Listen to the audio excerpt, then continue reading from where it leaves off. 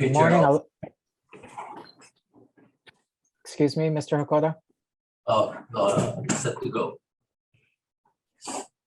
Aloha mai kako and good morning. This is the March 23rd, 2022 Land Use Commission meeting, which is being held using interactive conference technology, linking video conference participants and other interested individuals from the public via the Zoom internet conferencing program. In order to comply with the ongoing state operational directives during the COVID-19 pandemic.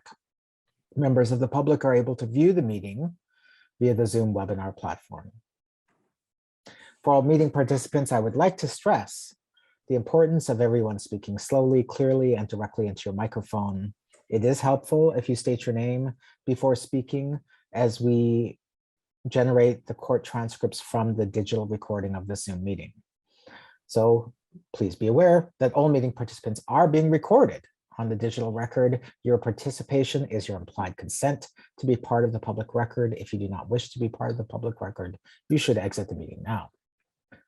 This technology allows each of the parties and each of the commissioners individual remote access to the meeting via our own personal digital devices and connections. Because of that, because of matters often entirely outside of our control, occasional disruptions to connectivity may occur for one or more parties at a time. If this happens, please be patient, please let us know, and work with us as we try to restore audiovisual signals so we can continue to conduct business during the pandemic. For any members of the public who wish to testify on any matter on which public testimony is being accepted, and you're reaching this meeting by phone rather than the Zoom webinar platform, you can request to be unmuted by pressing *9 and request to, you can request to raise your hand by pressing the key *9 and then to be unmuted by *6. From time to time today, we will take occasional breaks, usually about 10 minutes every hour. I'm going to announce at this time, due to some personal matters that cropped up unexpectedly for me, we're going to take our lunch break today at 10:45 and go till noon, when I have to attend to some family matters. So what I anticipate doing is going 9 to 10:45 without a break, go to 10:45, take an hour and 15-minute lunch, resume at noon. I'm advised that at least one of my commissioners needs to leave at 3 today. Is there anybody else who needs to depart earlier than that? Okay. My name is Jonathan Lekeke Scheuer. I have the pleasure and honor of serving as the Land Use Commission Chair. We currently have 8 seated commissioners of a possible 9, along with me, Commissioner Don Chang, Commissioner Arnold Wong, Commissioner Edmund Axon, and our LUC staff, our Executive Officer, Daniel Oradenker, our Chief Planner, Scott Derrickson, our Staff Planner, Riley Hakoda, our Chief Clerk, Natasha Quinones, and our Deputy Attorney General for this meeting, Dan Morris, are all on the island of Oahu. Commissioner Nancy Cabral is on Hawaii Island. Commissioner Lee Ohigashi is on Maui, and Commissioner Dan Giovanni is on Kauai. Commissioner Okuda, who is from the island of Oahu, is absent and excused from today's meeting. Our first order of business is the adoption of the January 19th and 20th, as well as the February 16th and 17th minutes. Ms. Quinones, has there been any written testimony submitted on the adoption of either of these sets of minutes?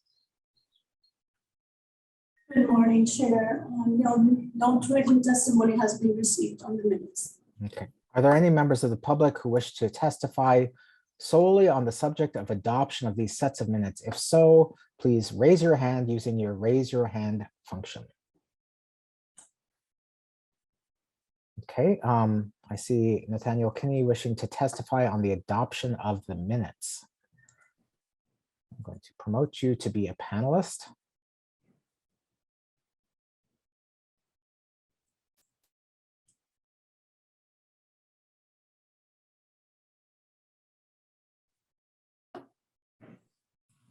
Apologies, Chair. I thought this was the subject matter, not the minutes.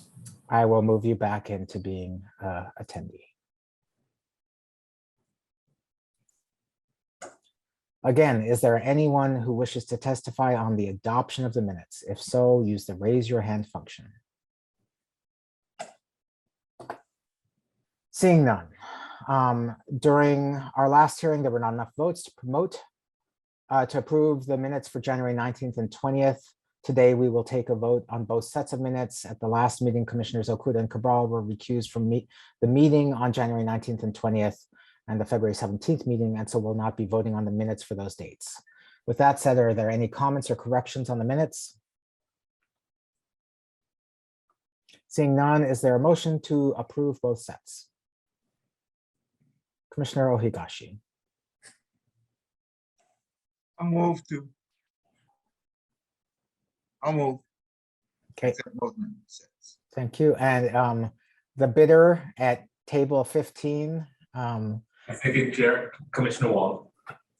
Commissioner, the motion to approve the minutes, both sets, has been made by Commissioner Ohigashi and seconded by Commissioner Wong. Mr. Ordenko, would you please poll the commission? If there's, sorry, is there any further discussion? Seeing none, Mr. Ordenko, would you please poll the commission? Mr. Chair, the motion is to approve the minutes for January 19th and 20th, 2022, and the minutes for February 17th, 2022. Commissioner Ohigashi. Aye. Commissioner Wong. Aye. Commissioner Axon. Yes. Commissioner Cabral. I vote yay for February 16th and abstain from the other three sets of minutes. Thank you.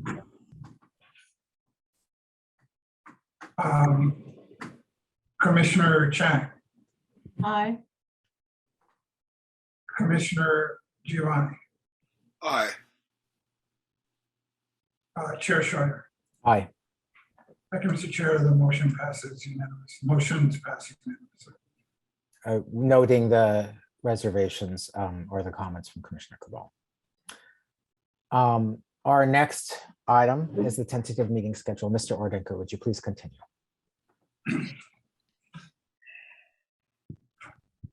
Thank you, Mr. Chair. I would caution all the commissioners and public that as of March 25th, the governor's emergency proclamation is expiring.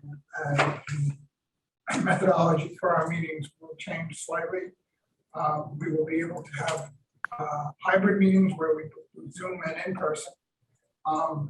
If we hold, we will also be able to do Zoom meetings as well, depending on what is the commissioner's desire, and complete in-person meetings, we call old style meetings. If we hold Zoom meetings or hybrid meetings, we will have to have a location available for the public to attend, observe the meeting, and testify.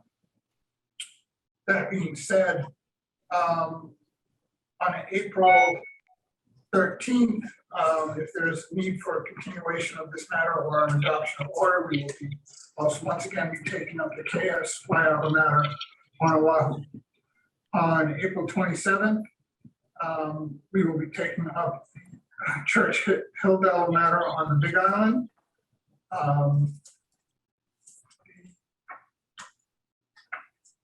May 11th, we will be on Kauai for ER 21-76 Keikaha Ag.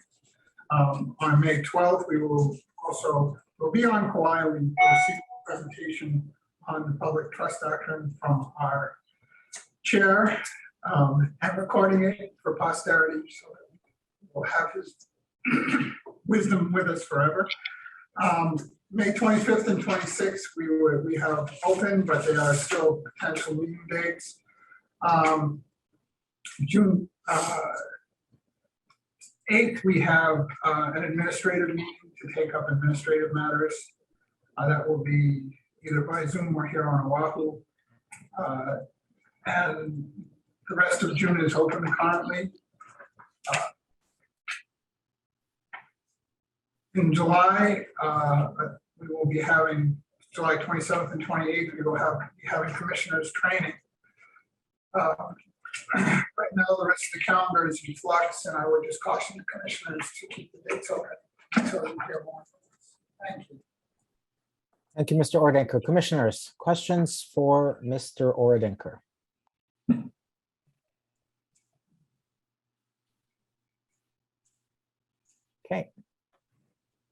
Seeing none.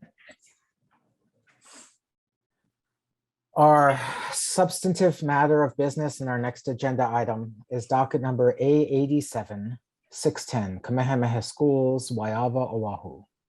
To consider the petitioner's motion for modification, time extension, and release and modification of conditions of the order granting a motion amending the findings of fact, conclusions of law, and decision and order issued by the commission on February 11th, 2020 to allow modification of the phase 1 and phase 2 of the solar farm and to modify and release various conditions under the commission's 2014 and 2020 decisions and orders, considering requirements of the submission of a master plan, archaeological sites and plans, burial plans, historic resources, aircraft hazards, traffic, development plans and schedules, and decommissioning of the solar farm phases.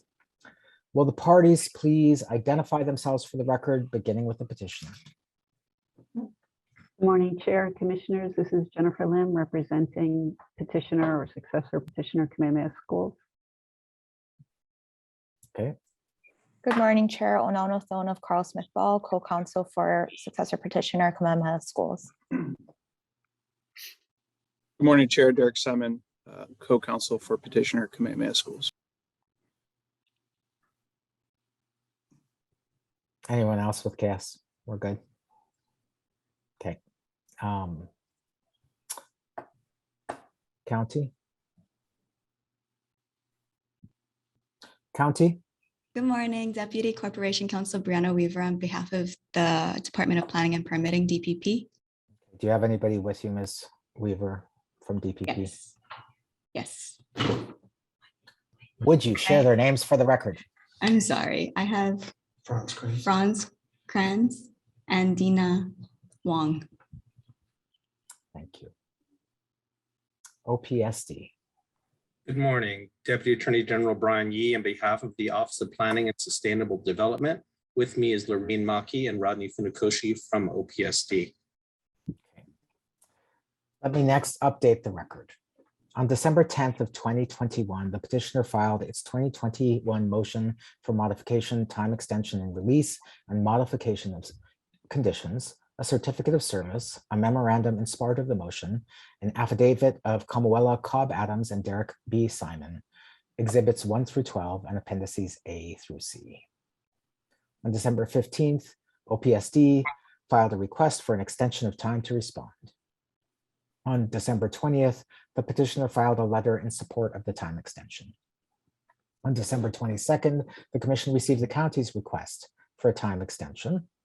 On January 19th, the commission received a copy of the petitioner's 2021 annual report for County Ordinance 9801. On January 20th, the petitioner filed the notice of appearance from co-counsel of Jennifer Lim. On January 20th, we also received the petitioner's letter to the LUC referencing to scheduling. On February 8th, the commission received OPSD's response to the petitioner's motion. Exhibits 1 through 3 and a certificate of service. On February 10th, the county filed its response to the petitioner's motion for modification. On February 10th, the LUC also mailed the filing and hearing schedule to the parties. On February 25th, the commission received the petitioner's digital filing of their first list of witnesses, a declaration of Derek Simon, a certificate of service, and exhibit 13, 14 parts 1 through 4, and exhibits 15 through 41. On February 28th, the commission received the petitioner's hard copy of the digital material received on the 25th and corrected digital copies of the contents of the thumb drive via email, including a copy of Exhibit 40 and time-stamped, and Nicholas Molinari's written direct testimony, which is also Exhibit 27. On March 14th, the Land Use Commission mailed and emailed the LUC meeting agenda for the meeting for today to the parties on this docket and to our statewide and county lists. Having updated the record, now let me go over our procedures for today. First, I will give the petitioner the opportunity to comment on the commission's policy regarding reimbursement of hearing expenses. I will then recognize any written public testimony that has been submitted. Then I will call for any members of the audience wishing to give oral testimony on this matter. Following that, the commission will consider the exhibits that the parties wish to offer into evidence, beginning with the petitioner, followed by the county, then OPSD. Following that, the petitioner will make its presentation and receive comments or questions. The next, the county planning will go. Finally, OPSD will go. The petitioner will be given the opportunity to provide any rebuttal. And finally, after all parties have presented their arguments, the commission will conduct formal deliberations and issue a decision. As I noted before, we will take breaks from time to time, but in a slight break from normal procedures, I intend to go from now until 10:45 a.m. and then go for an hour and 15-minute break until noon, when we will resume our proceedings. Are there any questions with our procedures for today, starting with the petitioner?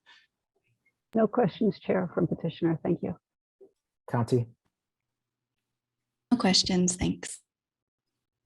Mr. Yee? No questions, thank you. Okay. Let me see. Do the commissioners have any disclosures to make on this matter? I will repeat a disclosure which I made. I'm not sure which of the times that this docket has been in front of us. I made this disclosure perhaps multiple times. I have had various relationships with this project and with the petitioner.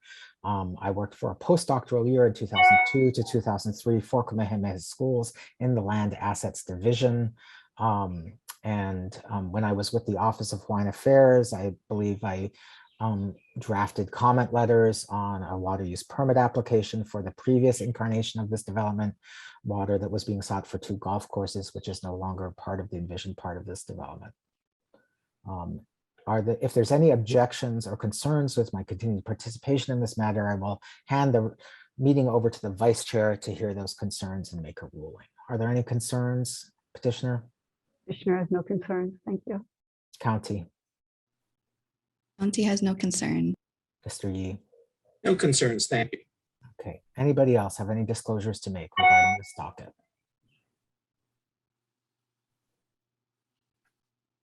Okay, seeing none. Ms. Lim, can you please state for the record that you've reviewed HAR 151545.1 with regard to the reimbursement of hearing expenses, and let us know what your client's position is on the matter. Thank you, Chair. Jennifer Lim for petitioner. This confirms we've reviewed that. My client is aware of it, and we will comply with the reimbursement policies. Thank you. Thank you.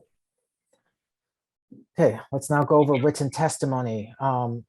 We have received written testimony on this docket from Josh Myers, the Director of Operations for Moss Energy, from the Pacific Resource Partnership, from Pani Meatoga III of the Hawaii Operating Engineers Industry Stabilization Fund, and the Hawaii Regional Council of Carpenters. Ms. Quinones, are there any additional individuals or organizations who have submitted written testimony on this docket?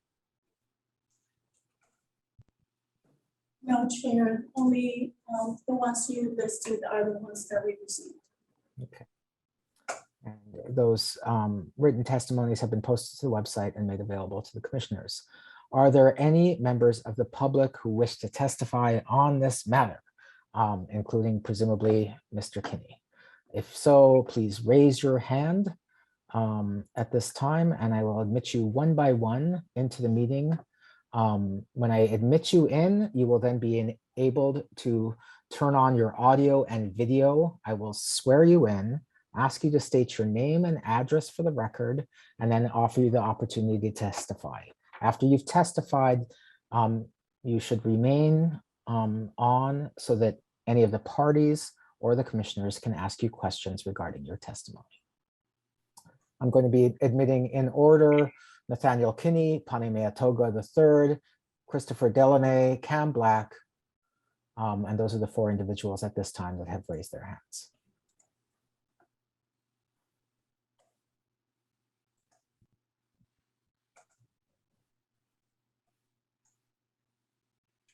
Good morning, Mr. Kinney. Good morning, Chair. Do you swear or affirm the testimony? Sorry, one moment. Commissioner Axon, you have a disclosure you wish to make about this witness? Yes, Mr. Chair, thank you. Knowing that Nathaniel Kinney is testifying in front of us, I used to work for Hawaii Carpenters Apprenticeship or Hawaii Regional Council of Carpenters until 2014. and now works for a trust fund. And I just want to kind of disclose that, I know Nathaniel Kinney for a while, and I can be impartial on these proceedings. Thank you very much. Just let me check with the parties. Let me check with the parties. Any concerns with Commissioner Axon's continued participation? Ms. Lim? Petitioner has no concerns. Thank Ms. Weaver? County has no concern. Mr. Yim? No concern. Thank you. Thank you. Commissioner Wong? I just wanted to disclose that I do know Mr. Kinney, work related. I do not deal with him. Well, he's a friend, but he's an acquaintance. How's that? He hasn't bought me lunch for a few years. So I'll call him an acquaintance, but I can be fair and honest in this matter. Thank you, Chair. Thank you, Commissioner Wong.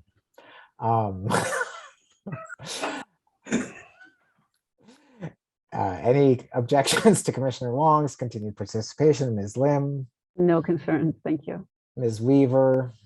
None, thank. Mr. Yee? None. Thank you. You are a popular guy, Mr. Kinney. I will now swear you in. Do you swear from the testimony you're about to give us the truth? Yes, I do. Okay, if you'd state your name and address for the record and then proceed with your testimony. Nathaniel Kinney, 2019 Mohala Way, Honolulu, Hawaii, 96822. I'm here testifying on behalf of the Hawaii Regional Council of Carpenters. We would like to offer our support, Chair and Commissioners, for the motion to modify the decision in order for this important project. We would like to note that the project has enjoyed broad support from the community, with resolutions from the 3 area neighborhood boards in support. And obviously, this is a very important project in terms of transitioning away from fossil fuels to renewable energy. We believe that this project will create hundreds of full-time construction jobs, paying decent wages in the construction industry, and allowing the local green renewable energy workforce to grow. And given the substantial environmental, social, and economic benefits, we strongly urge the Commission to approve the motion. Thank you for your consideration. Thank you, Mr. Kinney. Questions for the witness, starting with the petitioner. No questions from petitioner, but thank you, Mr. Kinney, for your testimony. DPP. No questions, thank you. OPSD. No questions. Thank you. Commissioners. Any questions for Mr. Kinney? Seeing none, thank you very much for your testimony. I'm going to move you to be an attendee. I'm going to admit Paname Toga, followed by Christopher Delaney and Cam Black.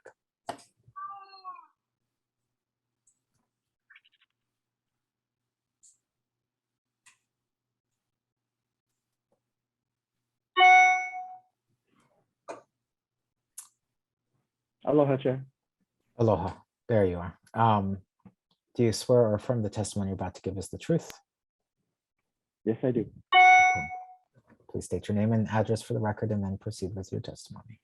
Thank you. For the record, Paneme Atonga III, address is 2181 Lau Wili Wili Street, Kapolei, Hawaii, 96707. So I represent the Hawaii Operating Engineers Industry Stabilization Fund. Our fund is a labor management organization. We represent 3,000 unionized members and our 500 general contractors that specialize in heavy site and vertical construction. The Stabilization Fund would like to testify in support of AES's Wyava Phase 2 solar and storage project, and we respectfully request the Commission's favorable ruling on the motion to modify the decision in order for A87610 KS Wyava. As you know, this project will support hundreds of jobs in the state of Hawaii with total economic output of approximately $131 million. Additionally, this project will generate and store electricity derived from solar resources, providing clean and renewable energy for the island of Oahu, thus helping Hawaii to achieve its sustainability goals. Thank you for your time. Thank you for your testimony, Mr. Metonga, and I apologize for my mispronunciation of your name. Questions for the witness? Ms. Lim, No questions. Thank you for the testimony. Ms. Weaver, No questions, thank you. Mr. Yee, No questions. Thank you. commissioners.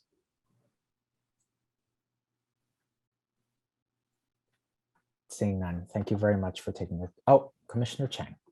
Sorry. Thank you. Good morning. I just, if you can hear me, I just want to ask you a question.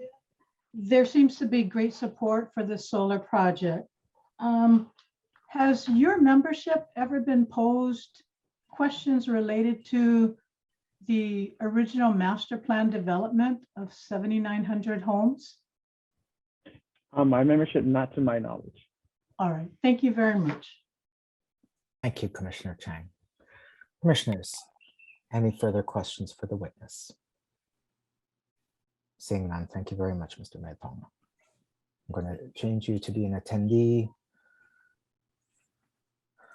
and admit Christopher Delaney, followed by Cam Black.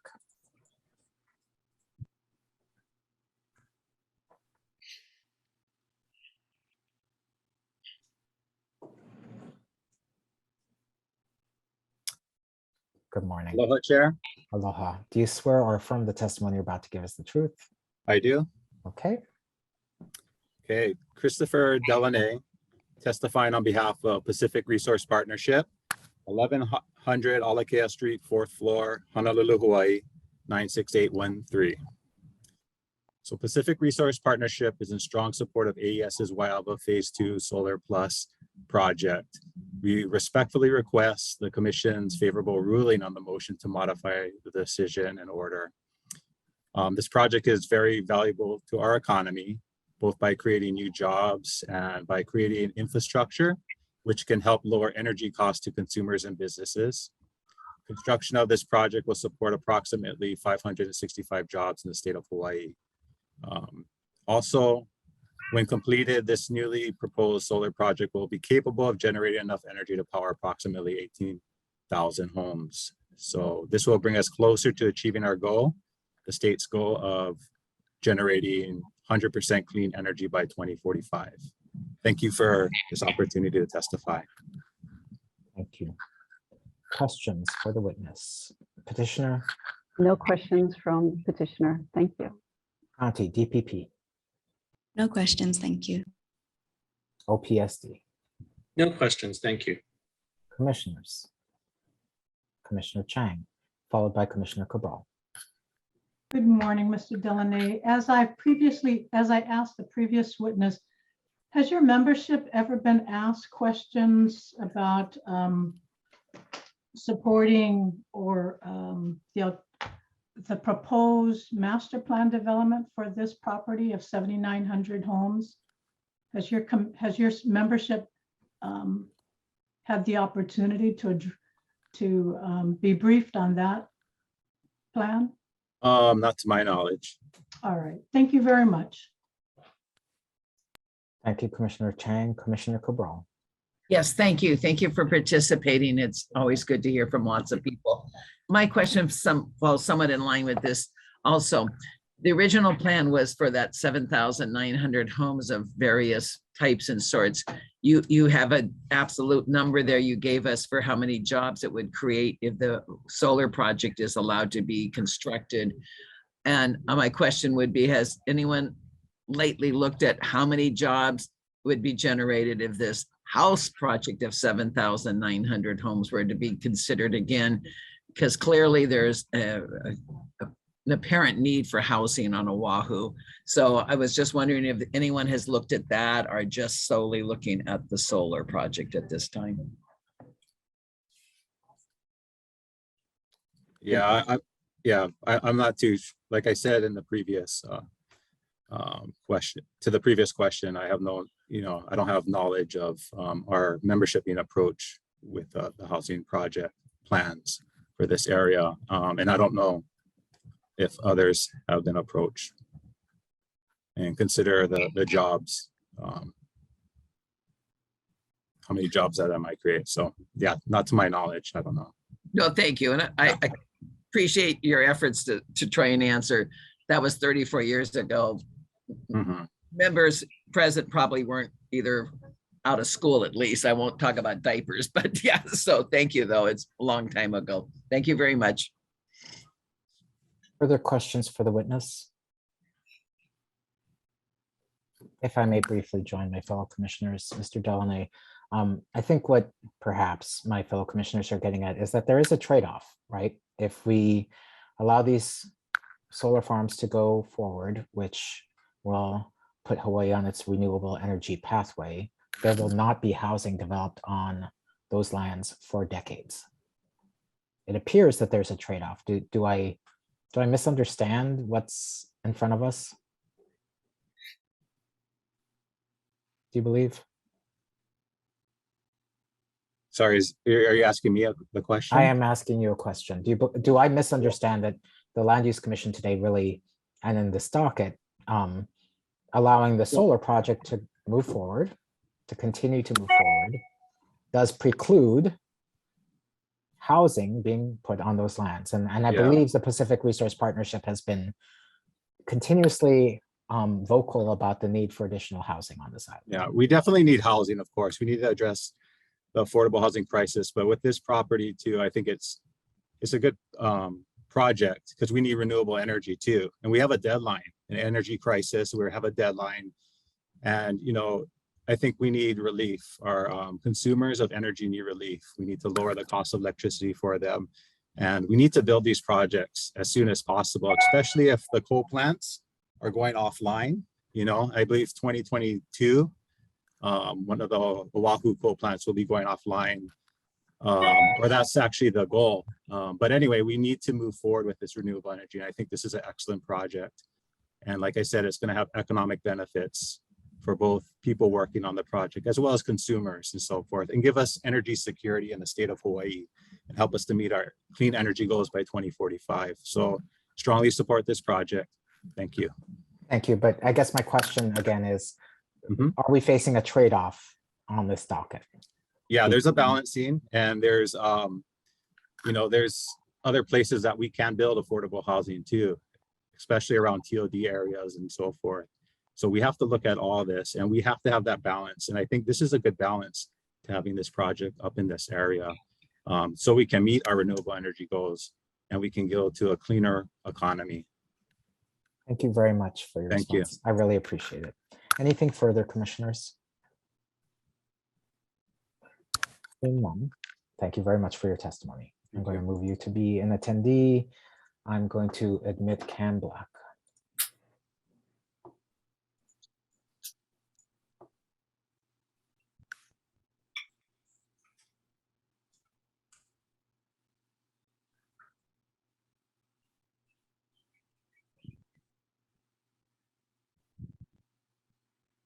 Aloha, good morning. Do you swear or affirm the testimony you're about to give us the truth? I do. Okay. Name and address for the record and then proceed with your testimony. Cameron Black, 235 South Beretania Street, Honolulu, Hawaii. Good morning, Chair Scheuer, Land Use Commissioners, participants, and members of the audience. We wanted to briefly add to our written comments included in OPSD's response. Our comments are in support of the Phase 2 solar project, the Wyava Phase 2 solar project. Last time our office testified in front of the LUC was September 2021 in support of the Mahi solar project proposed by Long Road Energy. As we all know, a lot's changed since then. Back then, September 2021, oil was about $72 per barrel, which was up from $40 the previous September in 2020. Today, it's around $117 per barrel, including a spike of $130 per barrel earlier this month. And I think I'm reporting news we're all very aware of today. The Wyova solar project will provide around 1.5% of Oahu's electricity at a fixed price for 20 years. As Mr. Delaney said, it will help replace the significant power generated by Hawaii's last remaining coal plant in Campbell Industrial Park when that coal plant is retired later this year. As also pointed out by Mr. Kinney, this project was supported by the 3 neighborhood boards in the area. And like those neighborhood boards, our office supports the Wyava Phase 2 solar project and approval of Kamehameha School's motion. Thank you. Thank you. Questions for the witness, Ms. Lim, No, not from petitioner. Thank you, Mr. Black. Ms. Weaver, No questions from the county. Thank you. Mr. Yee, No questions, thank you. commissioners.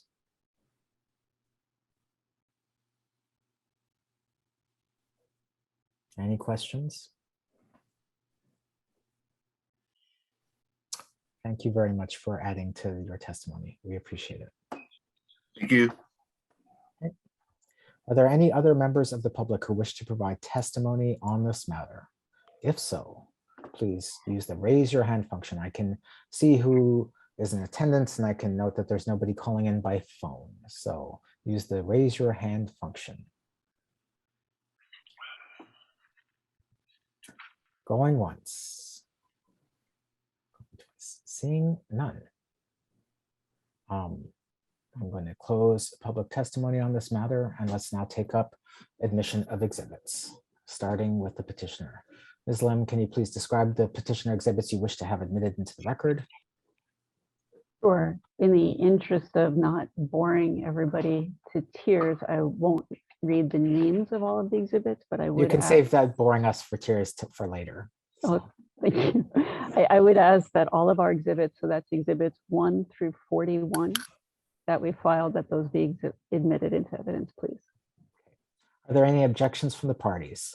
County, No objections. OPSD. No objection. Commissioners, any objections or questions? Hearing none, petitioner's exhibits as enumerated by Ms. Lim are admitted into the record. County, do you have any exhibits you wish to have admitted into the record? County does not. Okay. OPSD. OP does not. OPSD does not. Okay. We can now begin with presentations of the parties. Ms. Lim, you're going to be calling some witnesses today. I am, yes, Chair, but I would like to start out with some opening remarks to sort of set the framework of the motion before we go into our witnesses. Okay, so if you give me a sense of how long your opening remarks might be, and then the order of your witnesses. Sure. Opening remarks will run between 10 and 15 minutes. Our witnesses will, there are 4 we intend to call. The first is Ms. Dana Sato, followed by Nick Molinari, followed by Lisa Ketley, and finally Jason Jeremiah. We do have several sub-consultant witnesses who are on standby. The more technical witnesses, if the commission or other parties had very detailed questions that the 4 we're going to call couldn't answer, I think that's unlikely, but they're available if there are questions. Okay, just for our benefit, would you enumerate who those individuals are? Sure. So the people who are on standby, but we don't intend to call, are the folks that we have listed on our list of witnesses. That would be Sohab Rashid, the traffic engineer from Fair and Piers. We have Sam Lay, who's with the AES Corporation. Tom Snetzinger from Tetra Tech. He's a biologist. Maya Legrande from Legrande Biological Services, also a botanist. And Paul Matsuda, engineer from Group 70, who prepared the preliminary engineering consideration report we filed, I believe, as Exhibit 41. Thank you very much. Okay, why don't you begin with your presentation, Ms. Lim? Are you going to be showing a presentation, a PowerPoint? I will not be showing a PowerPoint, but I did want to ask if you could grant permission to Ms. Thone to do some share screening, because there'll be a few moments both during my opening remarks and then as our witnesses do their presentations where they'll probably want to rely on certain of the exhibits. So if she could have that permission, that would be helpful. She should have that permission now, yes. Thank you, Chair and Commissioners. I'll start now. So for the record, this is Jennifer Lim, and as you know, I'm here because we represent Kamehameha Schools, or KS, I'll refer to them as, and they're the successor petitioner in this docket. And as you know, I'm assisted by co-counsel Onaona Thone and Derek Simon.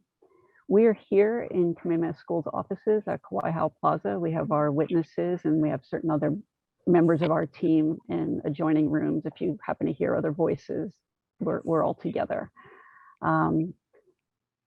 This is the third time, and I believe Chair alluded to this earlier, this is the third time we've come before this very commission to address solar farm uses on this 1,395 acre urban district property that's in Wyava and Waipio and Ewa. And we remain grateful to the commission for the time that you've spent with us in the past and for those prior approvals.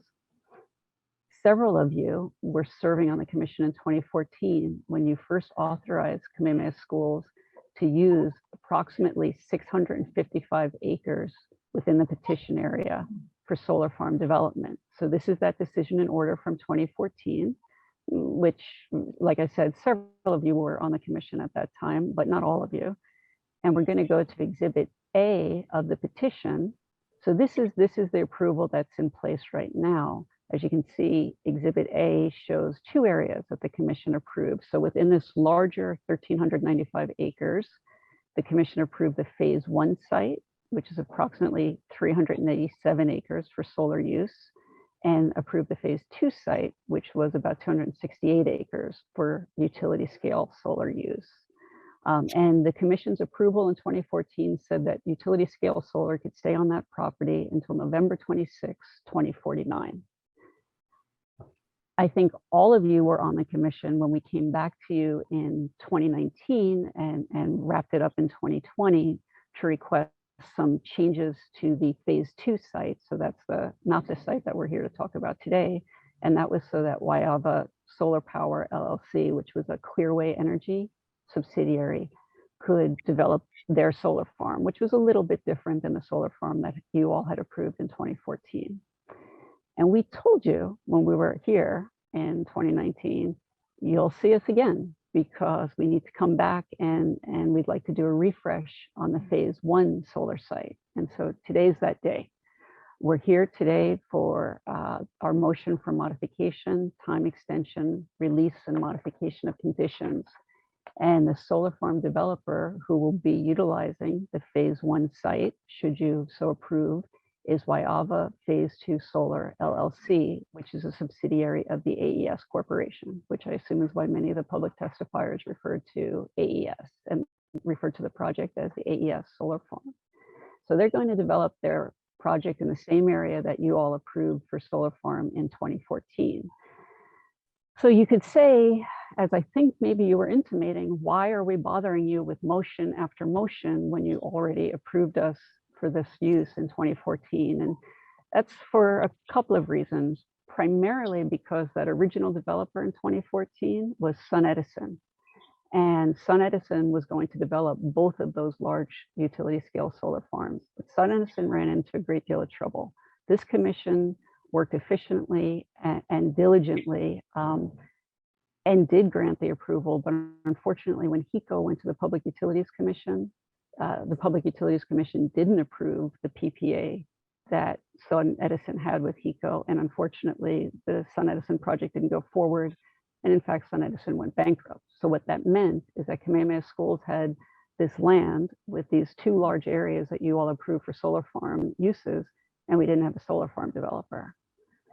So luckily, HECO kept pushing for renewable energy. The state kept pushing for renewable energy, and KS kept its eyes open, looking for good solar farm partners. And fortunately, Wyova Phase 2 Solar came onto the horizon.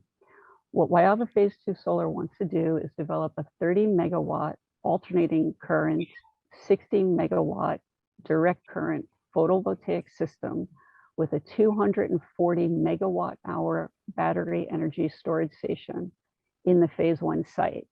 And on the screen right now, Ms. Stone has pulled up, this is Exhibit 2 that we filed with our motion, which as you can see is the same outline that was in the 2014 approval, but we wanted to call out this Wyava Phase 2 solar site.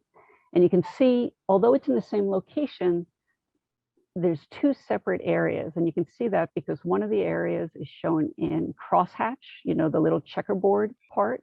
And that area we call Parcel A. And the other area that's in hatch, or not the checkerboard style, that we call Parcel B. Parcel A is about 151 acres and parcel B is about 236 acres. And again, it's all within that same footprint that's under your current 2014 approval. The reason why these are split in two is because, as you all recall from the master plan presentation in January of 2020, KS is going to be developing this property with homes, with schools, with parks, with all of the sorts of things that will come into place as they pursue their master plan. The development, as you may or may not recall from January, the development is going to start from the south, closer to the TOD, closer to TOD, which we don't have on this exhibit, but you might recall the southern part of the property is where the development will start and it'll incrementally move up.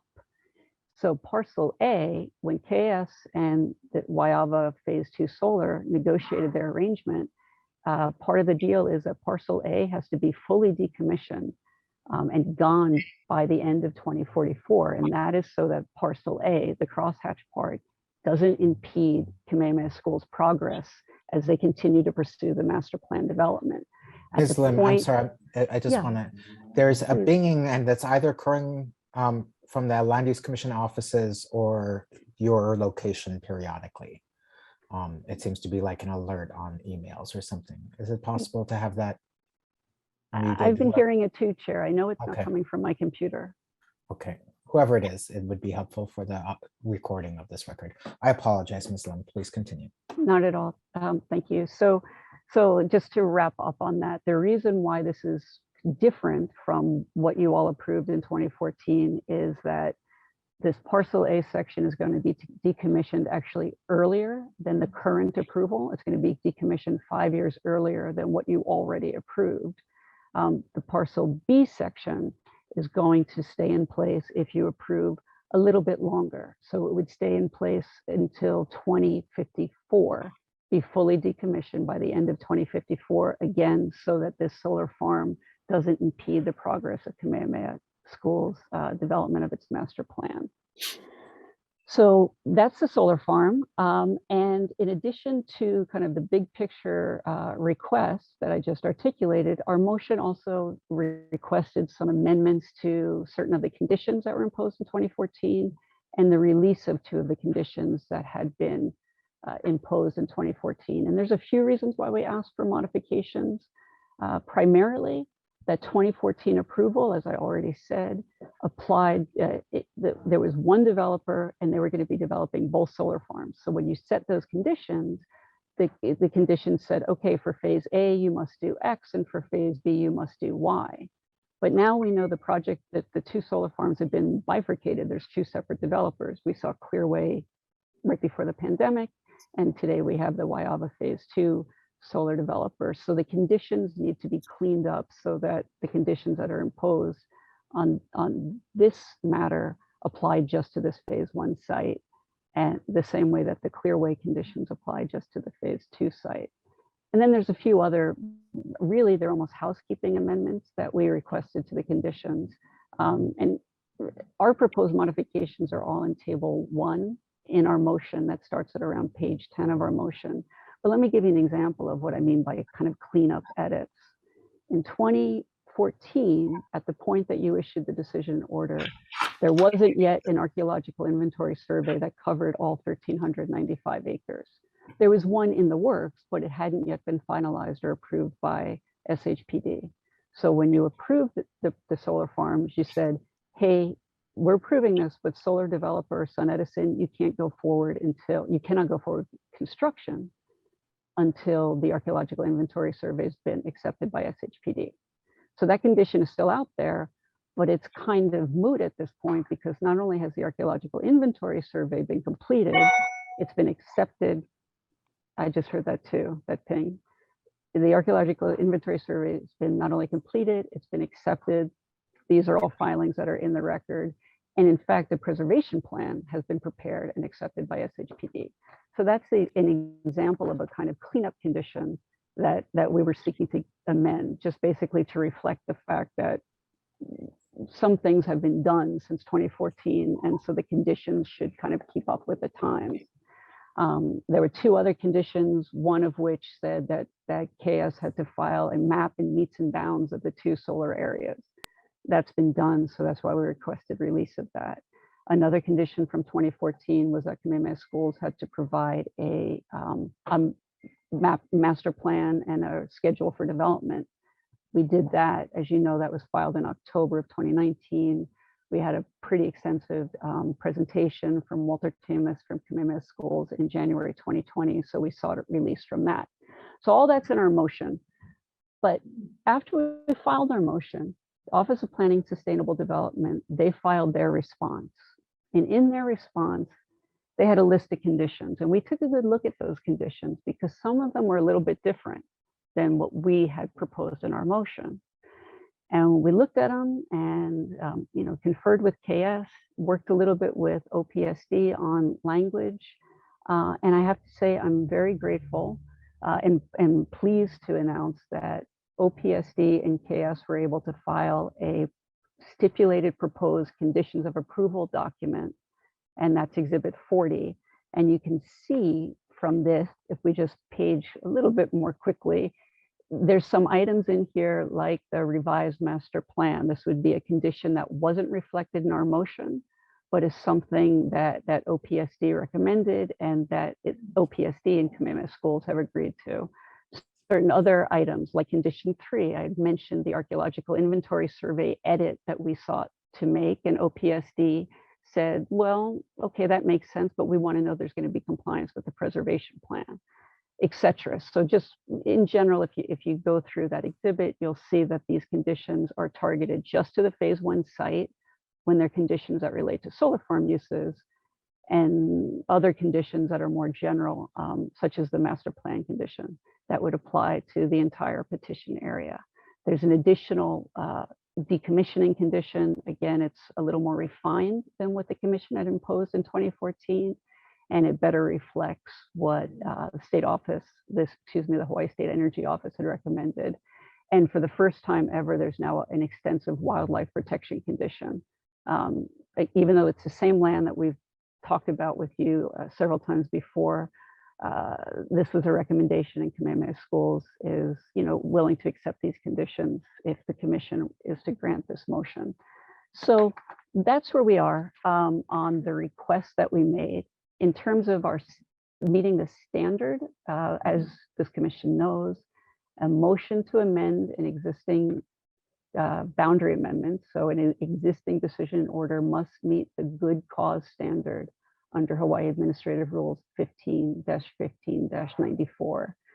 And we believe we've given ample reason for the commission to find good cause to grant the approvals we're seeking today.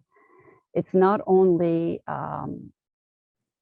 the support that we've gotten from OPSD, the support from Department of Planning and Permitting, from the Hawaii State Energy Office, and from the other public testifiers today. But I want to highlight a few of the things that Mr. Black didn't mention in his compelling public testimony. And I pulled up his letter, this is the letter that the Hawaii State Energy Office had submitted that was included in Office of Planning and Sustainable Development's filing. And as you can see, it clearly evidences that Hawaii does need to meet 100% renewable energy by the year 2045. I heard Mr. Black say that only 1.5% of Hawaii's electricity right now is coming from renewable energy. The support that Hawaii State Energy Office articulates, in fact, I think substantiates our position that there is good cause for this motion, because the phase 1 solar farm will support Act 23, which was enacted in late 2015, I believe, and requires, strike that, it was enacted in late 2020, and it requires all coal burning in the state to stop by the end of 2022. So the need for renewable energy to replace that existing source of energy is very, very important. As previously noted, these are some other items that I highlighted, but I think Mr. Black touched on those quite well. The project avoids almost 3 million barrels of oil over the term of the PPA. And these are pretty important things that I think we should consider, especially in light of the tragic, historic worldwide events that are happening right now. I think it's emphasizing more than any other time in my life the need for sustainable energy that we can get here on the island. I'll also note that, as you heard from the public testifiers, we did receive support from several neighborhood boards. The project also includes an educational component. So it's not just the neighborhood board support, but Kamehameha Schools and Wyava Phase 2 Solar also have an agreement whereby they're going to work together on educational programs that will support the stewardship of local environmental issues through advancement of green jobs, sustainability, and conservation. So there's a lot of good things that this project will bring, and it will not impede the development of the master plan. The master plan, if you remember from January 2020, the master plan fully contemplates the existence of this solar farm and that this solar farm will go away at the point that Kamehameha Schools anticipates being ready to move forward on the development on that portion of that property. So out of respect for everybody's time and knowing that we filed a lot of stuff, a lot of exhibits for you to review, including a lot of written direct testimony. As I mentioned earlier, we filed 41 exhibits, including written direct testimony of several of the witnesses, including the 4 witnesses who we're going to present today. Therefore, and you can see it right there, just went past it, but you can see there's Ms. Sato's written direct testimony is exhibit 26, Mr. Molinari is 27, Ms. Ketley is 28, and Mr. Jeremiah is exhibit 29. Those are all in the record, as is written direct testimony of the more technical sub-consultants. Because we've put a lot of evidence into the record and we don't want to take up more time than is necessary, I don't intend to go through a detailed series of questions with our witnesses because I know you've read all of that written direct testimony. We'll take somewhat of a higher level review and then turn them over for questions. And Ms. Throne is showing our list of witnesses, but I think in light of Chair's earlier question about who we might call, there's no reason to show that list again. So with that, if there aren't any questions on this opening statement, I would like to call our first witness, which is Ms. Dana Sato. Okay, let me see if there's any questions for you from the commissioners, Ms. Lim, at this time. Commissioner Giovanni. I'll have more questions later, but I just wanted to clarify. I think Ms. Lim inadvertently misquoted Mr. Black. He said that, and I just want to confirm this, but he said that this project would represent about 1.5% of the energy demand or supply. Ms. Lim said that renewable energy in total today is only 1.5%. So I think Mr. Black was talking about the incremental 1.5% that this project would add to renewable energy. Is that correct? I am so sorry, Chair Giovanni. I guess I got a little bit flustered. I think that what you just said is correct and consistent with what Mr. Black said. I apologize for that. He's not chair yet. He may never be. You never know. Vice chair, right? Vice chair, but yeah, I mean, Hawaiian Electric just reported they're at 38% statewide right now. So, thank you. Thank you for the clarification. Thank you, Commissioner Giovanni, in your response, Ms. Lim. Other questions for Ms. Lim at this time?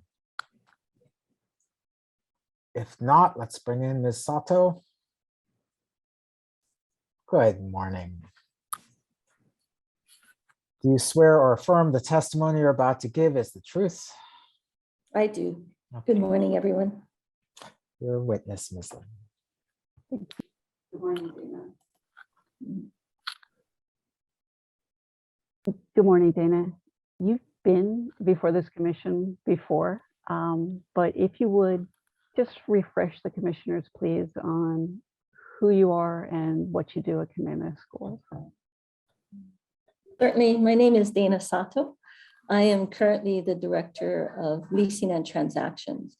When I first came before the commission, it was in 2019, 2020, when we were discussing that decision and order back at that time. At that time, I was the director of asset management for the islands of Oahu, Maui, Molokai, and Kauai. And my team of land asset managers oversaw and managed our KS Ag conservation and residential lands on those islands. And so this Wyava project was one of our projects, our key projects, as far as the solar and renewable energy. So been very much involved in that. In February of last year, I took on a new position, which, as I mentioned, is the Director of Leasing and Transactions. So still do a lot of work with asset management, still continue to do a lot of work regarding this Wyava solar projects. And my team currently now is a statewide team. The focus is primarily on the implementation and documentation of our real estate transaction agreements. So still focused on agriculture and conservation and residential, but also dealing with select mixed use commercial projects that we have as well across the state. So I think that's a pretty good skinny on what's been happening in my life since I last saw you folks. Thank you, Dana. And just for the record, will you confirm that Exhibit 26 is in fact your written direct testimony? Yes, Exhibit 26 is my direct testimony. I printed it up this morning just to make sure. Thank you. Thank you. So Dana, like I said, let's not drag the commissioners and the other parties through every question in your written direct testimony. Rather, taking a step back, could you explain to the commissioners if renewable energy is important to Kamehameha schools, and if so, why on this property?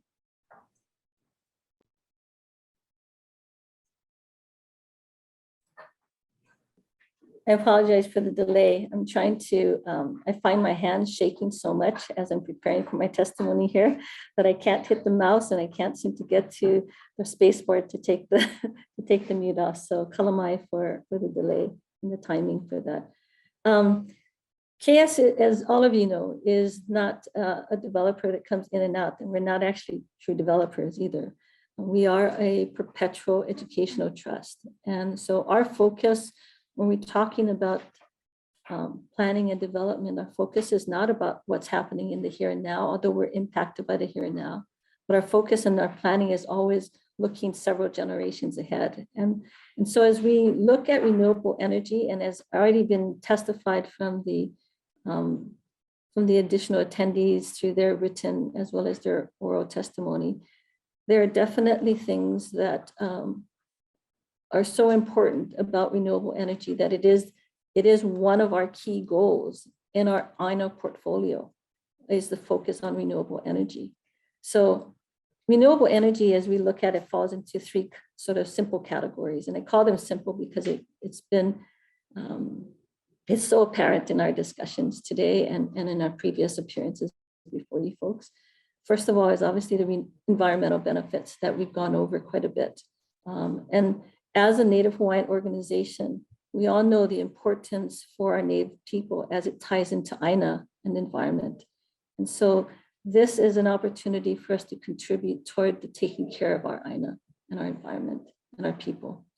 The second key focus is financial return.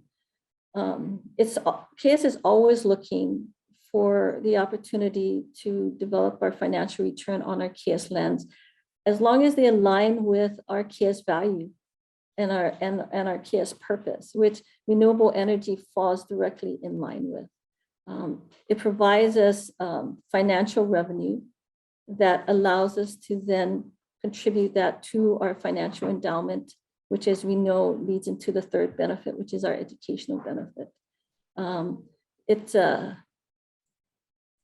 It also, with renewable energy, allows us the opportunity to do exactly what we're doing on this property, which is the phasing in and to allow for development. So as Jennifer just mentioned earlier, or our councilman said earlier, we're looking at this project from a bigger scale when we're looking at the long-term Wyava master plan.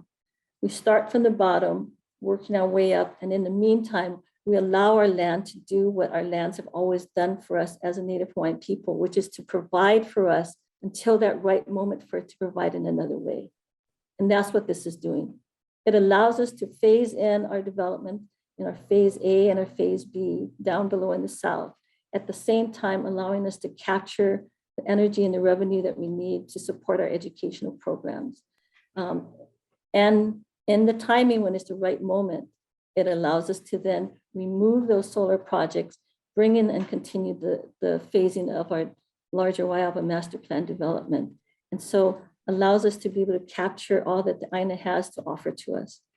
And then obviously the educational benefits. So Jennifer touched upon that for a bit. She mentioned that we, within our agreement with the Wyava Phase 2 Solar LLC developer, we specifically have them setting aside $200,000 in funding specifically to help us develop a program regarding that can support our Native Hawaiian Haumana, our students, and our Kumu, our teachers.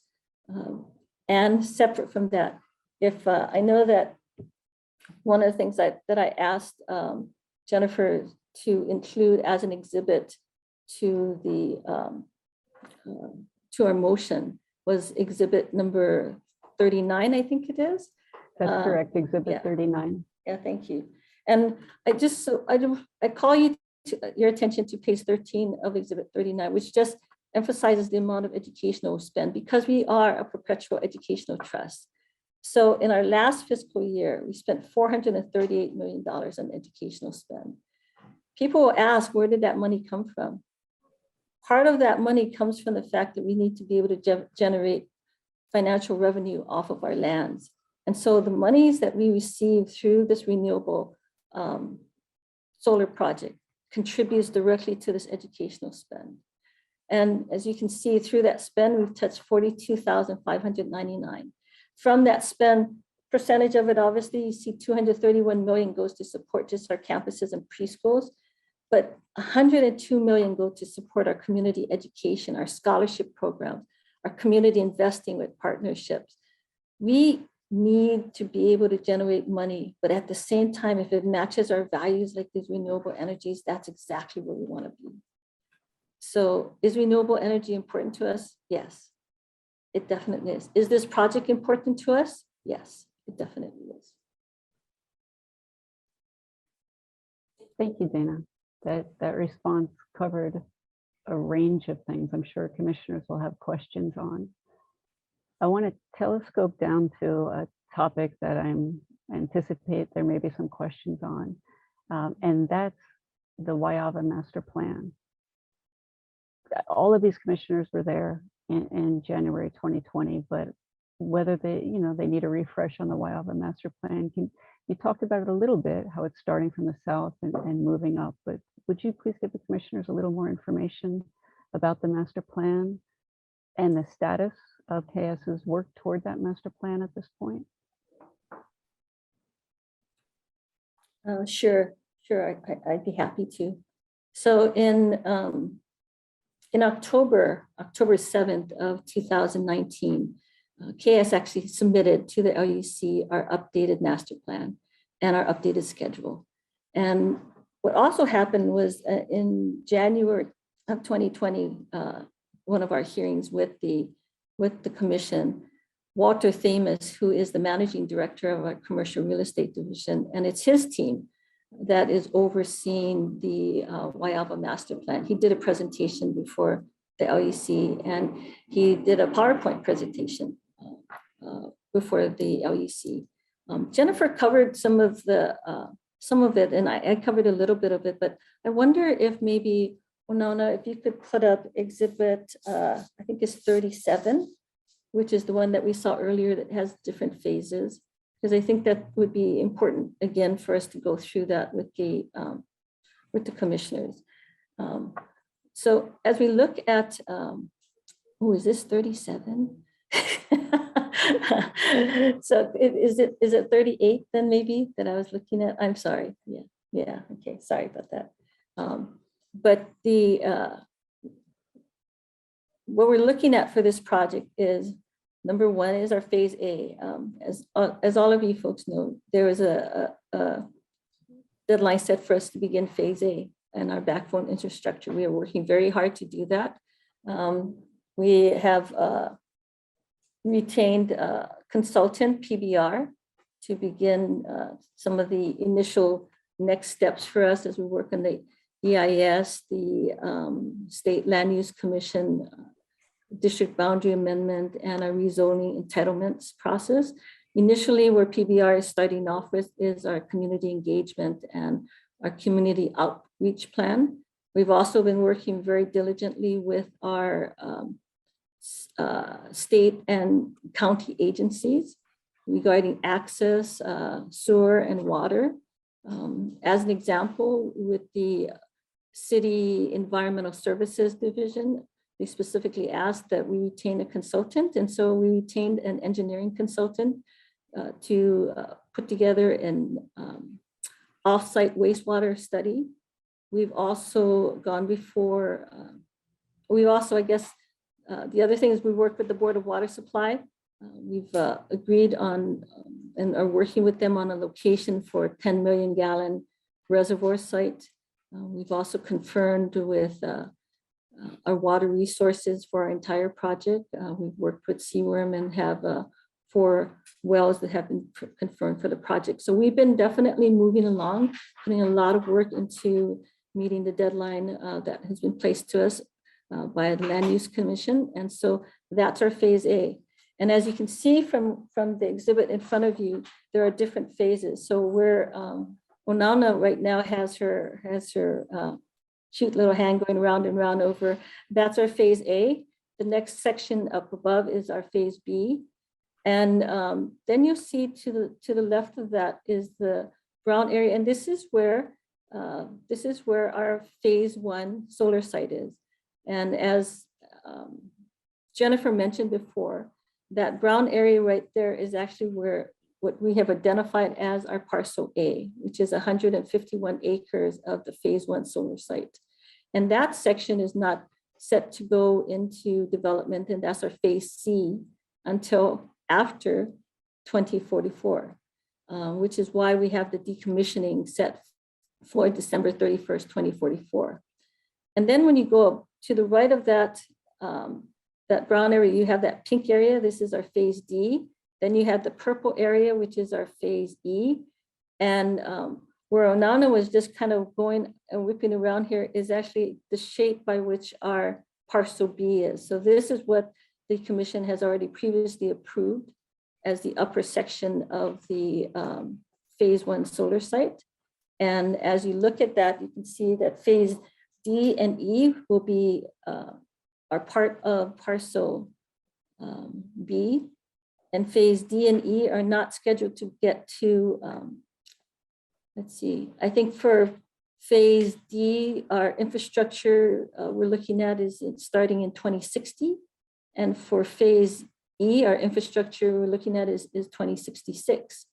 So as you can see, we're building up from the bottom and going to the top. Now, what I suspect is that one of the questions, just based on what I heard in the earlier discussion, earlier questions that were raised by the commissioner, is sort of, why is it that, are we replacing the solar? Is the solar taking the place of the housing? The answer to that is no.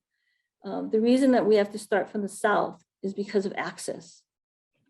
And that's where the connection is with our DOT or with, so it makes sense for us to start from there. It's going to take us a while to get ourselves up to the top of the mountains up there to work on the project. Frankly, from my perspective, I think that KS has really done a wonderful job in utilizing the property, our land, in a way to allow us to do development while still generating opportunities to support renewable energy, to find financial return, and to provide educational benefits, all while this is happening. So is that okay, Jennifer? I think I might have talked a little bit too long. How am I? Hi.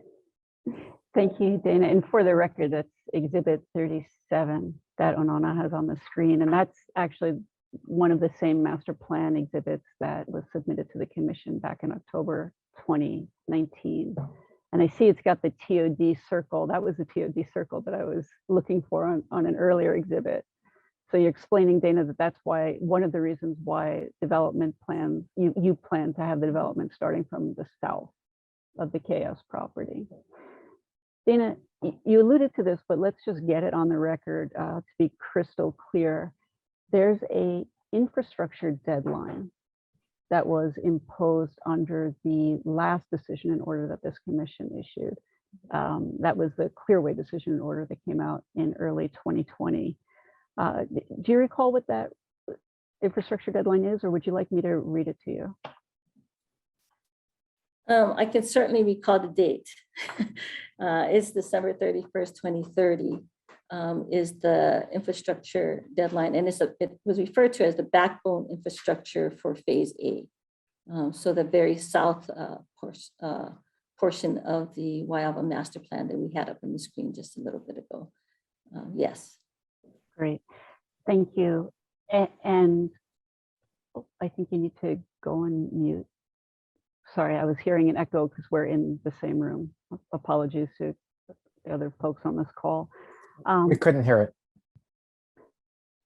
Exhibit 40 that I had up on the screen during my opening comments is a stipulation of conditions. And that's just a stipulation between Office of Planning and Sustainable Development and Kamehameha Schools, you know, whether the commission adopts this request and whether they impose these conditions is entirely up to the commissioners. But I just want to call out condition, it's actually a bit further down, if you would, Ms. Stone.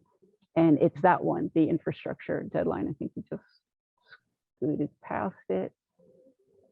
And there it is. So that's condition 9. So is this the infrastructure condition that we were just talking about? Yes, yes, thank you. Okay, great. So just for clarification, this is the same exact condition that the commissioners imposed on the Clearway decision in order. And through our stipulation with Office of Planning Sustainable Development, we're agreeing that if the commission approves this motion, the same condition would be imposed on this phase 1 approval.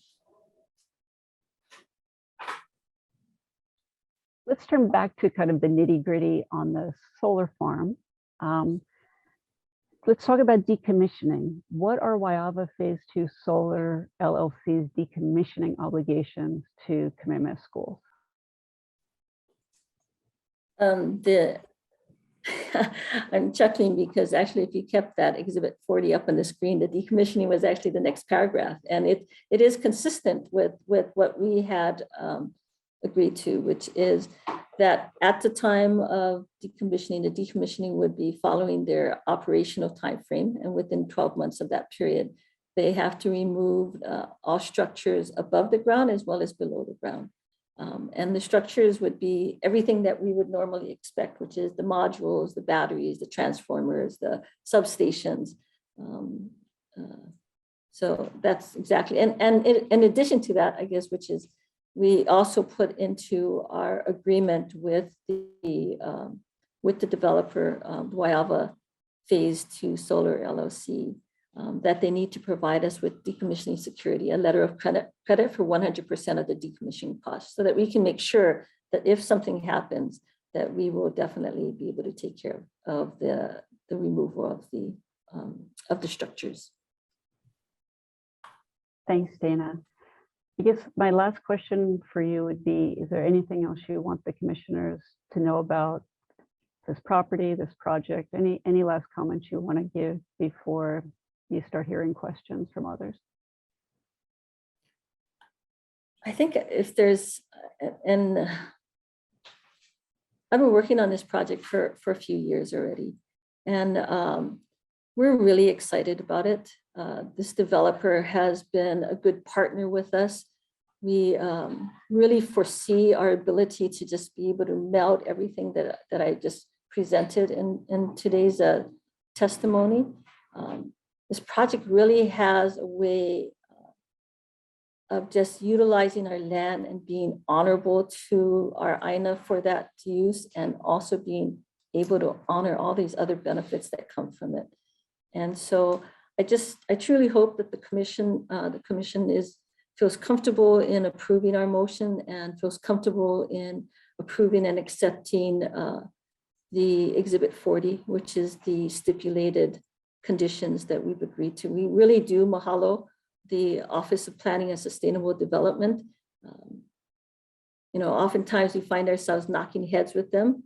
It's not that we didn't knock heads, but at least when we knocked heads, we came to a really good place. Just appreciate the effort that their team put in, as well as our team, to find us in a good place before this hearing. So mahalo nui for this opportunity, and I'm available for questions.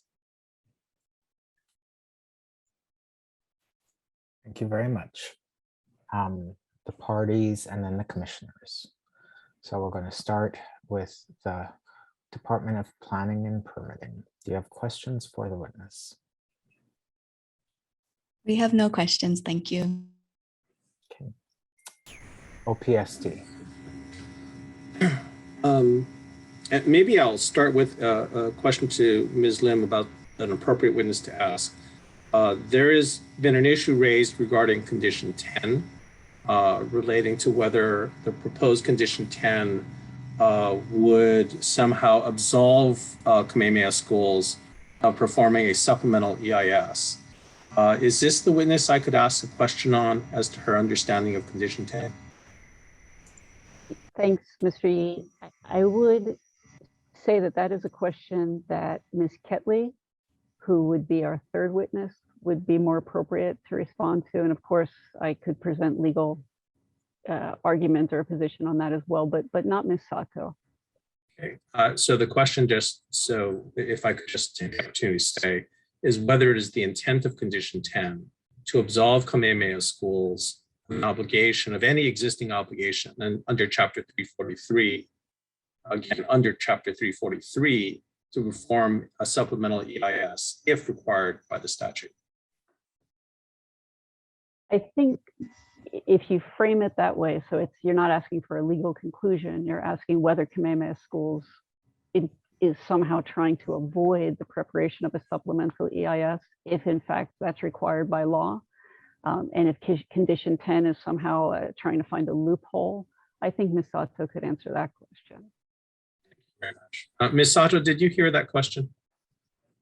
I did. Could you answer that, please? Yeah, I can. So certainly there are as part of our agreement, KS has transferred over to the solar developer requirements for them to perform according to what's required by law and otherwise. But we also understand, Mr. Yee, that we are ultimately the landowner. And so we understand that we are ultimately responsible if the developer is not there to do what needs to be done. So if a supplemental EIS is required under the statute, is it your understanding that KS is looking, KS is not looking to this condition to absolve them of that obligation? Is that right? That is correct. KS will comply with what we need to get done, what's required to get done. Okay, and let me just ask you if you can answer. If agreed to by your attorney, I understand things need to be wordsmithed. If there is language to make the county more comfortable with that understanding as a general substantive matter, and again, subject to your attorney's review of the wording, that would be, it would be acceptable to have the wording amended to reflect your previous statement. Is that right? Mr. Yee, we certainly repeat that. You don't need to repeat that. I think what you're basically asking me is if our attorney says it's okay, then it's okay. And the answer to that is yes, it's okay. That's all the questions I have. Thank you. Thank you, Mr. Yee. Commissioners, questions? Ms. Sato. Commissioner Wong. Thank you, Chair. Ms. Sato, I have a question. I understand your statement that says Kamehameha Schools has an obligation of both the housing and the electricity or the the energy issue. But I'm perplexed. I'm gonna tell you the truth. When you said 2066 for the last phase, that kind of I'm gonna be dead. It kind of blew my mind to say that you're gonna affordable housing is needed now. I know energy is needed now, but we have all these needs. Could it be concurrently? So, Mr. Wong, I understand the perplexity when we think of the year 2066 and we think of how far in advance that is. I mean, that's we're talking about 44 years away. But within those 44 years, there's lots of things that are going to be happening on our lands.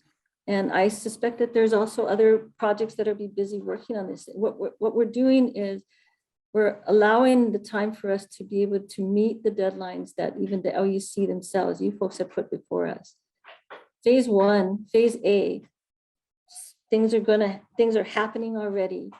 And more things are going to be happening by the 2030 deadline for the backs. Things are going to be moving. And we, as we,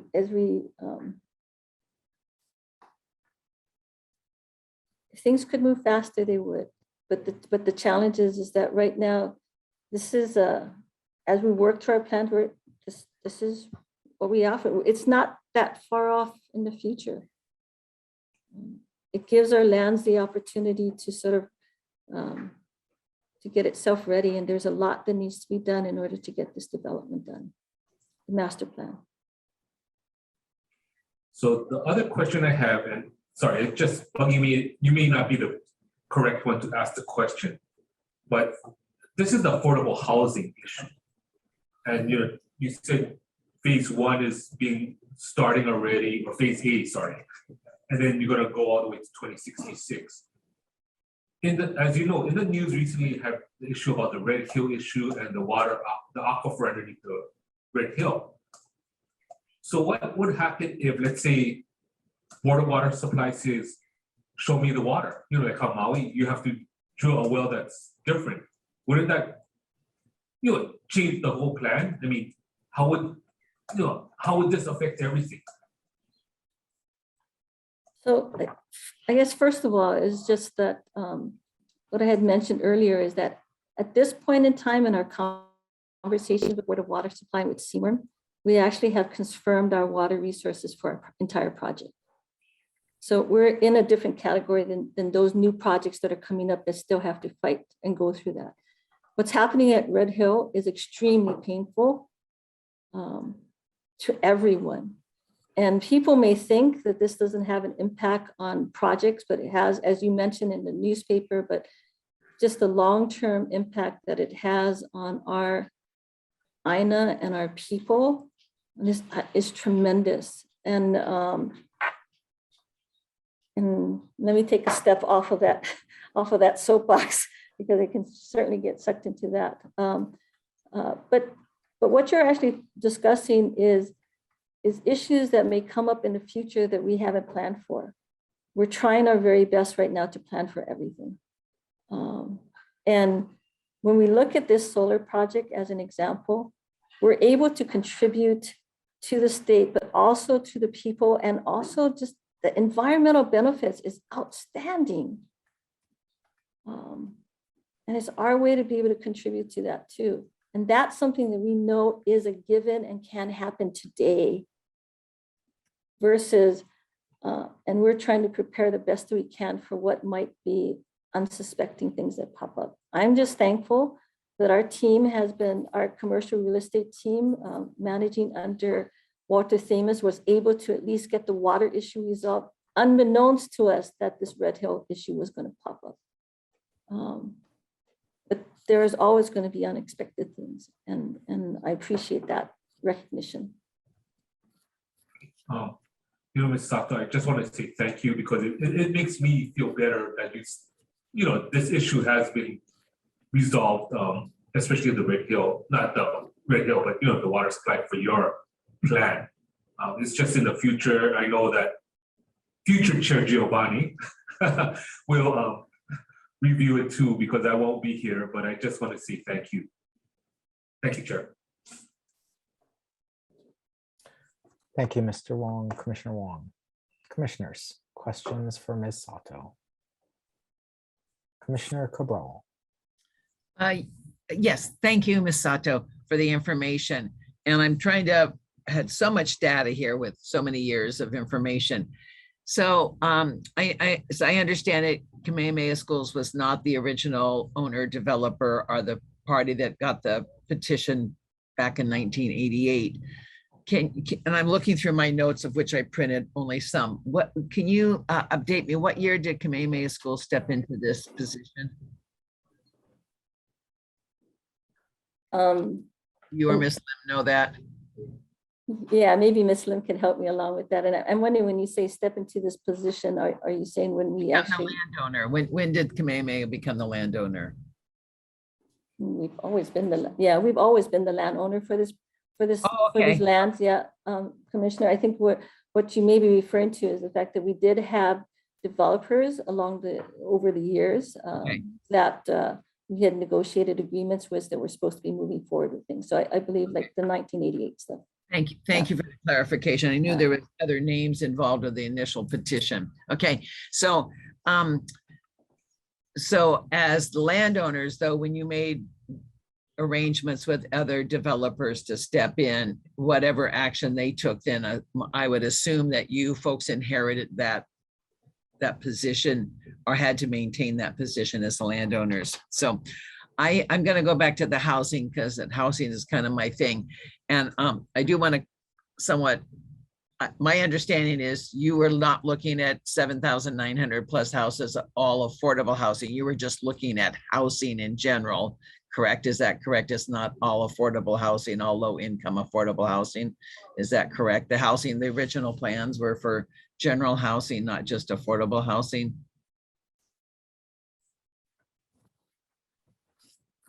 Oh, I think, well, I mean, so I apologize so part of the reason why I'm hesitating is because I'm not directly on the commercial real estate development team. I do know that our plan does involve housing in general, and that we are looking at affordable housing. If you're asking the question if their entire plan is going to be on affordable housing, I don't know the answer to that. Okay. Well, from the original document, or from old documentation, it looked like it was a variety of types of housing. So not just, I mean, because the term affordable housing is, in my opinion, just become the catchphrase for all housing, which in fact brings with it a whole lot of other concerns for a community, which I won't go into at this time because it's my world there. So anyway, housing though, in general, my thing is that if you were to bring in approximately 8,000 houses into any type of community or into any of these islands, you would bring in so much housing that would make all housing somewhat more affordable. You know, it's the supply and demand. If we increase the supply of housing, therefore the demand will be met in a better manner, and therefore the cost of that material can come down. So every house will help the affordable housing situation, but not necessarily be government affordable housing, which has become what everybody talks about now, bringing in federal money to create low income housing. So anyway, just wanted to clarify if there was any where you thought that was, and since that's not your thing, it's okay. I'm just concerned that I'm feeling like all this 34 years of history starts out as housing. Obviously, in 34 years ago, no one was thinking of massive solar photovoltaic panels and that, although I would assume that if you built 8,000 houses and put photovoltaic panels on all of them, you would create quite a massive amount of energy at that time also. I'm just concerned that where there's no guarantee in this proposal that, and no obligation as I see it in this proposal that's going forward, that there will be any additional housing built, clearly not in my lifetime, but in anyone's lifetime, because it seems like the land is going to be potentially now solar, and then maybe something later on is more cost effective.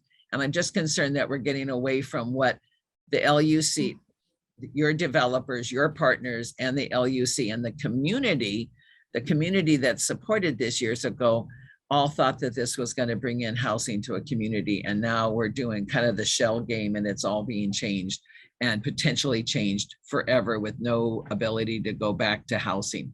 So I don't know if you have any comments on that. What you say sounds nice, that you really want to do the housing, and there's sure if I read that into the petition and the obligations that are being presented at this time.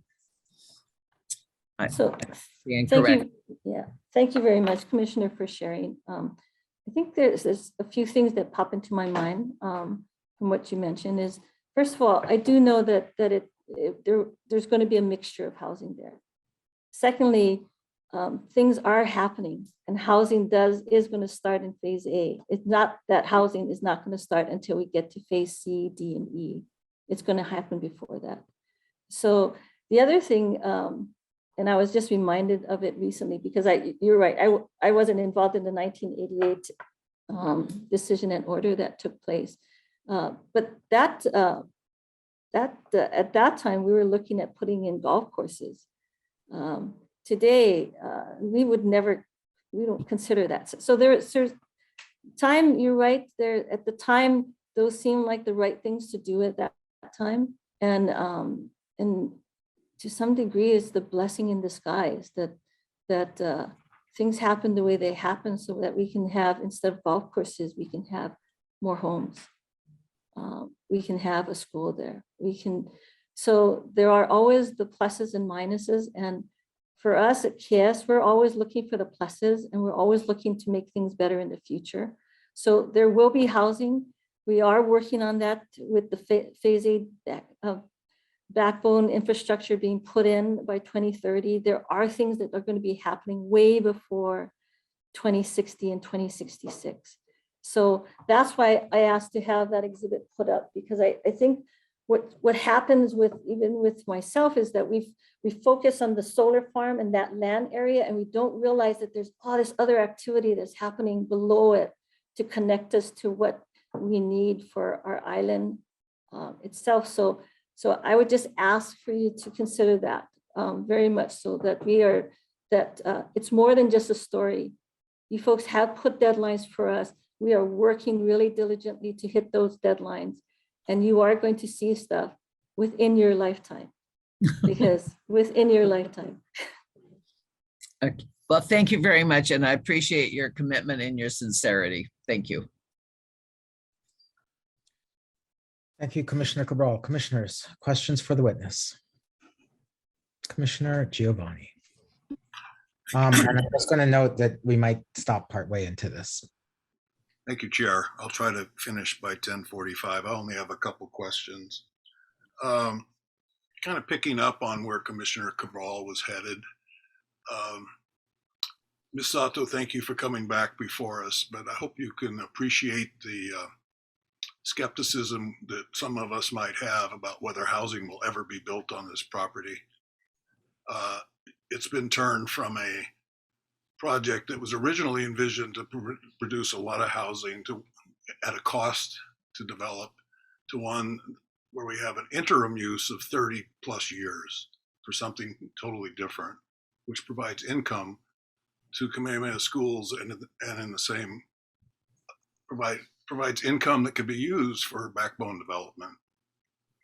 And so my first question is, when do you think the first house will ever be built on any part of this property? Well, I do know that the backbone infrastructure, which as Jennifer put up on the screen, has a specific descriptions of what all those things are going to be there by 2030. So, excuse me for the interruption. Should we put up exhibit 37? It might be helpful, because then we can look at exactly what those backbone infrastructures are. Thank you very much, Jennifer. But I guess also what I was thinking about was, is this, Actually, Jennifer, what I was looking for was the exhibit I 40. think I could help you. Yeah, okay, sorry This about that, plan is- Commissioner. The backbone consists of primary roadways, access points, internal roadways, on and off site water, electrical system improvements, and stormwater drainage and other utility system improvements by December 31, 2030, exclusively for Phase A. Yeah. Thank you very much, Commissioner, and also thank you for putting that up on the screen as well, Jennifer. No, no. So we do know that the backbone infrastructure is going to be in place by then, and what we're and as you can see from just even the sketch that's in front of us is that housing is planned within that Phase 8. I don't know the specific date, Commissioner. I wish I could tell you that, but I just know that we are pushing to do that. This project is equally as important to us because the housing that we're providing is to everyone here. So, yeah. So you do not have an answer for when the first house might be built on any portion of this entire parcel? I don't have that answer, but I can certainly get that answer for you to see if there is in fact a specific date. I just know that we have the backbone infrastructure that's going to be in by that point. By that point, Commissioner, we'll have spent millions of dollars to be able to put that in. And Kamehameha is going to be very conscious of the fact that we're spending our trust endowment money along with a developer to do this. So, yeah. So I have to admit, I'm a little confused by, I can't easily recall all of the phases and parcel designations, but for example, this is Wyava Phase 2 solar, but it's being built on the Phase 1 parcel that was earmarked for solar. Is that correct, Jennifer? It is. Okay, and then Giovanni. secondly, we're talking about parcel A through parcel E that proceeds from south to north. Is that correct? It's actually phase. It's actually phases A through E, which is the building phase under the Wyava master plan. And so parcel A and parcel B are part of the Phase 1 solar site that was approved previously. And so the partial A is part of the Phase C, where you see the hand circling, and then parcel B is inclusive of the pink and the purple area there, which are part of phases D and E. So tell me where Phase B is. Phase B is the green. Is there any solar development on Phase B? There is no solar development on Phase B. Would Kamehameha Schools be amenable to a condition similar to the one that we just cited that would require backbone infrastructure to be completed, construction on Phase B, as a condition for approval of the current instant request? So, Commissioner Giovanni, so this is the challenge that we have. We're trying to get a solar project that has already been approved in an area that has already been approved many years ago. The only reason why we are coming back to you folks, as Jennifer mentioned at the beginning, is because our original solar developer went bankrupt. And so they were to develop Phase 1 and Phase 2. And so I struggle to understand why the commission would want to continue to tie our hands in order for us to be able to get a renewable project in place that meets the type of deadlines and meets the goals of not only KS's renewable energy goals, but the statewide goals, the national goals, and continues to not trust the work that we've done in just this past year in order to meet that 2030 phase 8. I'm not saying that at all, Ms. Sato. And I apologize, but it feels that way, Well, it Commissioner. may feel because- that way, but that's not at all what I said. I had a pretty simple question. If you go back to the hearings in which we approved the phase A, pardon me, the first solar project, the one that was approved a year or so ago on February 11th, 2020, there was a lot of concern, and the concern came from the Office of Planning about whether or not there would ever be development of infrastructure within the time frame. And so the 10-year time frame was put in place for that. And the commission agreed with the Office of Planning and their request to include that condition. You're coming back before us again for another increment of solar. We don't see another increment of backbone development. So my question is whether you would be amenable to a condition that further committed Kamehameha schools to backbone development, which would support eventual housing on this program, on this And part. it's 10:46, so I'm going to allow Ms. Sato to do an initial response, and then I unfortunately have to ask that we go into recess. That's fine with me. Thank you. Yeah, thank you, Chair. So my answer to that is that KS is not amenable to that at this point. We have to come back and we have to do an EIS. It's part of the stipulation that we put as Exhibit 40. We're looking at a February 11, 2025 date. There's opportunities that will allow the commission to know that things are moving forward. And so we would not be amenable to that. Thank you. Thank you. Thank you very much. We'll continue with questions for the witness by Commissioner Giovanni at noon. We are in recess.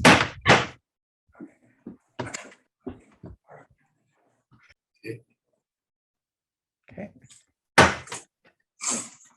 Aloha, we are back in session after our lunch recess. Mahalo to everyone for accommodating my unexpected schedule change.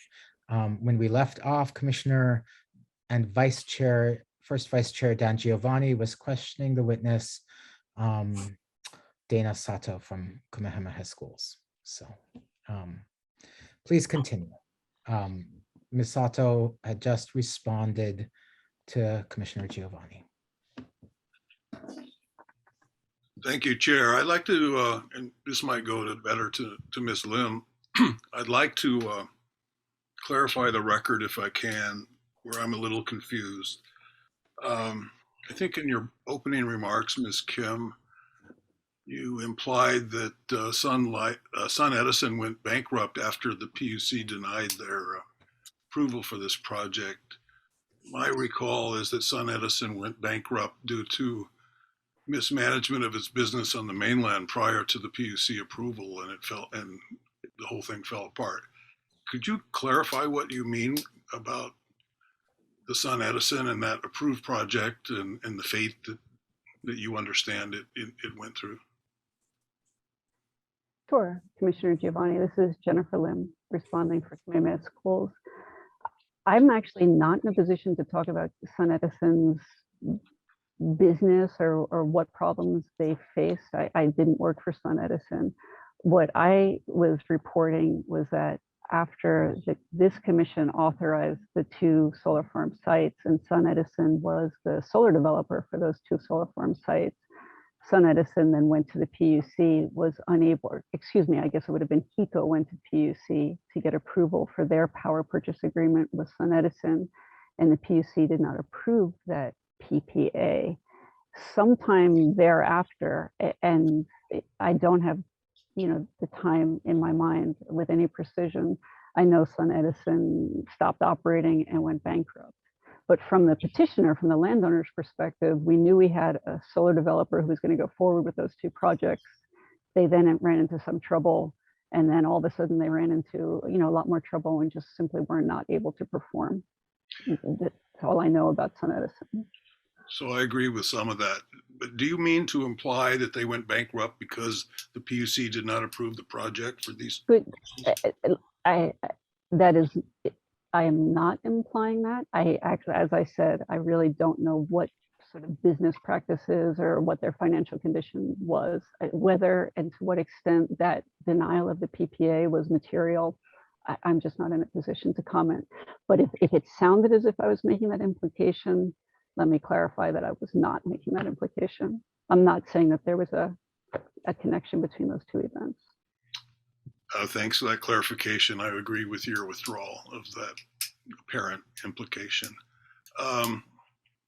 This commission has, as I think you probably know, had before it numerous solar projects, and they all come before us claiming urgency in our moving forward to approve these projects, whether it be a special use permit or some other mechanism.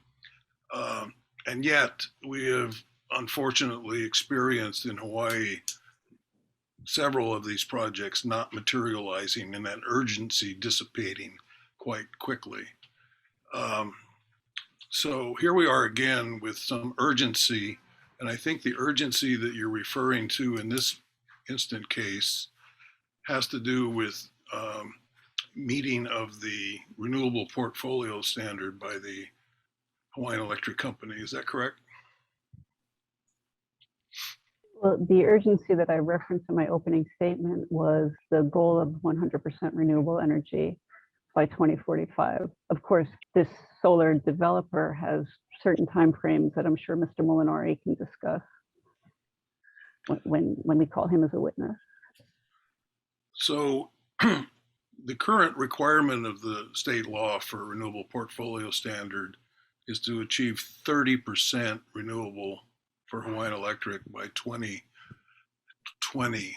And it's currently, and to achieve 40% by 2030, which is several years from now. And it's currently at almost 39%. Would you say that, are you suggesting that Hawaiian Electric is at risk of achieving the mandated levels of renewable energy? And this project is necessary at this time to achieve it? I know that if 100% renewable energy is the goal by 2045, looking at the Hawaii State Energy Office's letter where it indicated, I think it was about a 30% number, not the 39 that you just recited.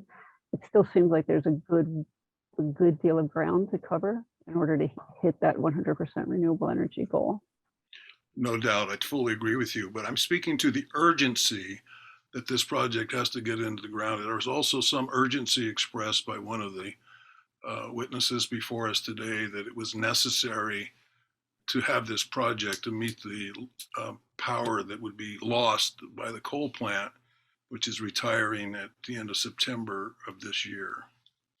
Again, speaking to the urgency, but that's got nothing to do with renewable energy. That has to do with the adequacy of supply as opposed. So are you suggesting that this project, that we have to act on it in an urgent, that this commission has to act on it in an urgent manner in order to assure that there's an adequate supply of power for Oahu, or that the Hawaiian Electric Company would be at risk of not meeting its renewable portfolio standard as mandated by law?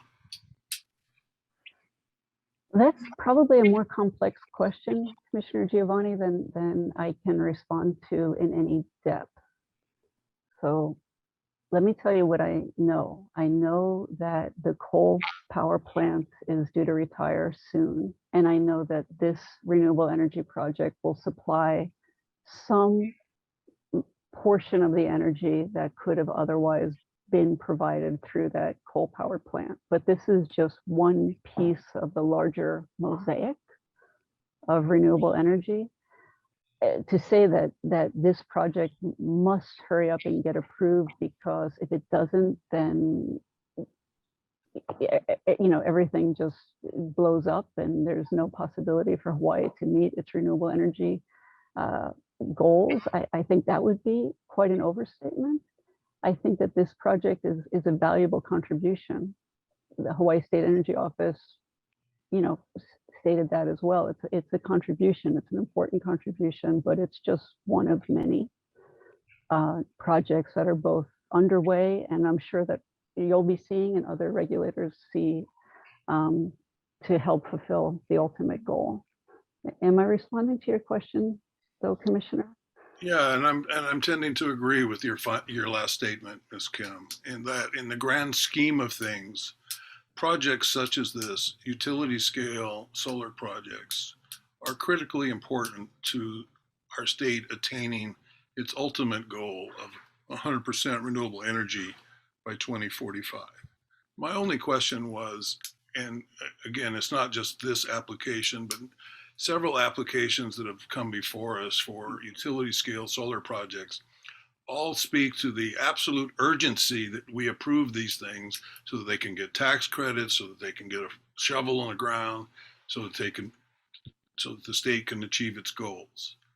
But the record has shown that most of these projects get delayed and the urgency is never there. So it speaks to our ability to give due process to these applications.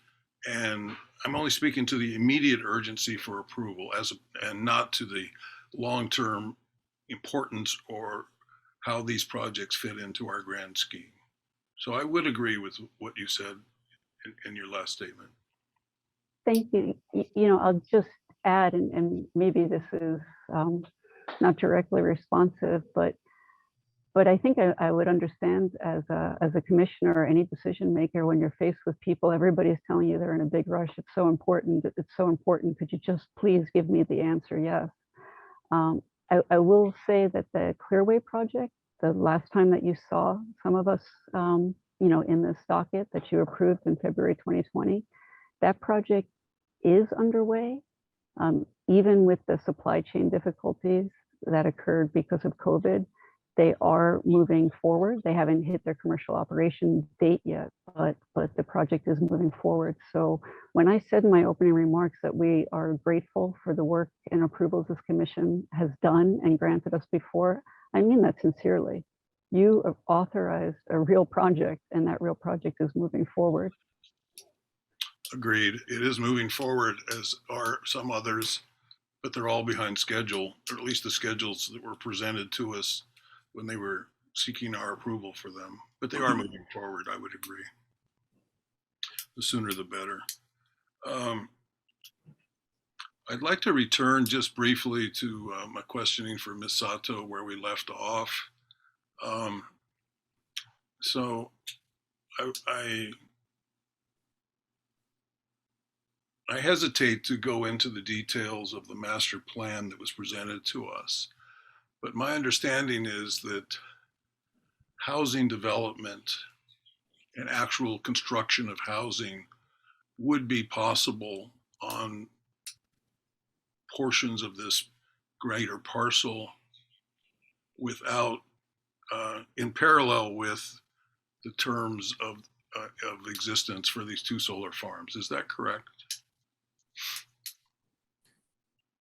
That is correct, Commissioner. So in other words, we wouldn't have to wait till 2049 or 2054 or 2066, if you will, before we start seeing housing on this property, despite the fact that there will still be operating solar farms in your vision. Right, because what we're looking at is we have phase A and phase B that would be put in before we hit phase C and D and E, which is where the solar project is located. Correct. So were you able to get confirmation on when the first house might be built during the intervening recess? To be quite honest, Commissioner Giovanni, the conversation didn't focus on that. The conversation actually focused on your other question that you asked of me with regard to whether or not KS would be amenable to a deadline being set for the backbone infrastructure for phase B. So that took up the majority of our conversation during our lunch break. So it was a working lunch break, for that very reason, which is good. So the team, you know, what we decided after we spoke and discussed it was that KS would be amenable to setting a backbone infrastructure deadline for phase B, as long as it's reasonable and is practical. And it's, you know, as we went back and forth about it, what it boils down to is that there has been already a conditions established for phase A, setting that December 31st, 2030 deadline. The work that we're going to be doing for the backbone infrastructure for phase A will encompass work that's going to be needed to be begun and working on for phase B. So with that, I'm coming back to say that we are amenable to setting a similar deadline, as long as it's reasonable and is workable. December of what year? Didn't set a specific year, but Sorry, I don't think that Ms. Sato said the word December, but it kind of sounded like December. Oh, okay. Yeah, I didn't say December. I was referring, if I did say December, it was in reference to the phase A, December 31st, 2030. Yeah. Thank you very much, Chair. Thank you, Ms. Sato. It did sound like you said December to me, that you were amenable to committing to the completion of construction or backbone infrastructure in phase B within a reasonable time frame. I think that's what you said. Is that correct? That is correct. So what do you think is a reasonable time frame?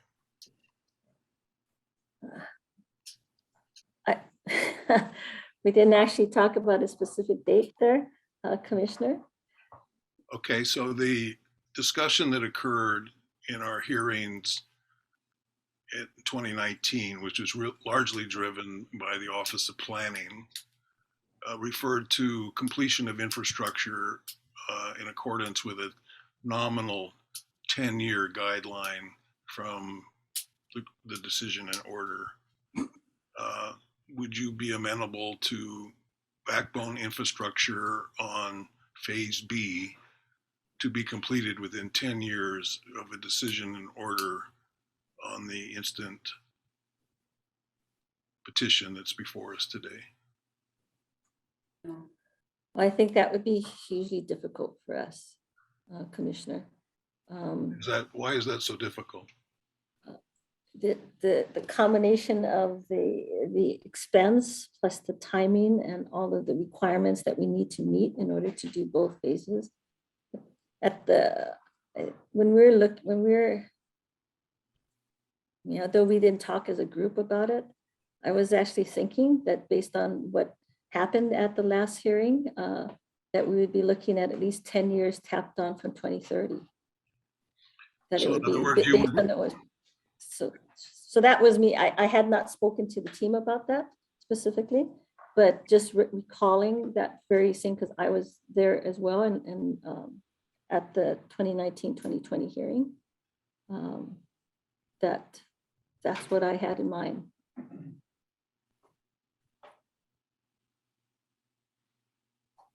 We'll debate later about the reasonableness of what you have in mind. I don't mean to take your time here, but I do very much appreciate that during the recess you took this matter seriously and conferred among you and came back to revise your position on that. So thank you very much for that. I'm going to hold additional questions till I hear more witnesses, Chair. Thank you. Thank you very much, Commissioner Giovanni. Commissioner Ohigashi, followed by Commissioner Chang. I have a question, and I'll be facing to my left, but it's involving Exhibit 37, which I have on another screen on my left. So excuse me, okay.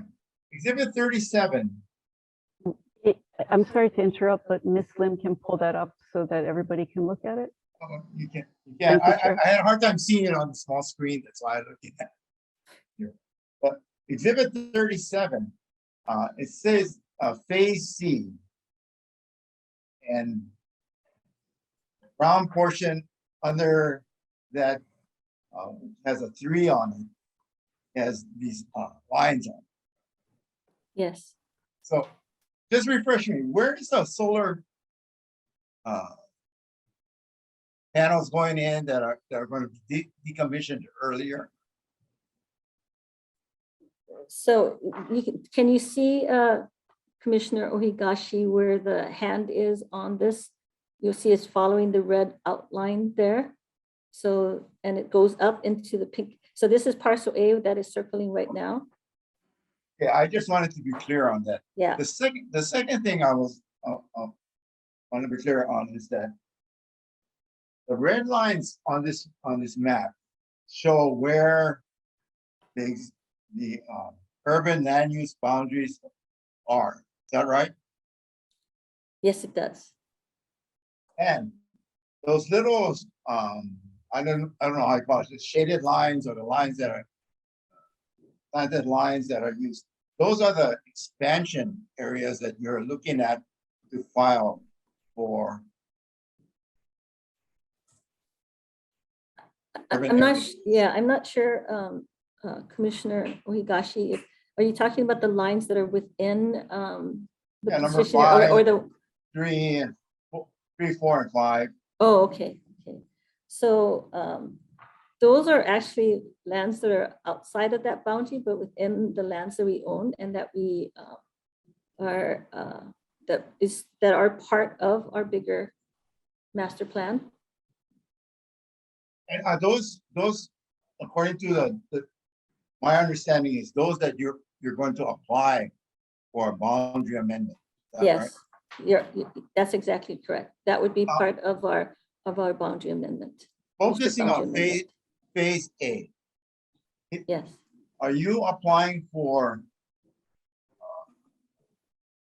these boundary lines prior to the 2030 deadline? Yes, most definitely. Yes, most definitely. And would it be safe to assume that the requests for these areas that if they're designated urban would be subject to the 2030 deadline in the other areas? Yes, so you're talking, just to make sure that I understand, Commissioner. So the yellow portion, which is reflected as the phase A, your question is whether the entire yellow portion would be part of the backbone infrastructure that's has to be completed by December 31st, 2030. Is that your question? Yes. And the answer to that is yes. And I'm looking at the map and it would appear to me that construction of the backbone industry, backbone infrastructure can take place on the lower portion in that urban area. Will that proceed prior to, with construction in that area prior to petitioning for the urban changing for urban use? I apologize, Commissioner. Could you okay, ask the question one more time? Yeah, I make it apologize more simpler, simplified. Areas 4 and 5 are going to be petitioned for urban use out of agriculture, right? Yes. So will that petition come before the initiation of any construction for the backbone? Yes, it will. Will that, assuming that you do not obtain urban use from a petition, because it's a petition that can either be granted or denied, right? Assuming that you don't obtain that, would that affect the development of phase A and push back the timetable for backbone?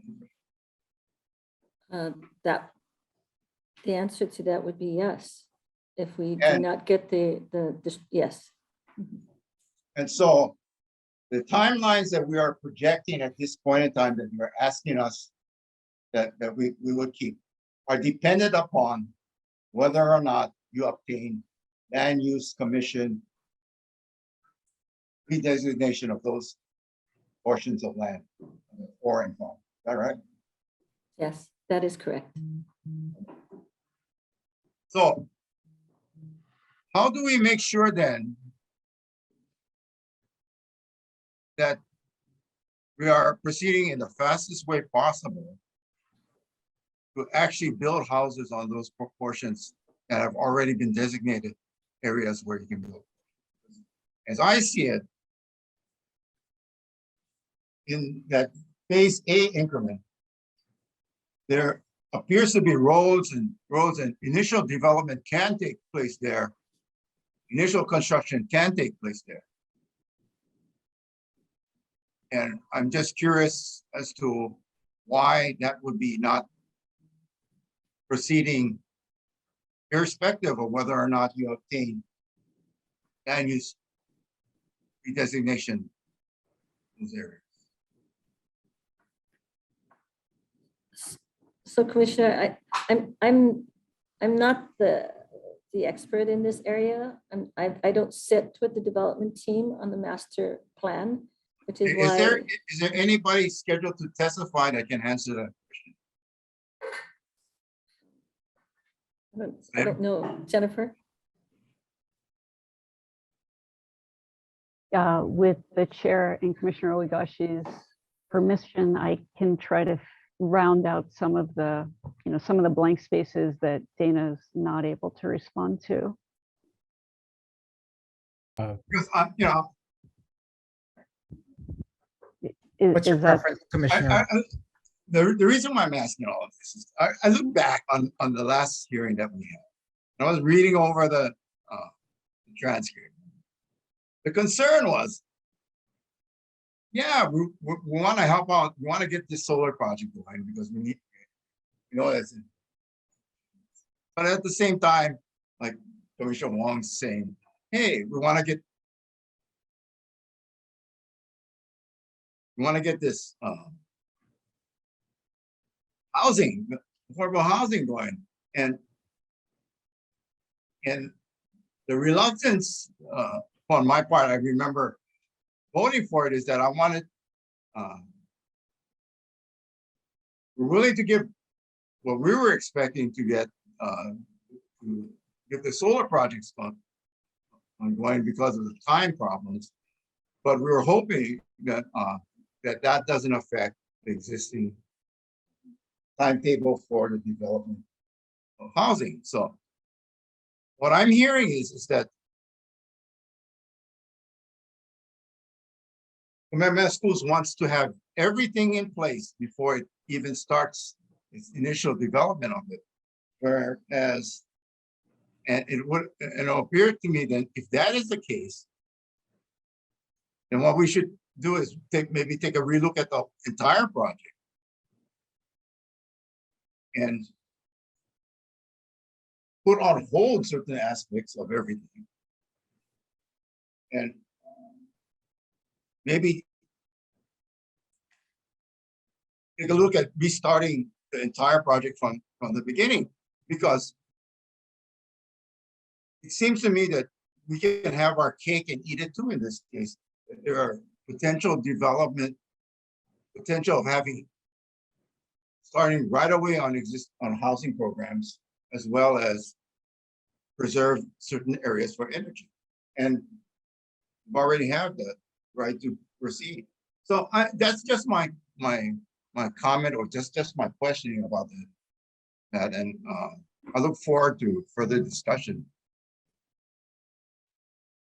Commissioner Ohigashi, I appreciate you providing additional information and your narrative as to your position with regard to this.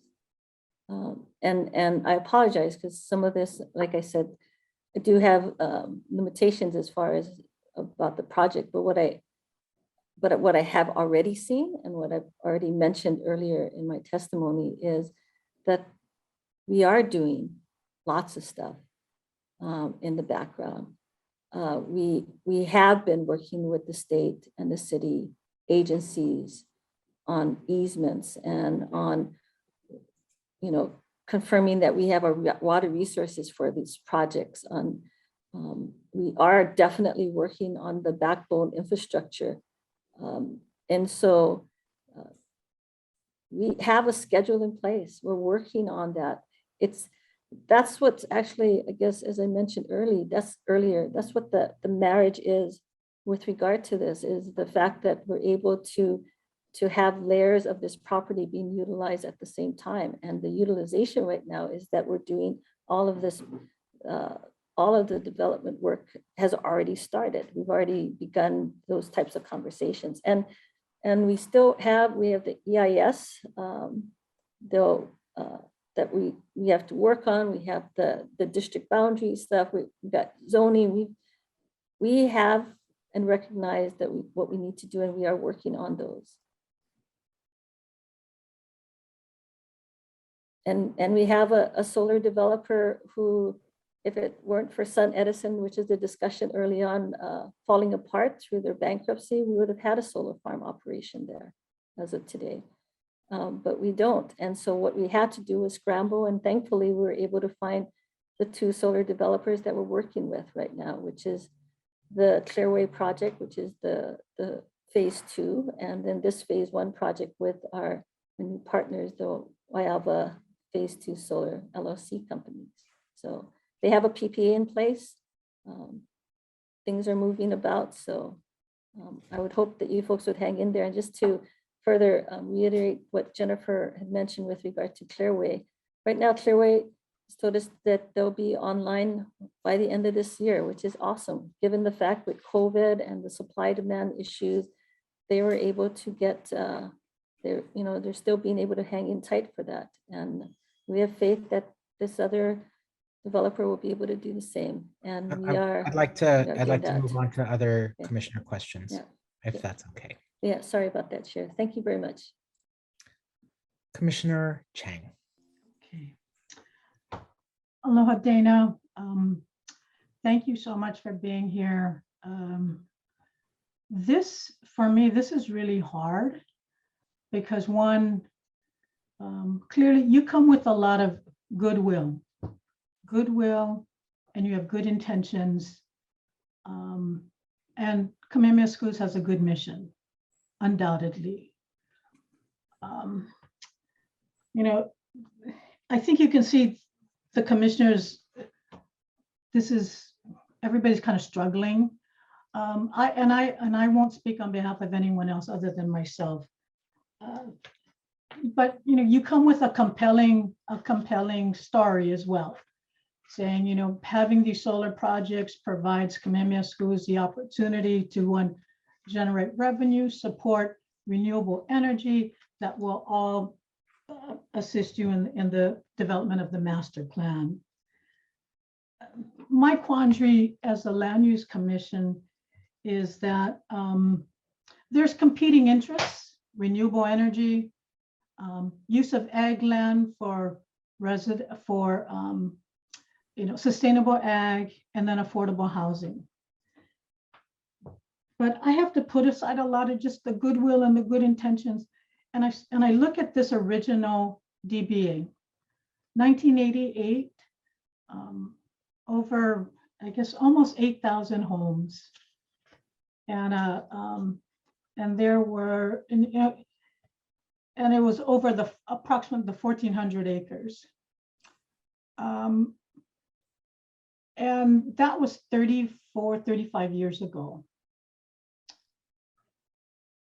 I would suspect that without all this goodwill, the Land Use Commission may have issued an order to show cause why we should not revert the property. Because there's been no activities, there's been no homes. The solar project was not part of the original DBA, the planned development. And I know that there was a different developer, Gentry, but Kamehameha Schools was the landowner. Kamehameha Schools has an obligation to monitor their landowner and to ensure that those representations are made, because they are made to a certain extent on behalf of the landowner. I mean, that's how we looked at this. if you came to us in 2014 with this new project, we're going to do a phased development, we're going to put two solar projects, but we're going to do a master plan, I probably would not have been so troubled. Because, you know, reasonable, there's delays, but this is not the original project. And so there's a lot, it troubles me. And I'm hoping to hear from Office of Planning too. When we've got these competing interests, renewable energy, and we have had numerous renewable energy projects using ag land that could be used for sustainable agriculture. I mean, we're shipping in 95% of our goods. So anyways, that is really sort of my dilemma here is,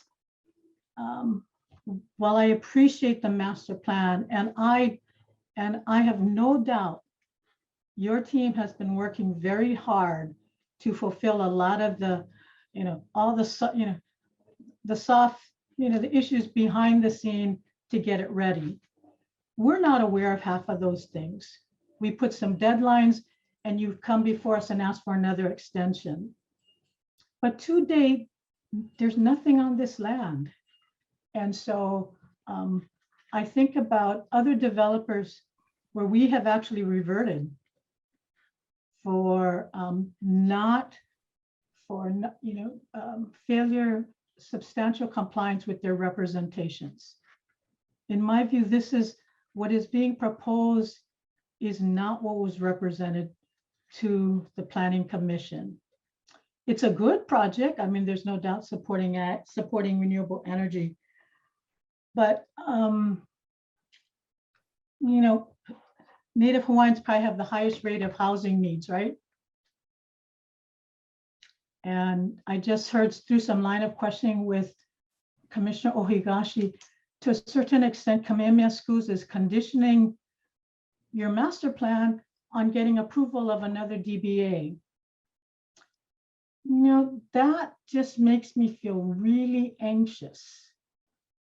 And I'm very uncomfortable about that because there's no guarantee that this particular DBA before us will be completed, will even get started. So that's very long story, kind of setting my concerns about where we are today.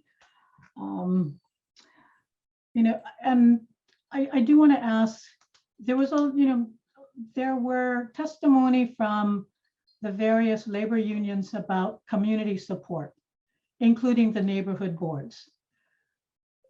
However, I'm not sure if the right questions were asked. I think the questions were asked of these unions and neighborhood boards to support the solar farm. If the question was asked, the original plan was to build 8,000 homes, 7,900 homes. And the community at large, what would you prefer? And I don't see any of that in your record. Everything is designed to presume that the solar farms are going to proceed, but there's nothing to support the original DBA, which was the housing.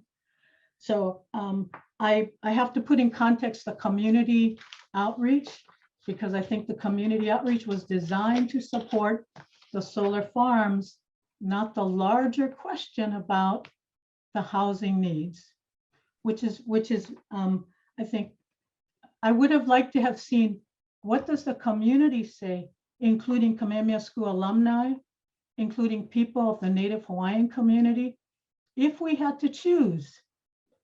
Because your kuleana is Kamehameha Schools has a very vast kuleana.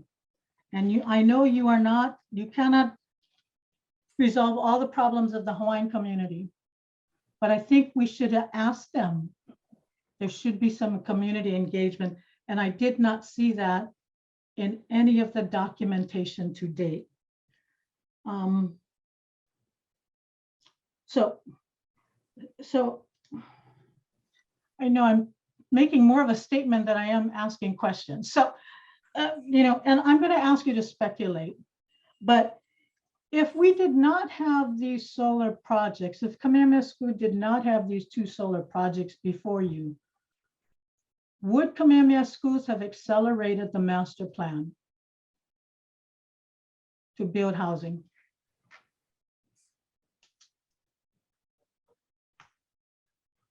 Oh, you're on mute. You're on mute, Dana.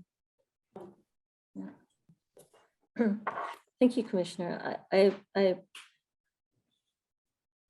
Although there was only one question asked at the very end, I truly appreciated the narrative in the background and you sharing your thoughts about the challenges of this project. I appreciate that. In fact, I appreciate that of each one of the commissioners who have shared that. So let me start from there, actually, from the narrative. 1988 and before that, Kamehameha Schools was a really different entity. The thought process that was happening then is certainly a lot different than how we think today with regard to the management of our trust and with regard to the management of our land. And we saw that when our own community, our own Native Hawaiian community, our own KS alumni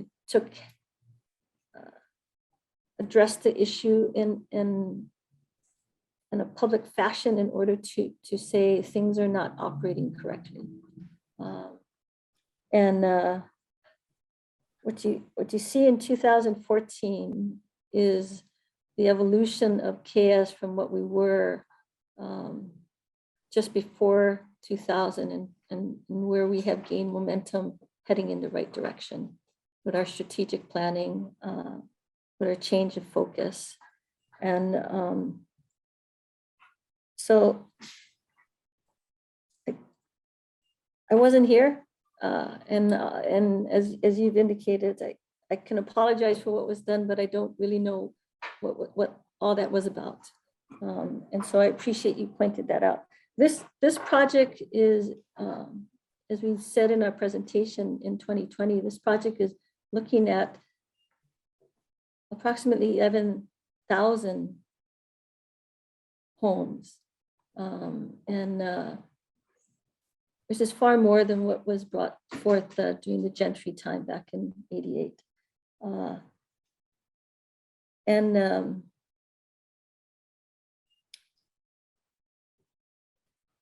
Yeah, I guess I see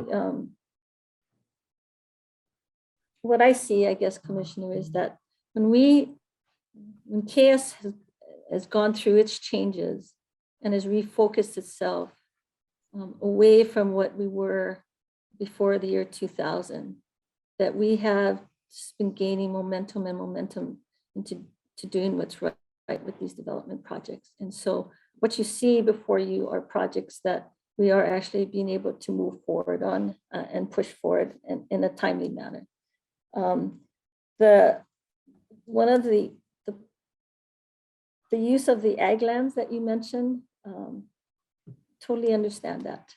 Sustainable ag is actually, and the sustainable food systems is actually a new department. We actually have a new department called Sustainable Development, which is focused right now. One of our key goals is the focus on food systems. So preserving ag lands is very important. For us, because we are planners for the future, the use of ag lands for renewable energy is for a very set period of time. And it's not intended for it to be a long-term, almost like a perpetual ground lease or perpetual easement, but is intended to allow for income to come in and then allow for it to now be reevaluated at the end of that period of time. What can we do with those lands? With this district boundary, in the larger master plan with this, what we have is, and we did mention it in our 2020 presentation, that we are going to be looking at a district boundary amendment for our ag lands in order for us to then address the housing issue. So we find ourselves sort of challenged. So this property shows us everything. It exposes everything to us. We have, and we're trying to do what Gentry started up, but in a better way, being able to generate better housing. We're creating a means for us to be able to generate income to allow us to continue to do the work that we do and be able to move this project forward. So your end question, Commissioner, was if we weren't doing this solar project, could we accelerate things? And the answer to that is it's probably no. You know, and our solar lands, just so that it's very clear too, is that our solar lands that we have for this specific project is not on ag lands. Our solar lands are actually been already recategorized as urban land. So, but I appreciate your comments, Commissioner, and I understand that.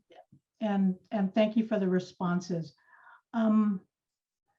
Dana, you know, solar projects have come before us, and there's been a specific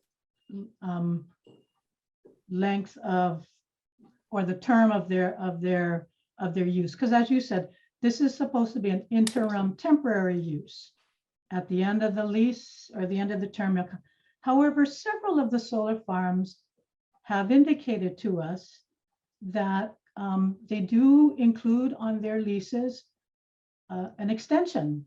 They can extend depending upon if the life of the solar with new technologies, if they're still viable, they have the opportunity, they have an option to extend for another 10 years.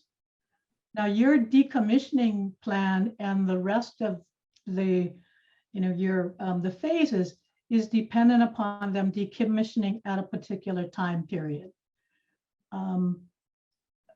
Can you confirm that the solar project, that the solar contracts that you have right now does not include a provision for an extension beyond the term of beyond the existing term?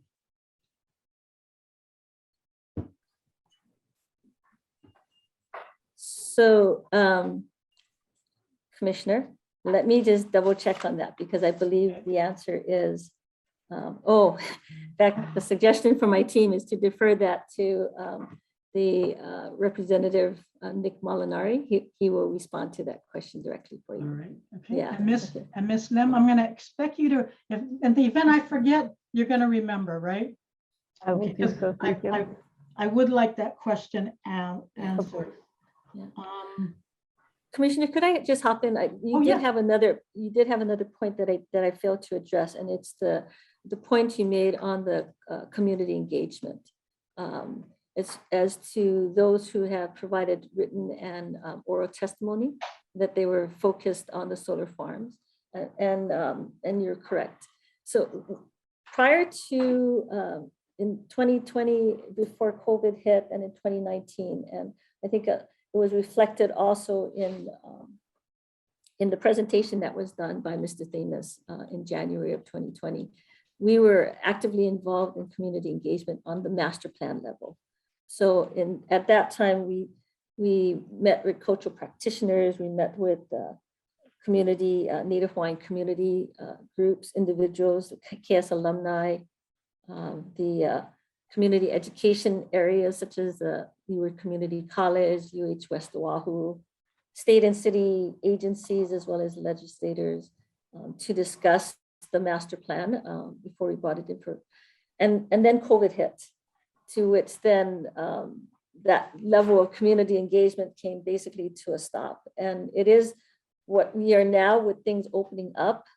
That is what our team is working on, is to begin to expand on that community engagement and to open up that discussion again with regard to the master plan. So I did at least want to respond to that.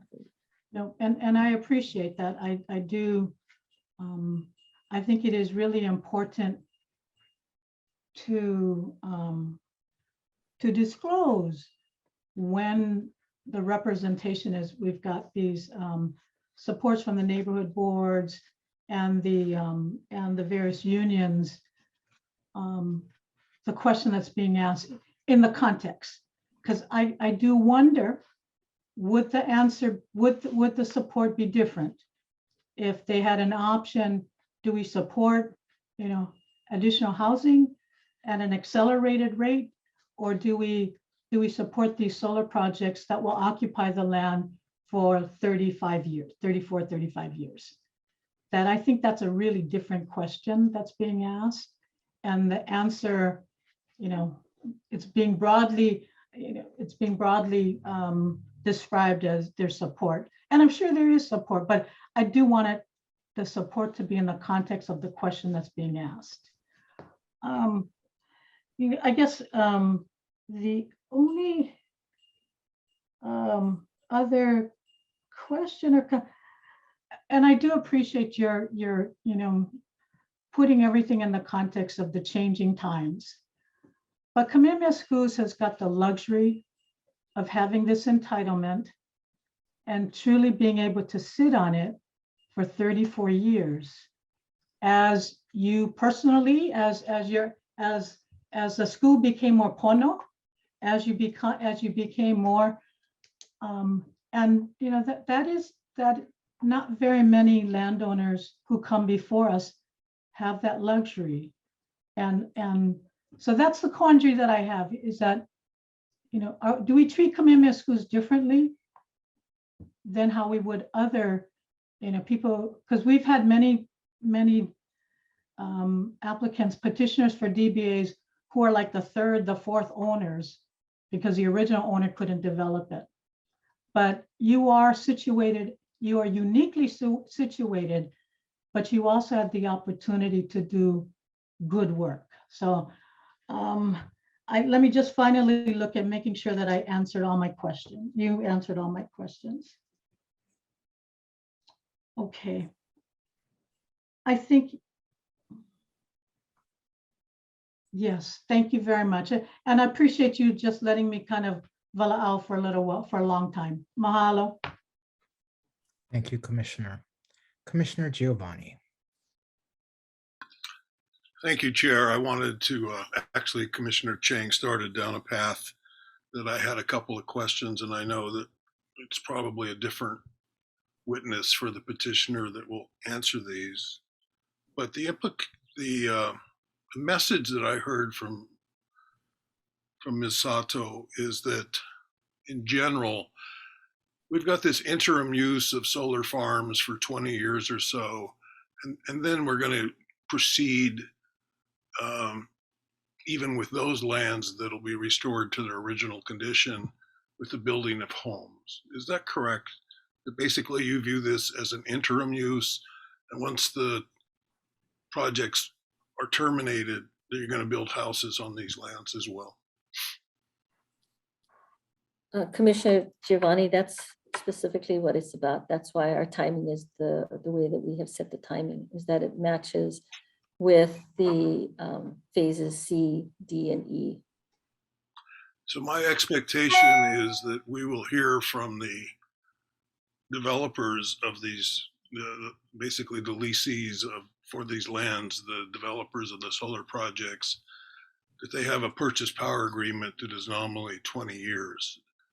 However, they would hope to extend those power purchase agreements with Hawaiian Electric for another 10 and maybe even 20 years more.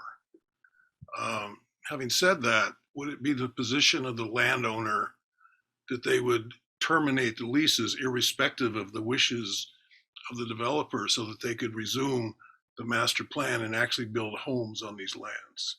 Specifically, would there be interest or a position by Kamehameha Schools that at some point tied to the original power purchase agreement term for these solar farms, that they would require the restoration of the property, the termination of the lease, so that Kamehameha Schools can actually build homes on these lands? The decommissioning time schedule is intended to do exactly that, Commissioner Giovanni, which is that once the decommissioning then removes the structures above the ground and below the ground, so that it returns it to that where it was the way it was before, with the intention that then our phase C and then our phases D and E for this master plan would be able to proceed. Yeah, my question's a little different. So right now, that would occur at the termination of the power purchase agreement of the solar farm, nominally 20 to 25 years from now. My question is, would Kamehameha Schools, the landowner, take the position A or B? A being, we're not going to extend the lease any further, and irrespective of the developer's wishes, so that we can build homes, or B, we'd be happy to extend the lease further and keep the solar farm going for another 10 or 20 years, A or B? So we aren't planning to extend we don't have it to extend the lease agreement with the solar farms. We've set the termination dates for December 31st, 2044 for parcel A and December 31st, 2054 for parcel B. And there's no intent to extend beyond that? I think that was where I had suggested that I would pass that question off to Mr. Molinari, but the messages that I'm getting from my team now is that there is no intent of us to. So that would also answer your question, Commissioner Chang, of us extending it beyond December 31st, 2054 for parcel B. So the first solar farm for which you have a permit actually has a provision in the decision and order from the commission, land use commission, that basically says it would expire November 26, 2049.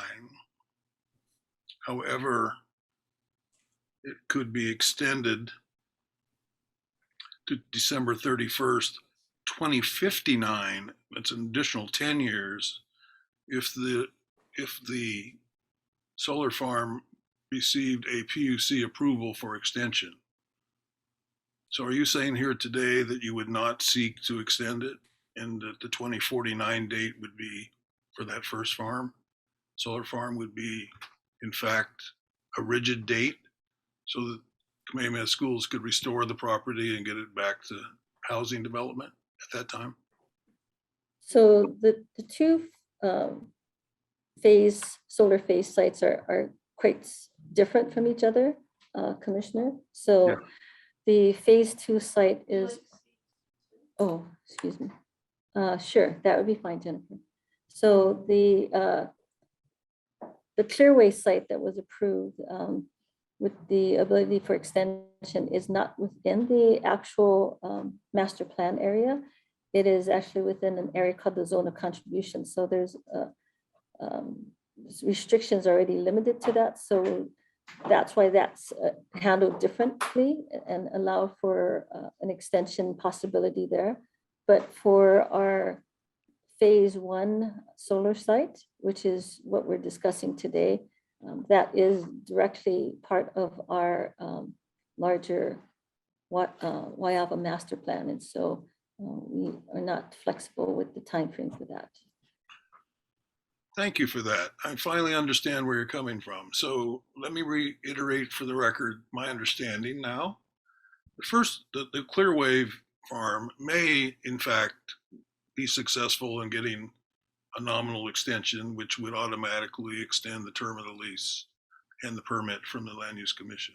However, the solar farm for which you're seeking approval today, it would be for the original term of the PPA, and Kamehameha School, the landowner, would not agree to an extension of that lease for extending the term of the solar farm so that you could return to the original concept of building homes in that area. Is that correct?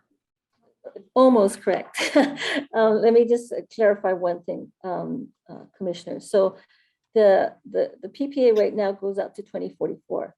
What we're, or might be 2040. for 2043, which would then give us a 12-month period for the decommissioning of the parcel A.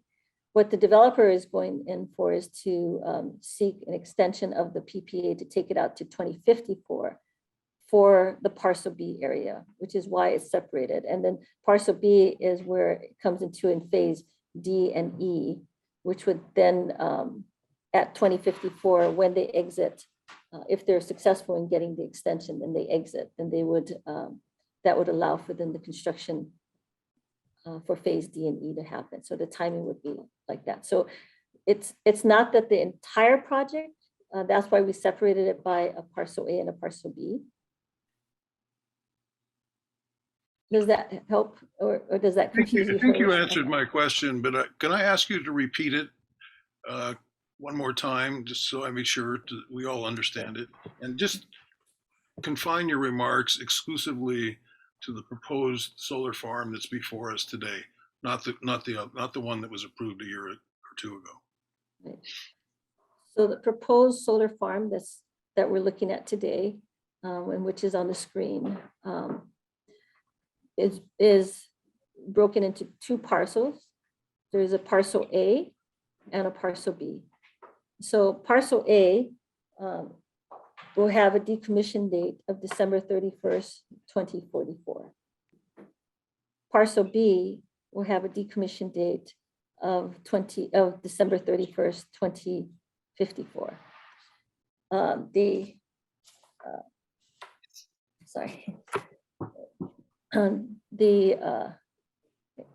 Could I just hold on just for a second?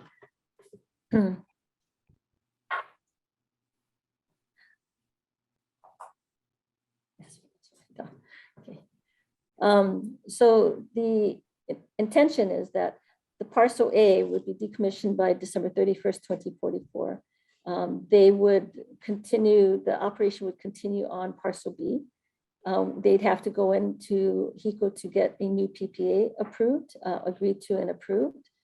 It may call for certain adjustments being made as far as the substation and et cetera, but the intent is to continue with the parcel B out to December 31st, 2054.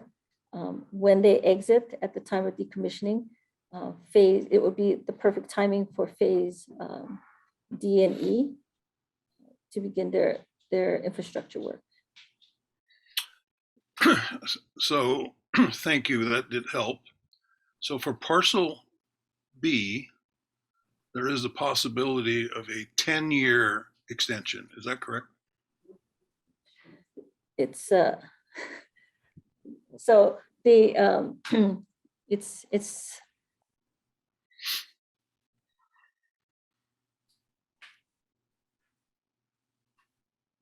I'm sorry to interrupt, Chair.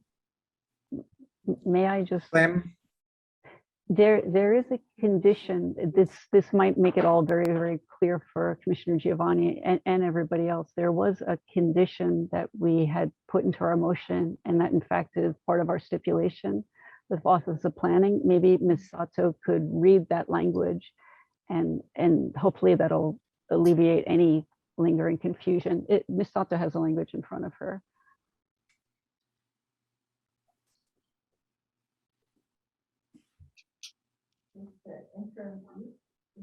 The interim use of parcel A.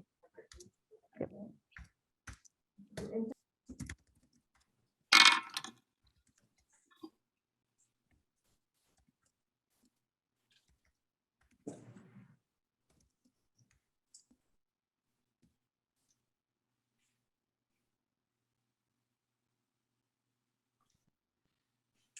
Am I supposed to be reading this because it's not clear on my screen?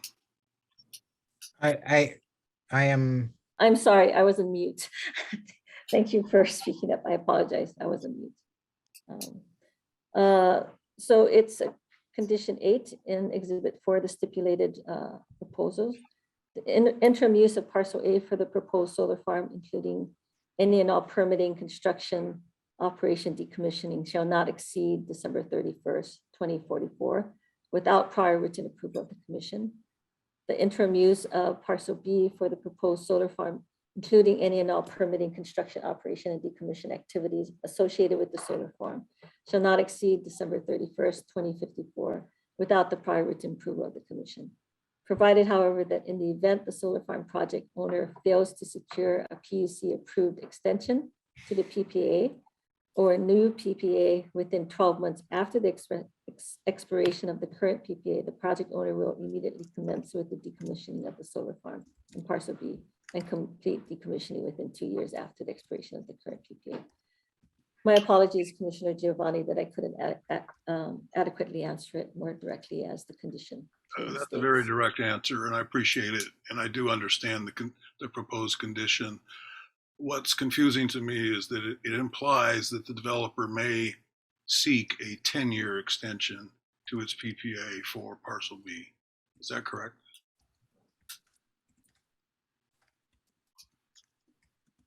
That is correct, Commissioner. So first of all, it's very unusual, and I presume it would be, and you can confirm it in your. Hey, can we stop screen sharing, please? Yeah. I doubt that the PPA provides for a bilateral negotiation of an extension of any kind, because the form of those PPAs do not. So what it typically means is that the developer or the independent power producer will have to seek an extension through a competitive process, which are nominally requiring proposals for solar farms for nominally 20 years.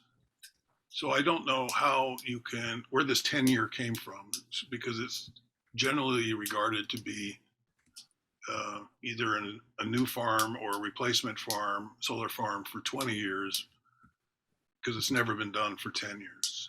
So my question is it Kamehameha School that is limiting it to a potential 10-year extension because it wants to resume construction of its master plan and put housing there? Or is it, where's this nominal 10 years coming from? The 10-year period is coming based upon the timing of our master plan.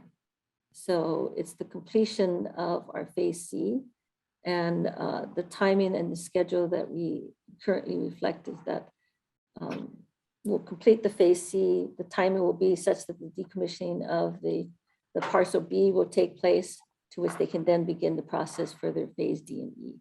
That's what I hope you would say. So basically, Kamehameha Schools is taking the position that under no circumstance would the parcel B be extended beyond 2054 for a solar farm. Yes. Thank you. No further question. Okay, it is 1:05. We're going to be able to go till 3 today. I think the commissioners might need a brief break. I'd like to, it's 1:06 now. I'm going to take a 5-minute recess, reconvene exactly at 1:11. And at that time, Commissioner Chang has questions.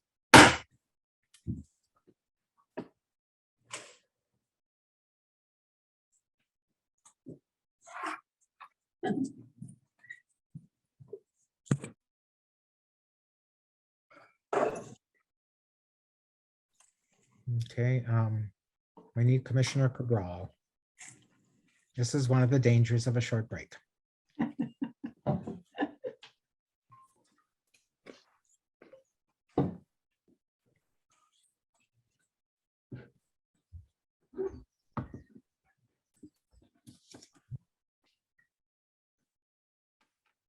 Commissioner Wall? Sure. If possible, can I go after Commissioner Chang? If she doesn't answer I'll get my questions answered. You may. Okay, Thank you. Commissioner Wall is back. Back on the record. Commissioner Chang, followed by Commissioner Wong. Okay, Ms. Sato, I just have a follow-up question referring to the stipulated condition 8, time frame for interim use.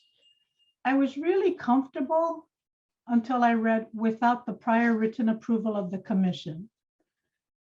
So there seems to be an open door that you may seek an extension.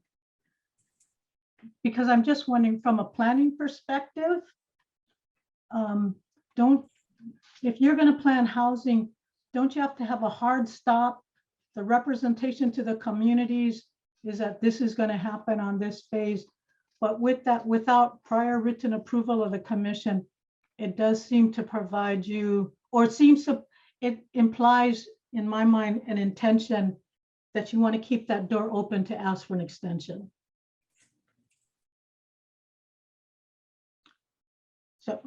So. Yeah, I see what you're saying, Commissioner, with regard to that language, because it does run somewhat contrary to what we're discussing earlier. So. And I suspect your lawyer probably put it in there. Yeah, you know us lawyers. Always get, okay, so that's my only question. I mean, I think you get what my concern is with that language. I have nothing else to ask. Thank you. Thank you, Commissioner. Can you stop sharing again, Ms. Stone? It's to the degree possible. It's already hard enough to see each other in virtual world. Thank you, Commissioner Chang. Commissioner Wong. Thank you, Chair. I didn't know you wanted to see me in person. Thank you for that confirmation. I miss you lots. But anyway, okay, so, I would tell you the truth, all this questioning with Commissioner Giovanni, Commissioner Cabral, and Commissioner Chang, I am confused. I'm totally lost right now. So the first question I have is there some sort of timeline? I mean, in sense of not only the solar panels we were talking about, but a master plan and all these acreage and parcels. Is there some sort of like concurrent timelines or something that to show what's going what's going next, what's going where? Is there something in this plan that I couldn't find, or am I lost? I wouldn't describe it as being lost. I think it might be just the opposite, is an overindulgence of too much information on the other side of that, Commissioner. So when we did our presentation back in January of 2020, and before that in October of 2019, we did submit an updated master plan along with a schedule. So, so we're proceeding as best we can with that schedule. And that's already in the LUC's records. Okay, so the question I have is several things. So the old master plan with, I would say the old one with Gentry is no good, right? That was with 8,000 houses approximately. So we're now with, and a golf course and all that stuff that you talked about. But now we're with 11,000 houses, correct? Approximately. Yes, that was the latest submission that we had. And there's, as we was talking about, there's different parcels, A, B, C, D parcels. That's, one on the bottom, the south end, close to the transit center, and we're going upwards towards Waiawa side. Is that correct? We're going upwards, yes, northwestern, yes. Approximately Waiawa side, but yeah, I'm looking at the whole thing. Was there any development ground, movement of the earth or anything done on the ground for this development of that land? The parcel A, was anything started yet? So part of, I guess, also we're working on our draft EIS, which is going to provide a schedule, and we'll be able to address more of the specifics, I think, that you're looking for. Have we actually broke ground? No, we have not actually put a shovel into the ground as of yet, but we are doing As we know, there's so much things that you have to do before you can build a house, right? So there's lots of things that we are working on, which are things that I've discussed earlier in my testimony today. So I guess, again, I gotta go back. I'm thinking in terms of a timeline. So we have the housing timeline, which is like one side, and you have the solar, which is here, you know, on the little bit on the bottom. But I mean, that's going to start earlier than the housing, correct? Is that how it's going to be done? Or is it going to be concurrent? So the phase A work is already happening already. It's in the ways that so, and that's the bottom part of the property. And then where we're looking at for phase C, D, and E is way up here. So the timing of it is to come up from phase A, phase B, phase C, D, and E. So the solar operation, farm operation will be going into C, D, and E. The work is already begun to work on putting the backbone infrastructure, working with the state and city officials and et cetera for phase A has already begun. Okay, so the solar, I'm trying to think about where the solar is going to start also at the same time as phase A. Is that correct then? The solar is actually, right now, the solar is intended to be actually in commercial operation before the end of next calendar year in 2023. Okay, so we have 3 different phases of the solar. Right? So, I mean, you just talked about 3 different phases, it seemed like. So which phase are we talking about? yeah, I think where the confusion might be, Commissioner, is the fact that maybe I'm confusing the situation by using the word phases and parcels. So the phases are referring to the master plan phases of construction for the larger master plan. The overlay is that this solar project is overlaid on phases C, D, and E of the master plan.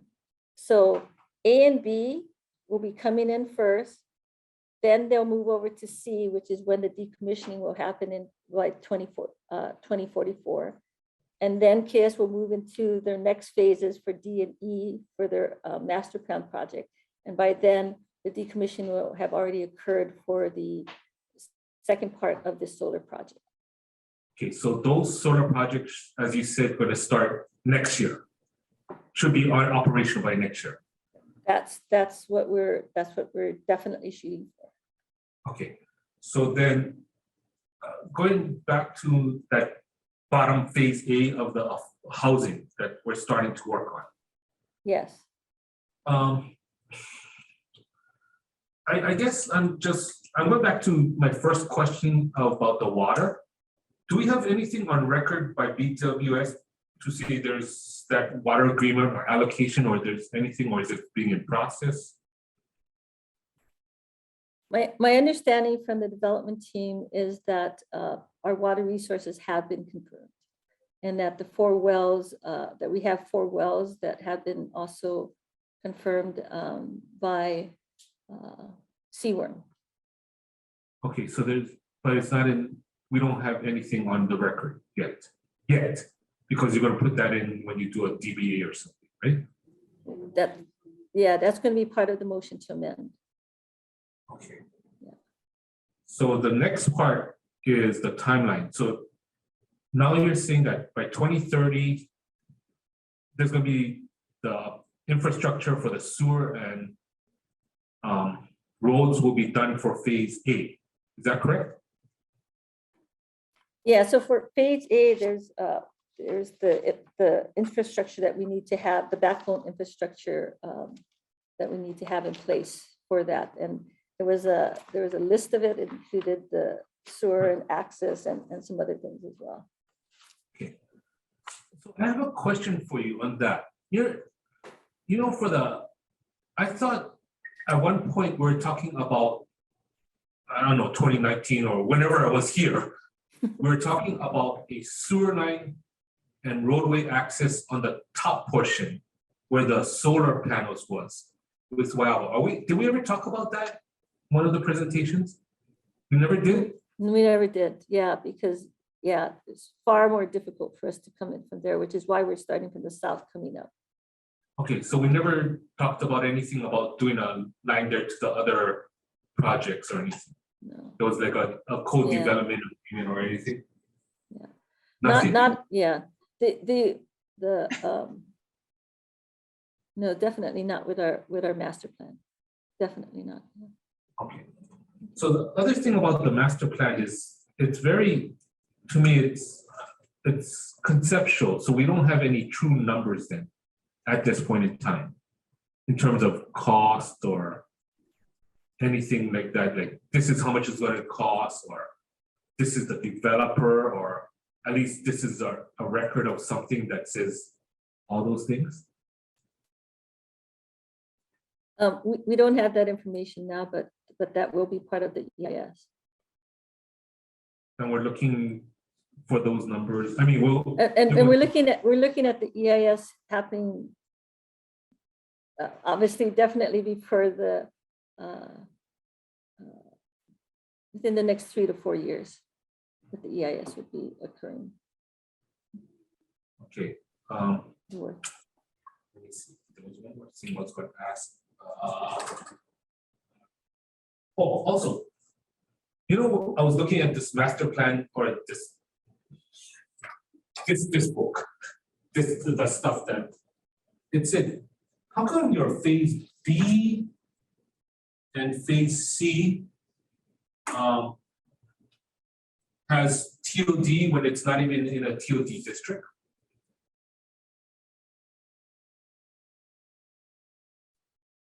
I'm not sure. I'm not. Do you have a reference to? Do you have a reference to an exhibit? Sorry, I gotta put on my glasses. Here, just a minute. Yeah, exhibit 37. It says phase A TOD increment and then phase B TOD increment. And when it appears that phase A barely touches the TOD area. Can you explain why B is in the TOD increment?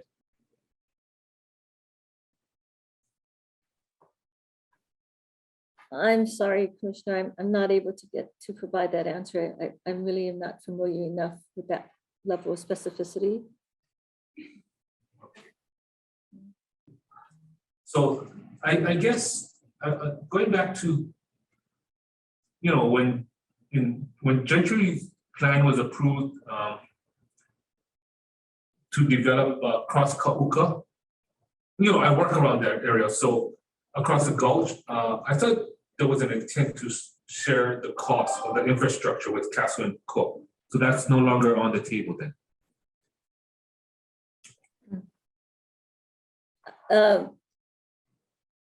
That is, I guess, from the studies and the work that our development team has done, that we concluded that coming in from the south was the best way to work on this master plan. One moment, Mr. Yee. If you don't mind, could I offer a comment to resolve Commissioner Wong's question? Please. Go ahead. It is correct. I think he is correct. Core Ridge's project had an incremental approval aspect to it, and the additional increment was contingent upon working with the original developer for this larger project. So they were going to share certain infrastructure costs between them. But the incremental approval for Core Ridge had to, that work had to be done by a particular time period. That time period has expired. So that incremental approval is also terminated.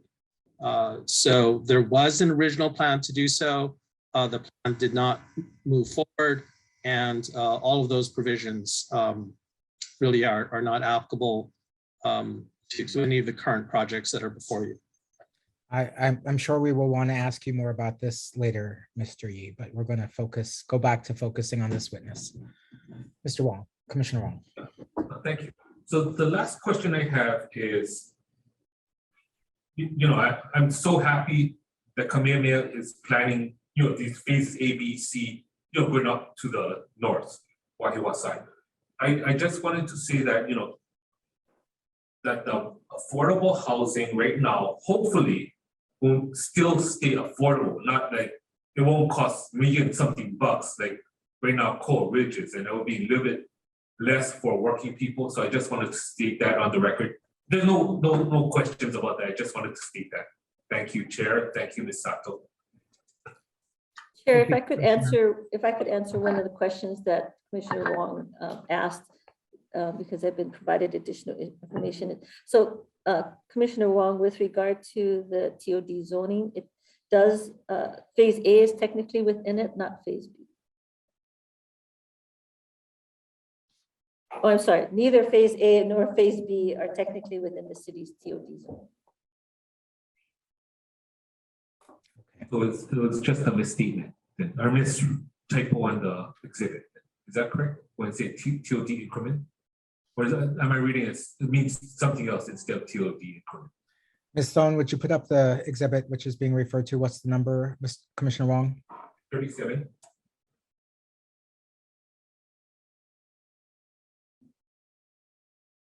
So if you look on, under that phase A, it says TOD increment.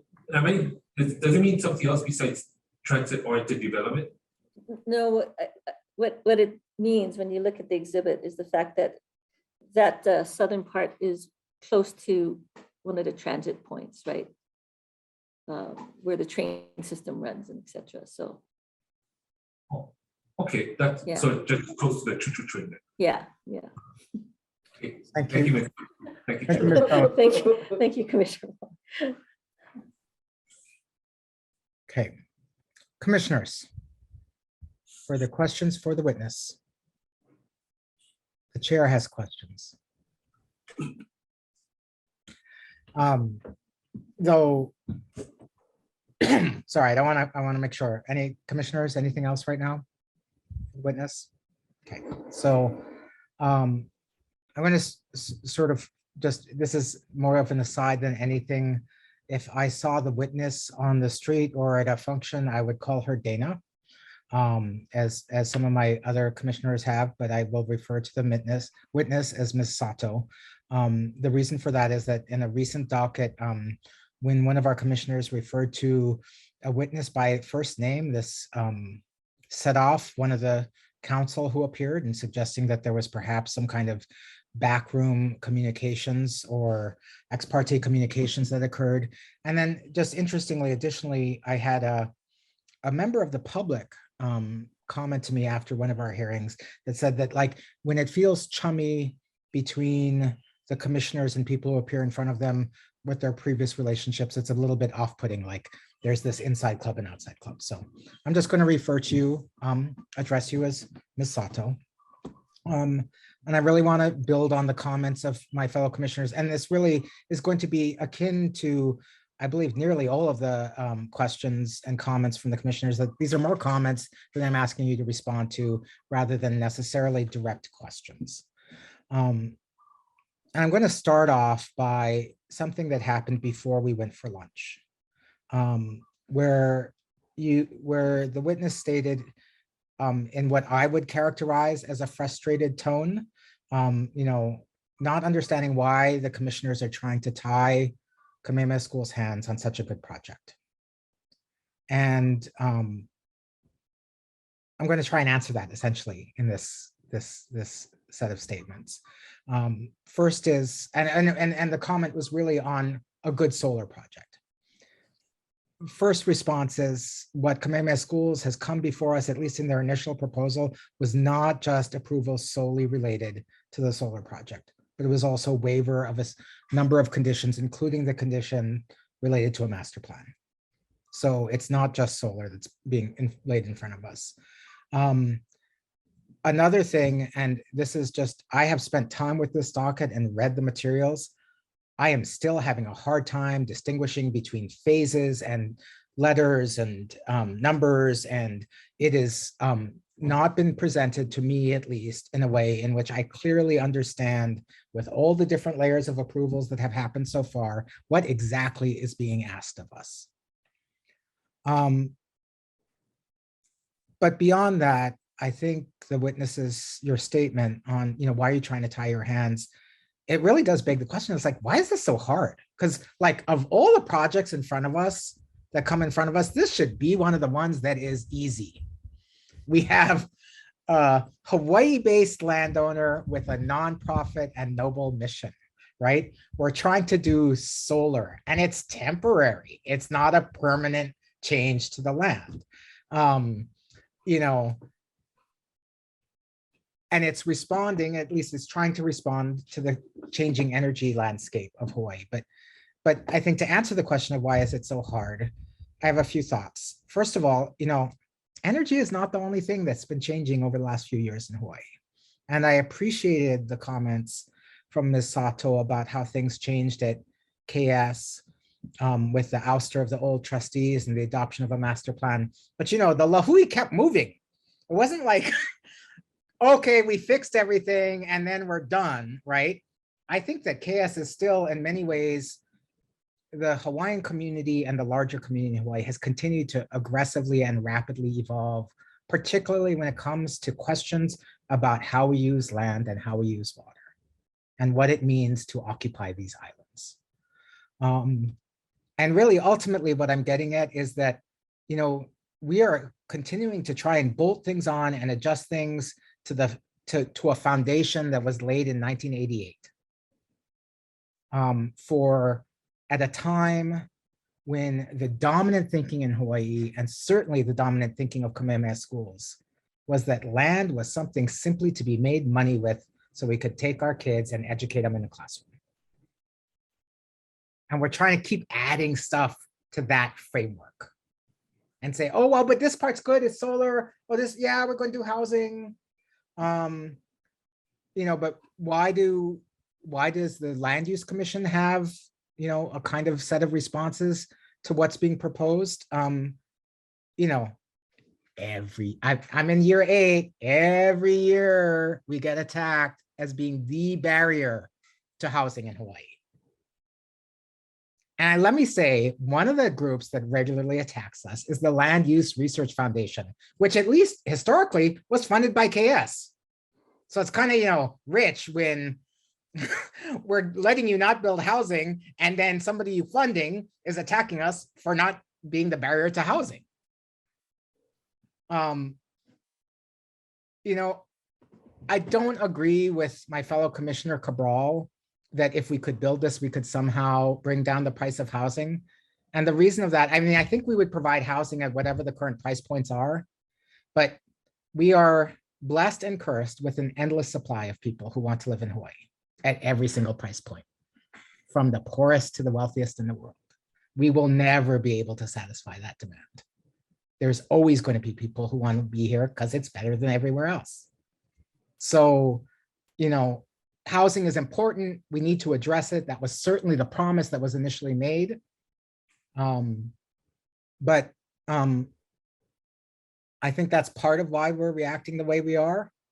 And then another thing that I think is going on here, like, why is this so hard, is like, there's a little bit of a pattern here. Kamehameha Schools takes this incredible trust, a li'i asset, hands it to Gentry. Hey, you go. Didn't work out. They couldn't execute. So then, oh, Son Edison, here, you take it. You go. Oh, wait. Didn't work out. Like, at some point, what is the pattern going on of like KS not really assuming its a li'i role of really leading the way on what should happen to this INA? So to me, that's actually what I expected out of the master plan and the condition that we put in place. And I was there at that meeting when we agreed to the first change, what we said, you know what, we're going to get a master plan. And I have to say, when this newest motion came in front of us, and there was the condition that asked, or the request to ask to waive the master plan because it had already been delivered, I was like, wait, it was delivered? I didn't even recognize what was delivered before was necessarily as a master plan, so much as a set of conceptual bubbles of the kind of things that we would want to do. As far as I can tell, based on my understanding of the records and my reviews of the records, you know, there's still not in our discussions a recognition of the significance of this site. I mean, if you think about the southern shore of Oahu between Kamehame Ridge and Mililani Mauka, this is the last ridge line that is not developed. It is of immense significance to this island, to KS, to its beneficiaries, to Hawaiians, to everybody. That's absent. I've heard you say that there's progress on infrastructure, but when I look at the 2021 response annual report to this commission, we just got a version of what the report was to the county. None of that information I was able to find that there has been progress made on developing backbone infrastructure. I have not in the previous presentation or now really seen the level of engagement which I would expect in developing a true master plan. And so, and this is where I'll stop talking and let you respond. Oh, well, one other thing. And, you know, on the proposed agreement between OPSD and the petitioner, an EA is not a substitute for a master plan either, in my mind, an EA or an EIS. They are completely different documents. And I think that we perhaps erred as the Land Use Commission in accepting a master plan as somehow the end point to know that things were all good. Really, a master plan should have been a reflection of a more key question. And for me, that key question is, how can Kamehameha Schools develop and deepen the connection it has between this land and itself, its beneficiaries, the neighbors to this INA, and to the larger community? A master plan should be a roadmap on how over the next decades, those relationships are going to be built and connected and deepened. And that's what I think is, why are we having such a hard time? That's why we're having such a hard time.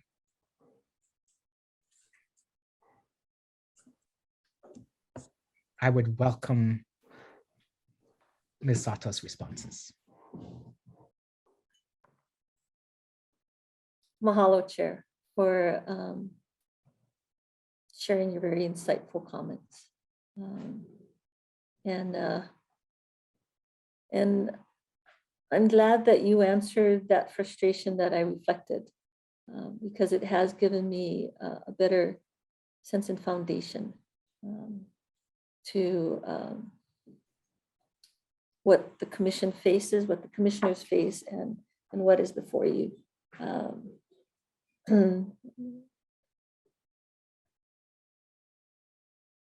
There are definitely times when sometimes we lock ourselves into what is just in front of us instead of taking the step backwards to see the bigger vision. So kalamai for my reaction and my response.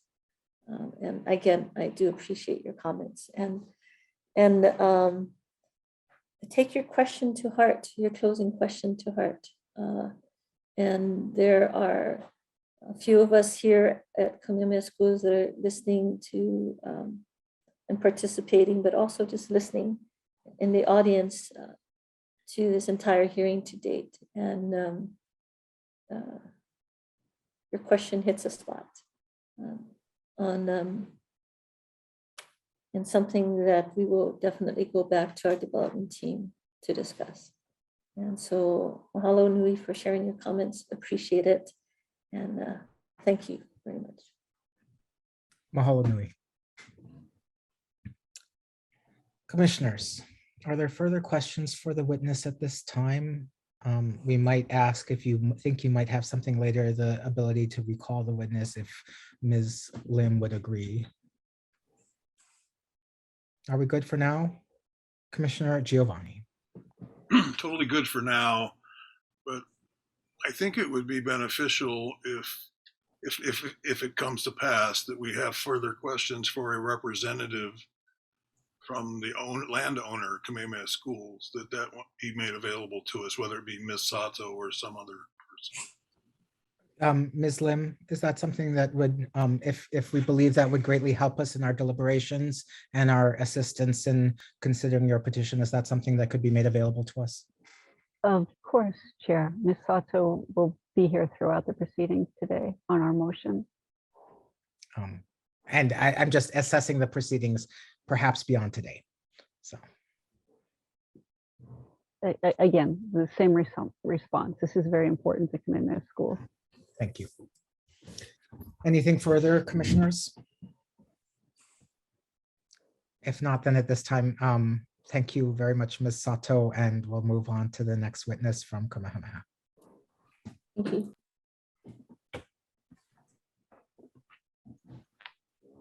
Okay, commissioners, this is Jennifer Lim, again for the record speaking. And our next witness is Mr. Nicholas Molinari. Mr. Molinari, do you swear or affirm the testimony you're about to give is the truth? Yes, Chair. Okay, please proceed, Ms. Lim. Hi, Nick. I know this isn't the first time that you've had Land Use Commission proceedings, but would you please give the commissioners some information about your background, who you work for, what you do? Sure. So first off, thank you, Chair, and members of the commission for the opportunity to be here today and to consider this matter. My name is Nick Molinari. I'm a project development manager for the AES Corporation's solar plus storage projects throughout the state of Hawaii. I've worked in the renewable energy industry for 12 years. I've worked in the state for since 2014. My primary focus in my current role is leading a team that's responsible for all of the pre-construction development efforts. So that includes site studies, securing land rights, design development, governmental approvals, permits, et cetera, in order to prepare the project for construction. Thanks, Nick. And just for the record, would you confirm that your resume was provided as Exhibit 16? Yes, that is correct. My resume was provided as Exhibit 16. And again, just for the record, the written direct testimony that we filed as Exhibit 27, is that your own written direct testimony? Yes, Exhibit 27 is my written direct testimony. Thanks, Nick. Could you give the commissioners just a brief explanation of the relationship between the AES Corporation, so that's the entity a lot of people mentioned during public testimony, and Wyava Phase 2 Solar LLC, the proposed developer of this solar farm? Yes, so Wyava Phase 2 Solar LLC is a wholly owned indirect subsidiary of the AES Corporation. So it's typical that anytime we're developing a project, we create a project-specific LLC, which is wholly owned by the parent company, which is AES Corporation. So the financial backing is AES Corporation. This is a company that's been active in the state for over 25 years, has numerous projects throughout the state of Hawaii in construction and operations and development, is a Fortune 500 company with assets across multiple different technologies, not just solar, and operates internationally as well as locally. Thanks, Nick. And you just alluded to there being projects all over, but could you refresh the commissioners on projects that your company has actually built and that are operating in the state of Hawaii? Sure. So like I mentioned, sorry, there's a fly that just showed up right when I started talking, but I think I got it. So we have operated the coal plant at Barbers Point for over 25 years. The company has, over the last several years, begun the transition to renewable energy and is committed to continuing that transition. So we have currently over 60 megawatts of renewable energy projects that are in operations. Some of them are actually very similar to the Wyava Phase 2 solar project. 2 are in operations on the island of Kauai and have been for a few years now. We also have over 200 megawatts of projects, throughout Maui, Oahu, Big Island, and Kauai that are in development and or in construction right now. So we're one of the few developers in the state that's actually, has renewable projects that are, in the ground and operating, or is actually, building actively. Thanks, Nick. I gave a very general description of your project during my opening statement, so I don't think we need to repeat that for the commissioners, but would you let them know essentially how much energy this project is projected to generate, whether that's looked at in terms of fuel avoidance, megawatts, greenhouse gas, in whatever form that you think would be most useful for the commissioners? Sure. So in terms of energy, the project is projected to, I think the way to describe it would be in terms of, 108,000, just under 108,000 megawatt hours.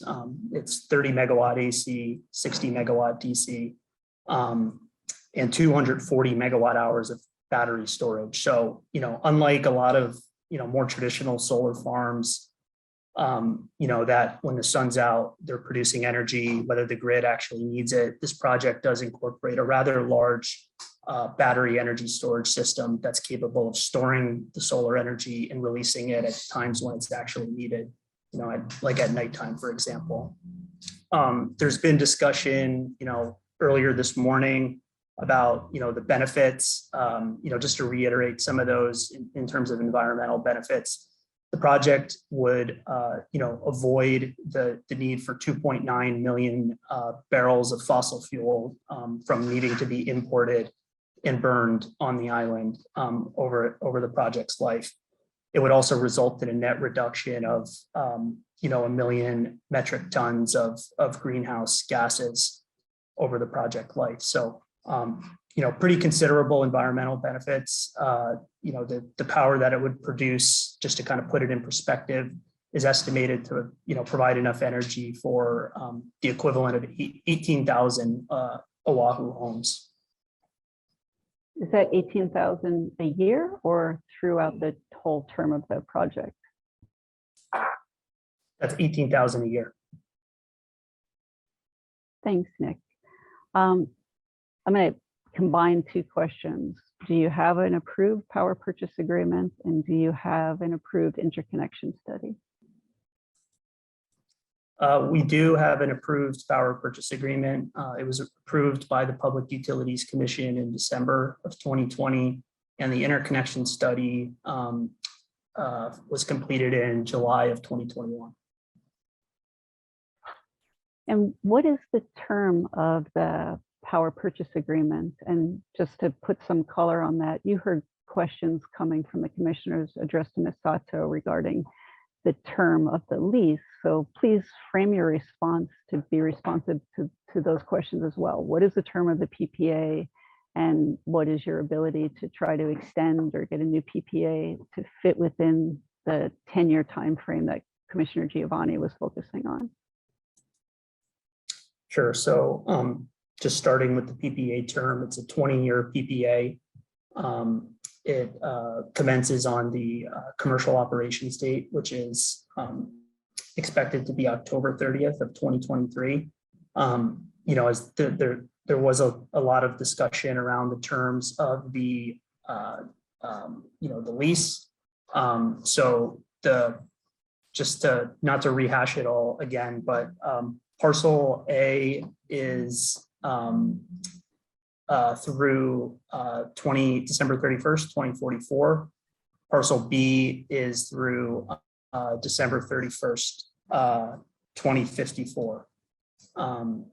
So, this technology does have a design life that's much longer than 20 years. Where, the reason the PPA is only 20 years is because we're restricted by, KS's master plan development. So, there will be additional, asset value, useful value with the components that are on parcel B, through 2054. And we believe that it is our intent to, to seek a continuation of operations for that specific parcel.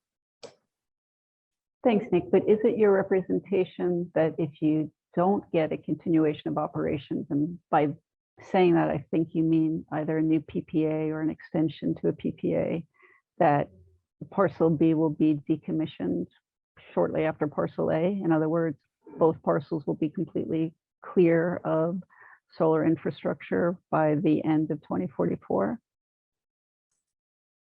Yeah, that's correct. And, I believe it's in the stipulation, exhibit 40, in regards to timing of decommissioning, condition 8. If we're unsuccessful in securing a source of revenue, which would be in this case power sales, with the project, there's no value in the project. So there's a certain amount of time we would have to try to find a new source, a new power purchase agreement. But if we're unsuccessful, the project would be packed up and removed. Changing gears real quick, I know Ms. Sato touched on the community benefits that would come from your project if the commission were to approve it, but could you just refresh the commissioners on that? Explain to them what your understanding is of your agreement with KS regarding the community benefits. Sure. So, as part of our agreement with KS, we are committed to working on a educational program. We would invest in a program to provide some of our know-how, in terms of mentorships, scholarships, various programs for direct engagement to students and teachers, on an educational program, to facilitate, the growth of the green energy economy, which will become more and more relevant, as time goes on. So really focused on the youth, and it's a partnership that both KS and AES are committed to, and frankly quite excited about. It's one of the unique benefits that this project has the opportunity to provide. Thanks, Nick. Earlier today, in fact, a few times today, we put up on the screen Exhibit 40, which is that stipulation of conditions. We don't need to pull it up now, but there are certain conditions in that stipulation that are really fall primarily on the shoulders of the solar developer, like the construction traffic management plan, like the commitment to decommission in a certain manner, like the commitment to adhere to those various wildlife avoidance mitigation measures. I'd like to hear your representation to the commission regarding adherence to those conditions. Yes, so my understanding again is that it's the stipulation is Exhibit 40, and what Wyava Phase 2 Solar would adhere to those conditions and comply with those conditions if the commission chooses to approve the motion and impose those conditions. Thanks, and just to be real specific, one of those conditions requires compliance, satisfaction with the approved SHPD approved preservation plan to address some of the old plantation era infrastructure that's on the property. So does your representation include complying with those conditions on the preservation plan? Yes, absolutely. So there is some plantation era irrigation infrastructure throughout the petition area. The preservation plan requires those features to be preserved with a buffer and fencing. We've actually already implemented the short-term preservation measures. We did that in October 2021, and we will comply with the permanent preservation measures before commercial operations of the solar farm. Thanks, Nick. And just for clarification, are those preservation sites or the buffers within the footprint of your solar farm? They're within the footprint of the 387-acre area that is for the what's called the Phase 1 solar project, but they are outside of our where our project improvements are going to be. So they'll be outside the fence. There's no, we've kind of designed, even though we're buffering them, that's really for compliance with the preservation plan and to make sure there's no inadvertent, impacts to those resources. But our fence they're basically outside of our fence line. Thanks. Nick, I just have one last question before I turn you over to the other parties and to the commissioners. And that's, is there anything you think we didn't touch on that you'd like to make sure the commissioners and the other parties hear from you today? I think the testimony from Dana and the examination was pretty comprehensive. I'm incredibly grateful to the chair and the commissioners for the opportunity to discuss this project. This project is an important one. It's coming at an important time. We know that the coal plant is closing in September. That's a 180 megawatt loss in generation. We know that the governor has formed a task force, as kind of an emergency to find and ensure that there's no disruption and, an adequate supply of energy to ratepayers. We know Hawaiian Electric is taking this seriously, and, there's cross efforts between various state and county agencies to make sure that projects like this are moving forward and are there to support the pending loss of the coal plant.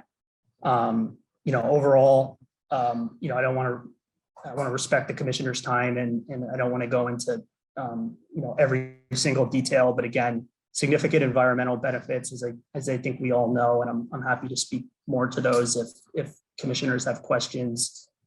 Economic benefits in terms of jobs and economic output, and really opportunity to train a local workforce and give a local workforce the skills to work on projects like this that are, frankly, going to be more and more frequent and more imperative in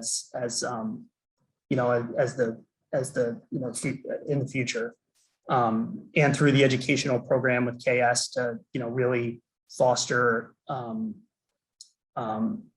engagement with the youth, because ultimately that's what this is about. So again, one other thing, I know we discussed some of the community engagement. We discussed the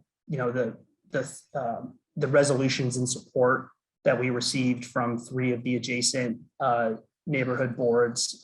Those were near unanimous approvals. There was just one abstention, and we're committed to continuing to engage with the local community, the landowner, and all stakeholders, so that we could be a good neighbor. We don't just develop projects and leave them. We own and operate them, for the long term, and so it's about being a member of the community. Forgive me, I have one more question. Apologies, but just hearing you say all of that, Nick, when you talk about being a good neighbor, does that include being a good neighbor to the people who are going to live in the homes that are going to get built while your solar farm is in place? The other people who are living within the KS master plan? Yeah, I'm glad you asked that. So, we'll be a tenant. It's our responsibility to make sure we're getting along, and not causing any impacts or detriments to the forthcoming communities. These projects can coexist. Our area is 387 acres of the overall petition area, which is almost 1,500. And like Dana described, KS will be building their phases from the south up, whereas we're kind of up in the far northern segment. And over the course of our operation, we'll certainly work with all stakeholders to make sure we're a good neighbor. Thank you for that. And now I truly have no further questions for Mr. Molinari. Thank you very much. Department of Planning and Permitting. Ms. Weaver.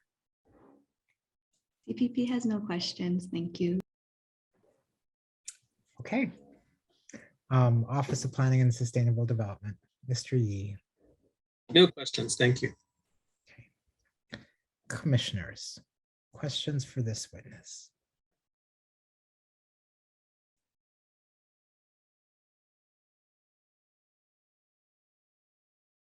I'm looking for Commissioner Wong's paddle, but I don't see it. Okay. Commissioner Chang. Thank you, Mr. Molinari. I generally defer to Commissioner Giovanni. This is his area of expertise. But let me sort of ask you a question to help me better understand this agreement. You have parcel A and B. You have two. So do you have two separate PPAs or two separate leases? How do you differentiate the end date and the decommissioning period? Thank you, Commissioner Chang. So it's a single power purchase agreement with Hawaiian Electric, which encompasses the solar that is on both parcel A and parcel B for 20 years.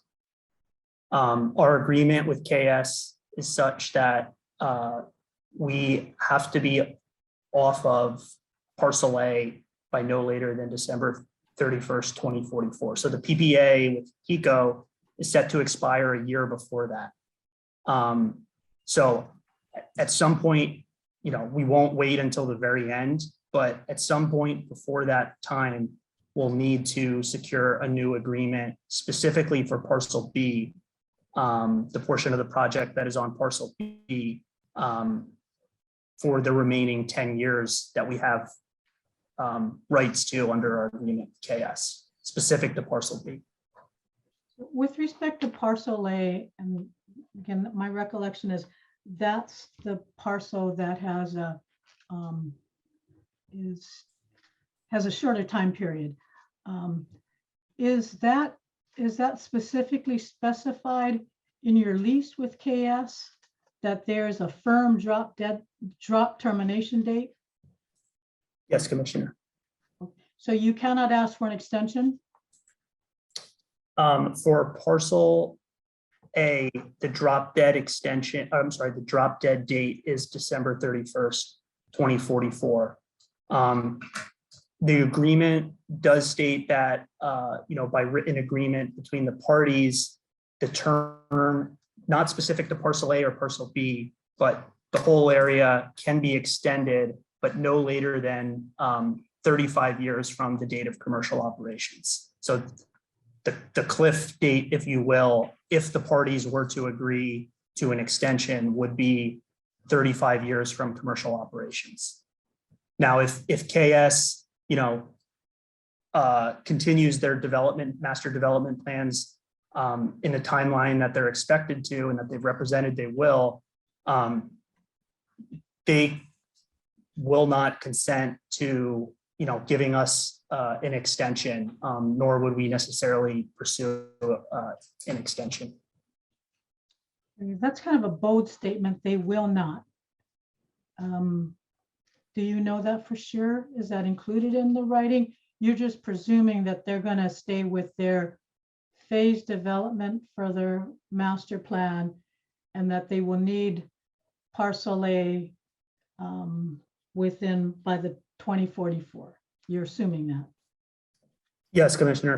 Sorry for my choice of words. I can't say with 100% certainty that KS will not. But what I can say is that the agreement does state that the absolute longest that the term could be extended is a total of 35 years from commercial operations. Okay, that's helpful.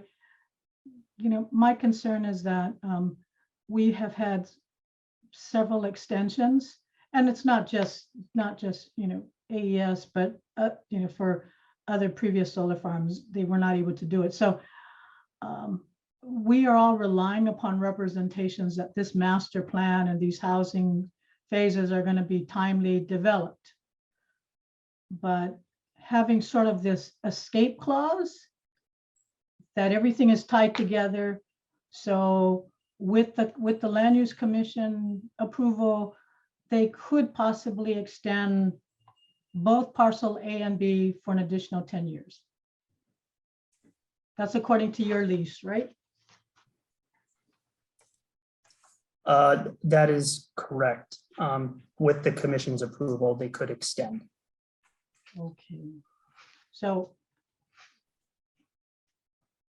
which may or may not have an impact to their master plan phase development. But it, like I said, it just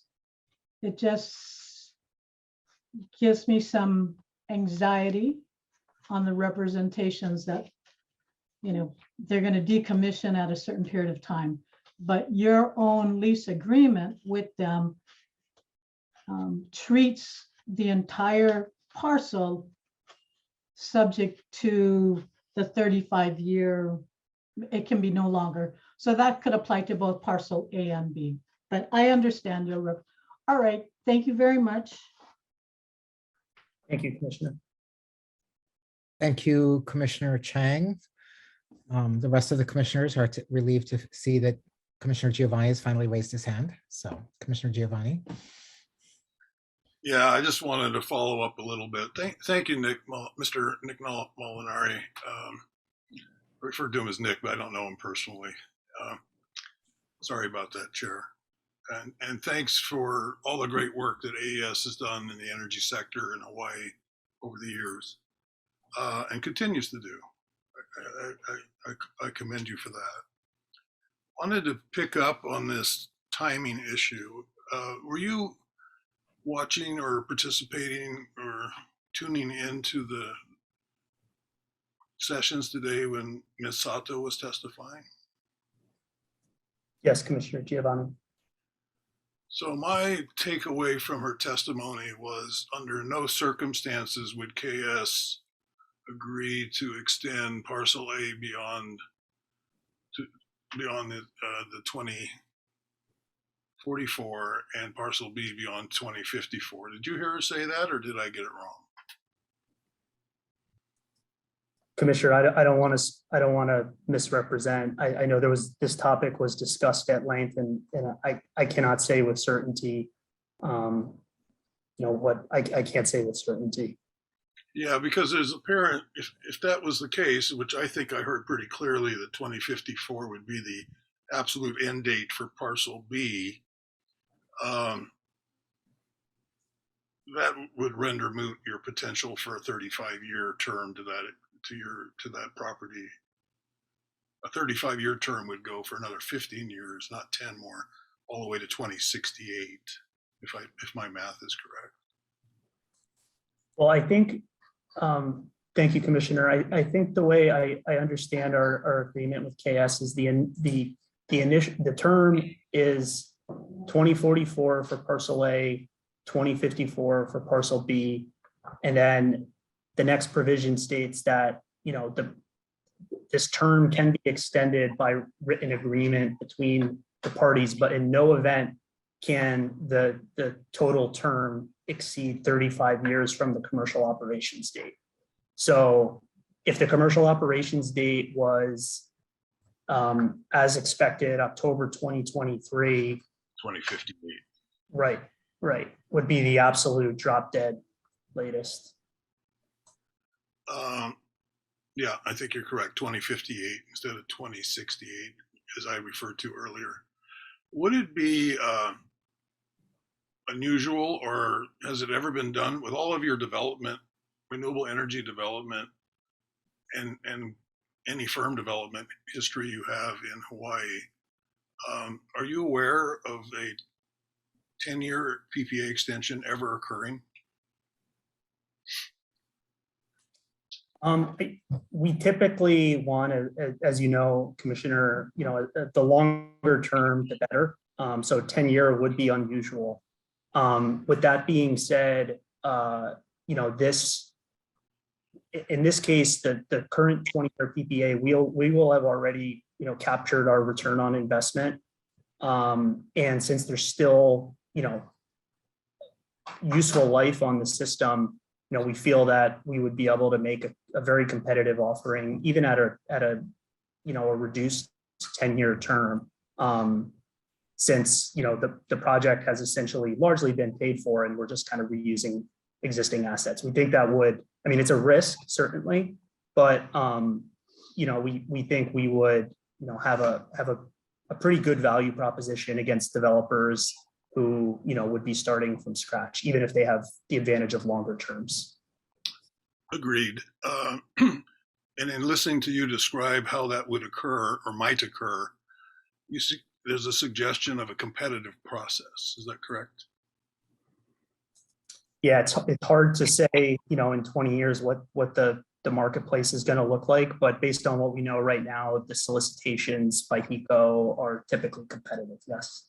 Right. So basically what you're saying is that unless things change from the way business is conducted today, you would have to compete for the opportunity for an extension, and most likely you'd be competing against green site developers that would propose a much longer term for the project. Is that correct? Most likely, yes, based on what we know today. Yes. So how business is conducted today. Yes. Getting subject to change. And I think the part of the consternation of some of our commissioners today is that on the one hand, the representations are in what we're being asked are pretty clear and well-defined, 2044, 2054. But during the course of the hearing, we're hearing about, yeah, but there's a provision to go an extra 15 years if we can get people to cooperate and agree to that later. That type of thing gives us pause, especially when the original intent for the development of this land was for housing, and we haven't seen much in the way of action there, but we've seen tremendous amount of action in terms of way of solar development. So that's where our consternation is coming from. But again, I thank you for the work you've done and the work your corporation has done in the energy sector in Hawaii, and for respecting the land as you do it. So thank you very much. No further questions. Thank you, Commissioner Giovanni. Thank you, Commissioner Giovanni. Commissioners, anything further for this witness? Commissioner Cabral.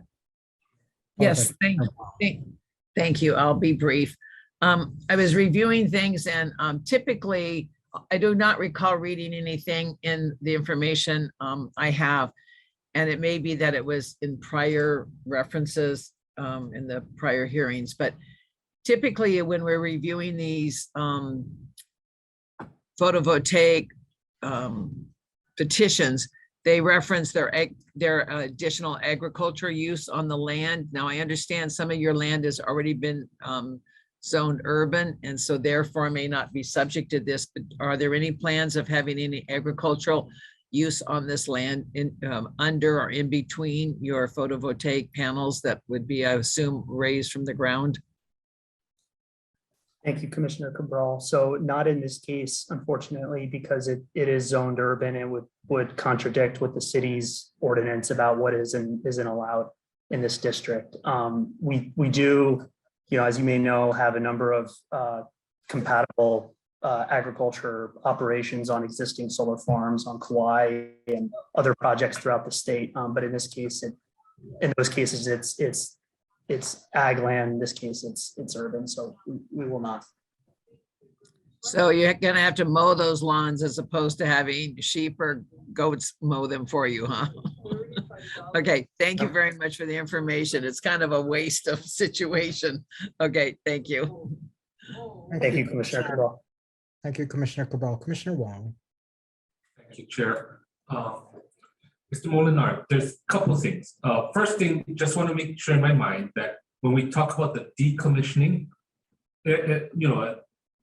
whatever day it was, 2044 or 2054, does that include, the busting of the cement and, all that stuff? Is that part of it that AES will do? Yes, Commissioner Wong, it would be complete removal of everything related to the system, including concrete and all materials. So the other question I have, and I forgot where I read it in this portion, is I think someone said, some agency talked about pesticide and weed, weed killers and all that they have concerns for the water.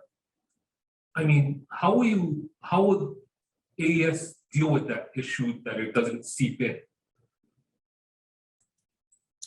Yeah, that's a good question, Commissioner Wong. So typically we avoid the use of pesticides. Any use. So like actually Commissioner Cabral alluded to, these panels are raised up where you could actually drive a tractor underneath them if they're at the proper angle. And usually during maintenance activities, they are set at the proper angle where mobility is not restricted so that the landscaping crew can access the areas they need to. Herbicides are typically used in very limited locations. It would be like spot treatment of certain areas and not, to the extent that, would cause any sort of environmental impact or seepage into the groundwater system. Now, it wouldn't be on a mass scale or at a scale that it would, risk causing disruption to the water table. That's it, Chair. It's just a statement I was having just because of the Red Hill issue, and I was reading that in the information that we received in this docket. So thank you, Chair. Thank you, Mr. Mahmoudnari. Thank you very much, Commissioner Wong. Anything further for this witness?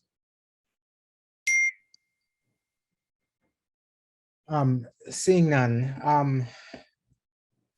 I'm going to ask for a brief break for the restroom. It's 2:19.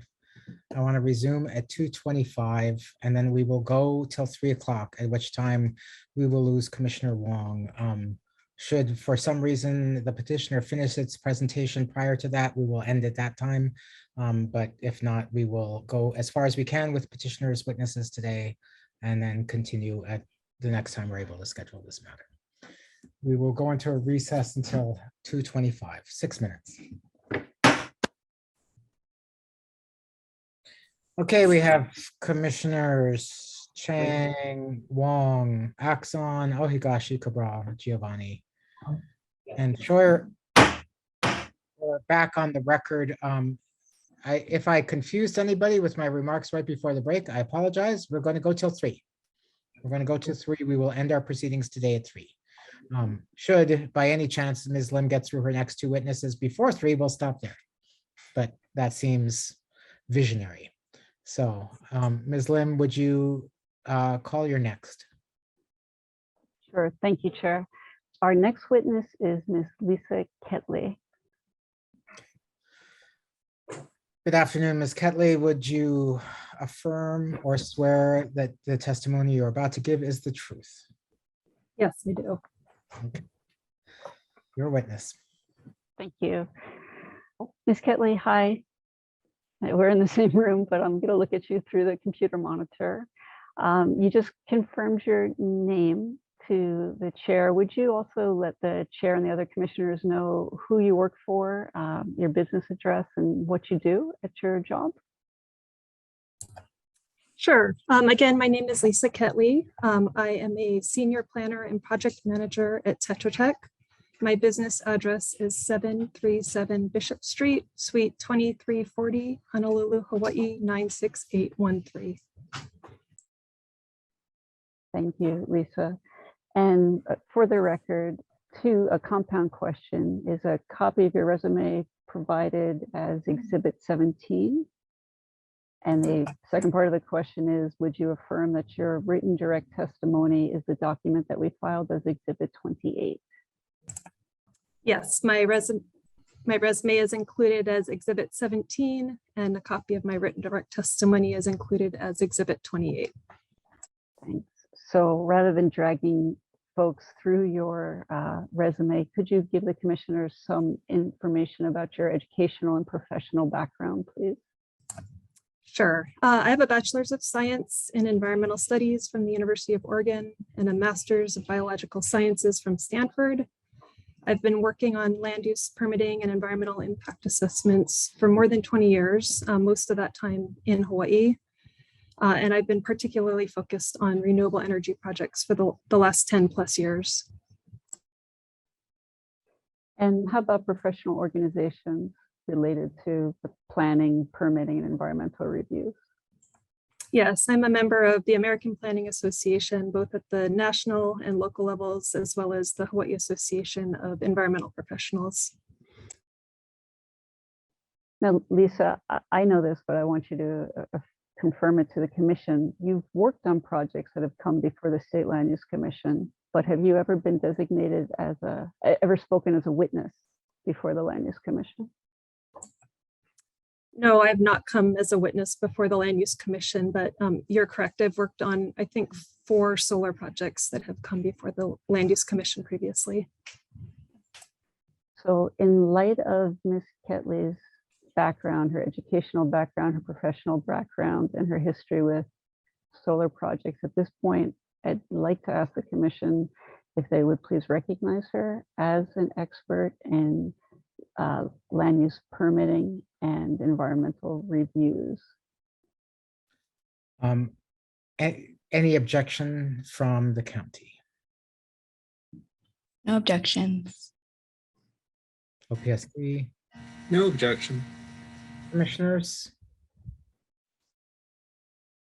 You know, Ms. Lim, you suggested that not appearing before us before was a bad thing rather than to her benefit, but nonetheless, yes, we'll recognize her as an expert.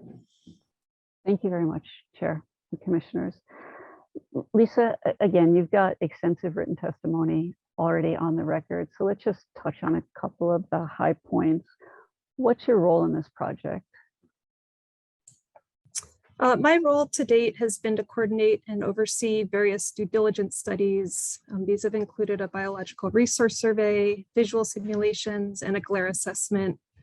I also have and will continue to provide support for the applicable permitting processes. Now, is your role at all involved in the master plan, the Kamehameha Schools master plan? No, I have had no role in the master plan. So again, you're really singularly focused on the solar farm, the subject of the motion today. Yes, that's correct. Could you tell the commission briefly what the basic land use layers are that are applicable to the solar farm? So by that, I mean the state land use districts, the county zoning, the applicable county planning documents, and please let us know if you care to point to any exhibits as you're going through those answers. Sure. I think the applicable exhibits are exhibits 1 through 4. And I think commissioners have, we've seen exhibit 2 a couple times. But I can just, maybe if we start at exhibit 2, I can just quickly, point out that is the, sorry, there we go. That is the yellow area is the overall petition area. And again, the area in pink is the AES project. So that when I refer to the project area, I'm referring to that 387 acre area shown in pink. So looking at exhibit 1 again, that shows that the entire project area, sorry, could we switch to exhibit 1? Yeah, so that shows that the entire area is within the urban land use district. If we can then switch to exhibit 4, this shows at the county level, the Central Oahu Sustainable Communities Plan. And this was recently updated just in 2021. And this exhibit 4 is showing the land use map from the Sustainable Communities Plan. And what you're seeing, that red outline, is the entire petition area. So again, the AES project area that we're referring to sits up in that northern portion. And what this land use map shows is that the land uses within the project area are a combination of urban land uses intermixed with some preservation. And specifically, the yellow is residential low density apartment. The purple is industrial, and that pink is a major community commercial center.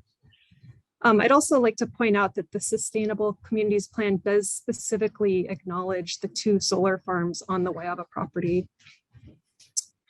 In terms of zoning, which I believe is. You know, I just want to interrupt you, Lisa, because I don't see the 2 solar farms on this Sustainable Communities Plan map. So where is it recognized that this is going to be 2 solar farms? It is discussed in the text of the plan.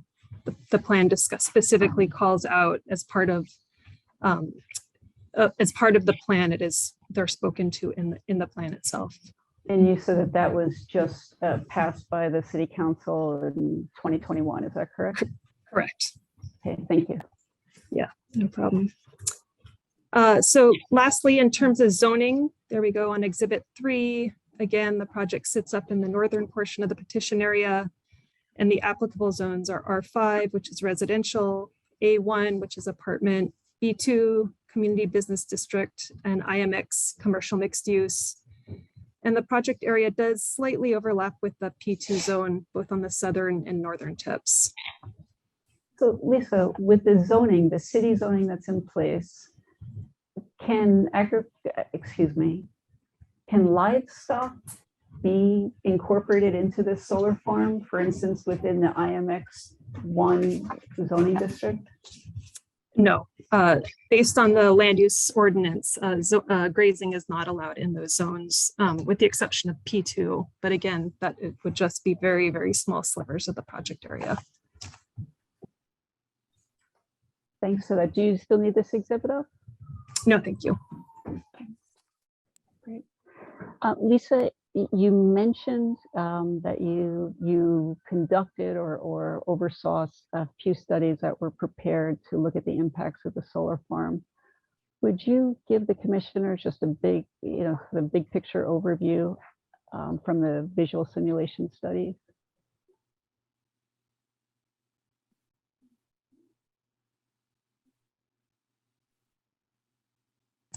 Thank you. Yeah, so we prepared visual simulations from 6 locations surrounding the project area. These include areas along the H2 corridor from the northwest, west, and southwest of the project, as well as areas to the southeast. And those visual simulations are included as Exhibit 6. And what those visual simulations showed is from 3 of the viewpoints, the project would not be visible. The components would be blocked by intervening topography and vegetation. From the other 3 simulations, portions of the project would be visible, but they would be seen off at a distance.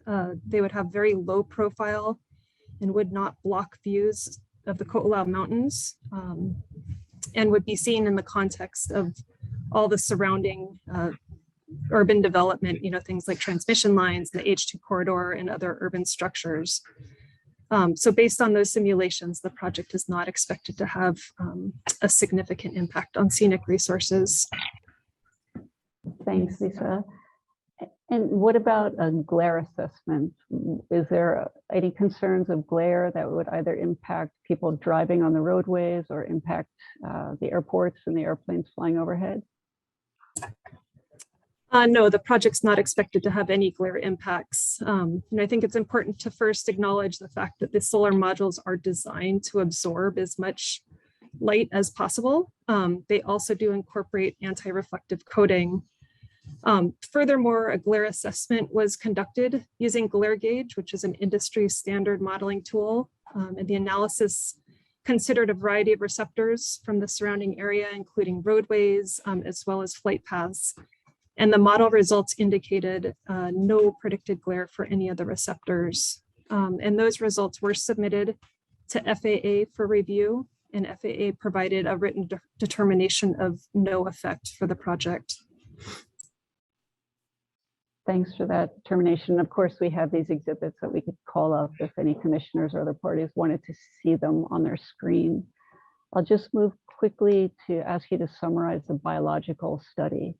You said you'd prepared a biological study. Sure. The biological survey found that the area has been heavily modified by previous agricultural activities associated with sugar cultivation on the property. The land's dominated by non-native species, and no federally or state listed species were observed during the survey, nor is any portion of the project area designated as critical habitat. Nevertheless, the report did include recommendations for standard impact avoidance measures. And I do want to point out that the wildlife protection measures that are included as I think it's condition 11 in the stipulation between OPSD and KS are generally consistent with the recommendations in the biological report. Thanks for that. Lisa, this is the State Land Use Commission. And so, we've gone over the important elements of, what is the zoning, what is the state land use designation for the property. But another important consideration that the State Land Use Commission has to take into consideration is it consistent with the Hawaii State Plan? Is this solar farm? We already know that developing this land for residential uses is consistent with the Hawaii State Plan, but what about solar farm uses? Yeah, the project is consistent with the Hawaii State Plan, particularly objectives and policies related to energy, which include diversification of energy generation, increased energy security, and reducing dependence on imported fuels. Lisa, we also know that there's going to be residential development. I mean, as long as we get the necessary entitlements to go forward on the master plan, this solar farm, at some point, there's going to be housing creeping up on it. Are you aware of there being significant land use disputes or problems when there's residential uses in somewhat close proximity to solar farm uses, such as what's proposed here? No, I'm not aware of any significant issues. Solar projects like this are a passive use of the land, and I think that they can coexist side by side. Thanks, Lisa. My last question for you is really, in your professional opinion, taking into consideration your expertise, is it appropriate for the Land Use Commission, again, from your professional perspective, is it appropriate for the Land Use Commission to permit this solar farm project to go forward as proposed? Yes, I believe so. The proposed facility is an allowable use in the urban district. It will help meet the state's renewable energy goals. And I guess it's also, worth pointing out that the project is consistent with the use that was previously approved by the commission in 2014. And we're simply seeking to adjust the timeframe for development. Thanks, Lisa. I have no further questions for this witness. Thank you, Chair. Thank you very much, Ms. Lim. City and County, any questions for the witness?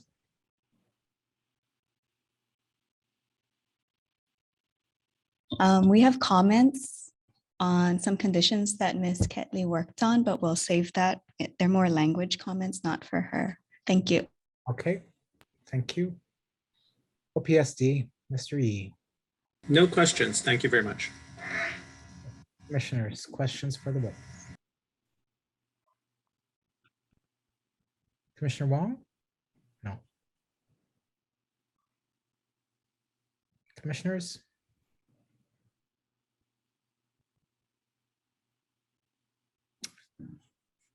Seeing none, Ms. Lim, do you want to call your last? Sure. Thank you, Chair. Our last witness is Mr. Jason Jeremiah. Do you swear or affirm the testimony to give us the truth? Yes, I do. Okay. Please proceed, Ms. Lim. Thank you. Hi, Jason. This is, I think, the third or fourth time we've gone through this together, and I know the commissioners have seen and heard you speak before, but would you please refresh them on what your position is with Kamehameha Schools and what that position entails? What kind of work do you do there? Thanks. Just for the record, my name is Jason Alapaki Jeremiah. My business address is 567 South King Street, Honolulu, Hawaii. So I work for Kamehameha Schools. I'm the division director for our natural and cultural ecosystems division, and our work consists with resource management of natural, cultural, and water resources across KS's land portfolio on 5 islands. We have a team that works on various projects and also includes sustainability as well, some sustainability projects. So that's a little bit about the work that we do for KS. Thanks, Jason. And this commission has recognized you in the past, at least twice to my recollection, as an expert witness in traditional and cultural resource management. For perhaps for the record, but every hearing is a new proceeding. I would ask that the commission and the other parties reinstate their recognition or restate their recognition of Mr. Jeremiah in that capacity. Any concerns or objections? County?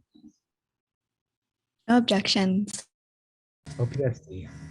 No objection. Commissioners? Seeing none, acknowledged. Thanks. And for the record, Jason, your written direct testimony is in fact what we submitted as, what is it? I believe, scratch that. I should have it right in front of me. Your written direct testimony is what we submitted as Exhibit 29. Is that correct? Yes, that's correct. Okay, thank you. Jason, there's a whole lot of information in your written direct testimony about the work that's been done on the property and what sort of resources were located on the property. I don't want to bring the commissioners through all of that again because they've heard it before. But from more of a high level perspective, could you tell the commissioners what sort of studies have been done on the property that are relevant to your practice area? Thanks, Ms. Lim. So for the project area, particularly the solar farm and the 16 or 1,395 acre petition area, we did an archaeological inventory survey. And it got approved by the State Historic Preservation Division in 2015. We had a subsequent archaeological site preservation plan for 2 main areas, kind of near both of the solar farms we've been talking about today. And so we're, as I think Mr. Molinari kind of explained what has been going on with those interim protection measures. So we are actively protecting those sites that were identified for preservation.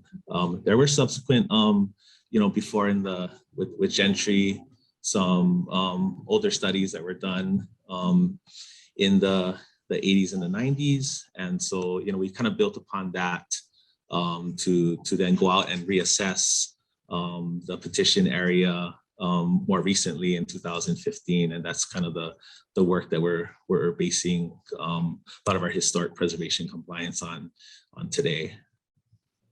And just to give the commissioners an understanding, what were the historic resources that were located on the property?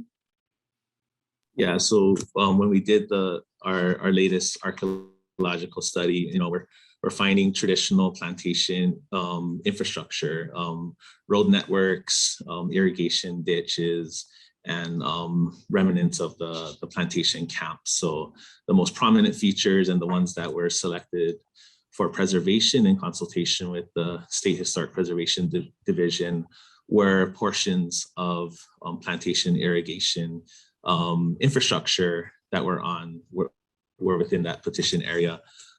It's also good to note that there were no traditional like Hawaiian sites like heiaus, burials, those kind of sites within this area. This area has been previously impacted by plantation agriculture. So a lot of those sites, if they were to be on the property, no longer exist. But that this area is also an area that there wouldn't be a lot of these types of sites just based upon the location within the Ahupua'a.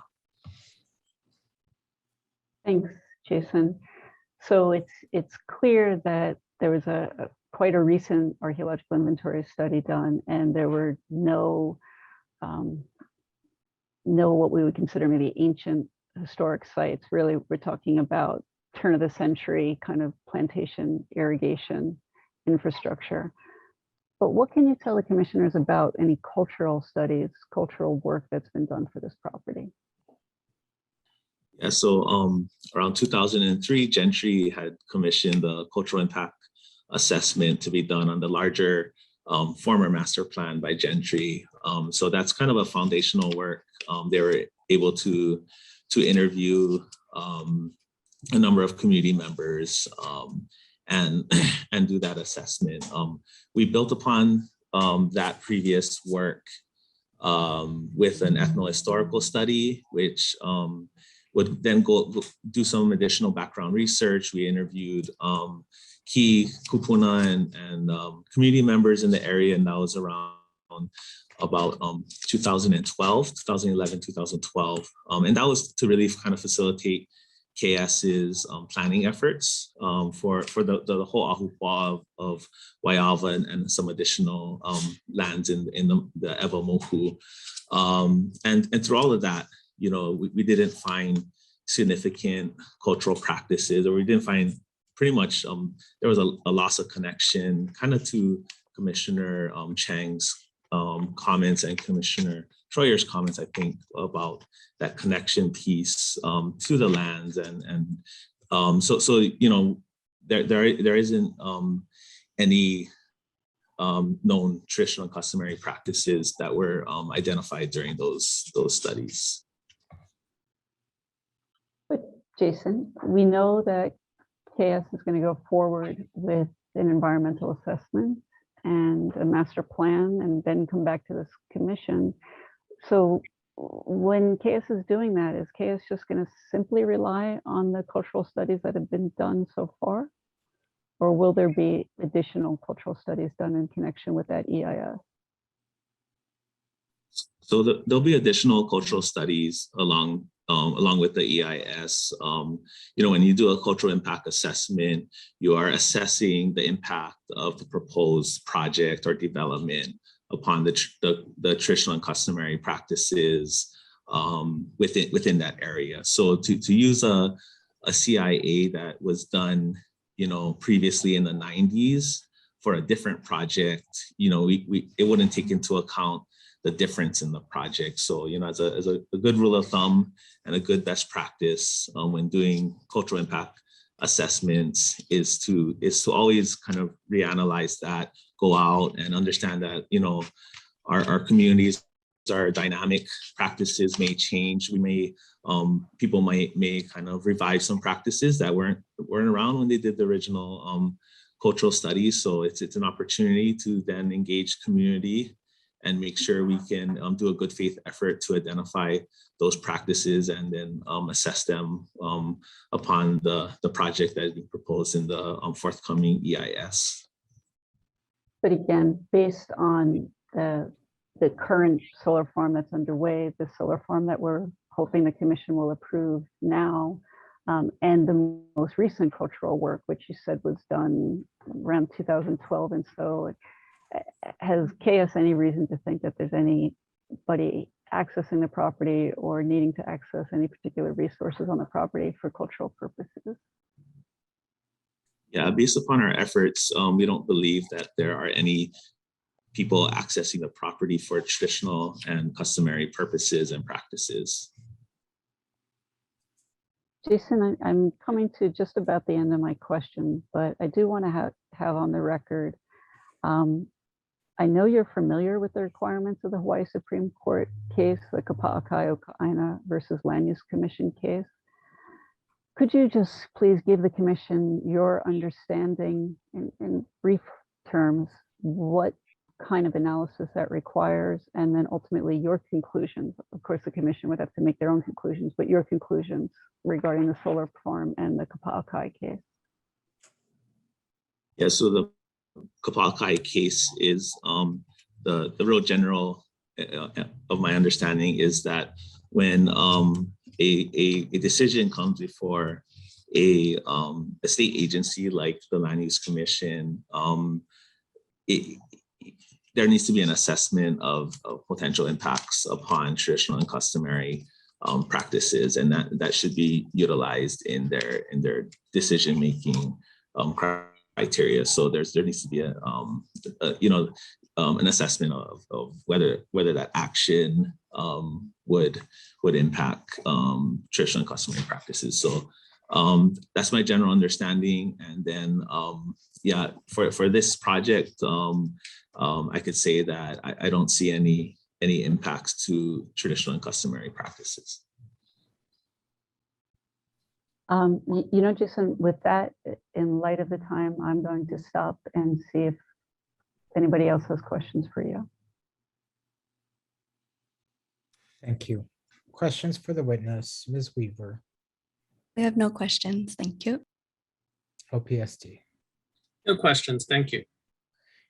Commissioner Chang, I'm just going to ask you, do you have a lengthy set of questions, or because we're quite time limited, unfortunately? Oh, you're muted, Commissioner. Yeah, thank you, Mr. Chair. I do understand that. It may depend upon the responses to my questions, but I suspect I'll take longer than 5 minutes.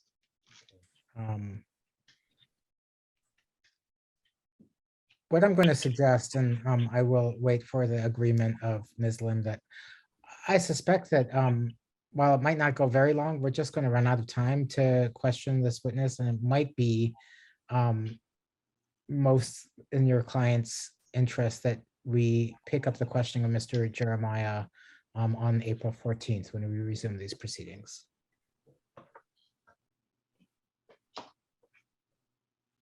I'm trying to make eye contact with Mr. Jeremiah. Do you expect that you will be in town, or at least available to come back before the commission? Okay. April 14th, Mr. Jeremiah will make himself available. Right. Okay. So with that, then I'd like to pause. Sorry, Commissioner Chang, did you raise your hand again, or are you? No. Okay. Commissioner Higashi. I just have one question or one clarification. I was trying to look through the exhibits to review the master plan. I'm assuming that Mr. Jeremiah, I was going to call him Jason, but Mr. Jeremiah had participated in the preparation of the master plan. And I was just wondering if the entire master plan was submitted to the, because I couldn't find it on the exhibits. I could only find those portions that they were referring to. Since they're asking for us to remove that condition, submit up the master plan, I think it might be a good idea to have it in the record. Mr. Orden. Part of this. Thank you, Mr. Chair. We're aware of the confusion with regard to the website, and we've created a link between the previous submittals and these proceedings, so you should be able to find the master plan on the website fairly easily. If you have trouble, please contact us and we'll direct you to it. Thank you. Okay. Commissioner Chang. Yeah. Okay. Mr. Chair, I'm sorry. I just feel bad if Mr. Jeremiah has to come back for just a few questions. I mean, I don't think I'll take longer than 15 minutes at the very most. No, but we have a hard stop right now, like the next 3 minutes. So. Okay. All right. Thought I would try to help. Thank you. I feel bad too, but I also will have questions for Mr. Jeremiah, and there might be other commissioners who do as well. So Commissioner Wong. Yeah, Chair, just if possible for the next meeting or next hearing if possible, can I get a Gantt chart of the timeline for everything that's on this petition? Not only the solar project, but also the affordable housing project, if it can be all in one, sheet, if possible. May I respond to that? Please, Ms. Lim. The master plan submittal that was presented to you and was filed with the commission October 2019 does have, it's not a Gantt, well, it actually is a Gantt chart. You're not going to be able to see it here, but this is what you all have already reviewed. And that's in the master plan submittal. There's several pages. And so that was obviously when we came before you in 2019 and 2020, we told you, hey, we will be coming back for a refresh on this other solar farm. And in fact, when you look at that Gantt chart that was in the master plan submittal, it does identify these areas for solar farm development in the timeframes exactly as we're presenting to you today. So I guess if I'm going to interject, Ms. Lim, the commissioner and previous commissioners in their comments have expressed some challenge in understanding exactly what you're presenting. So you can use that information from the commissioners in those comments as you wish before the next hearing. But we're inviting any further or additional ways in which to convey the information to us that will help you understand the good points you're making. Is that helpful? Understood. Very much. Thank you. With that said, the next meeting will be on April 14th at the airport conference room. It will be a hybrid meeting. It will be our first hybrid meeting. The parties are encouraged to attend in person, if at all possible. If they do not intend to do so, they should inform the staff and they'll be instructed on how to participate remotely. Since we will be holding the meeting at a remote location, I would like to ask the staff to make provisions to have a working lunch so we can make our time most efficient. Commissioner Axon? Mr. Chair, unfortunately, I will be out of town. Sorry. Thank you, Commissioner. You said the 13th or The 14th, 1/4, April 1/4. That's Thursday. If you say so, I don't have a calendar in front of me. I have it listed as the 13th, this one. That's correct. I'm sorry, Mr. Chairman, if I may. That's correct, Commissioner Ohigashi. We originally were planning on continuing this on the 13th, but we've been advised that we won't be able to get quorum on the 13th, so we're utilizing the open day on the 14th. Okay.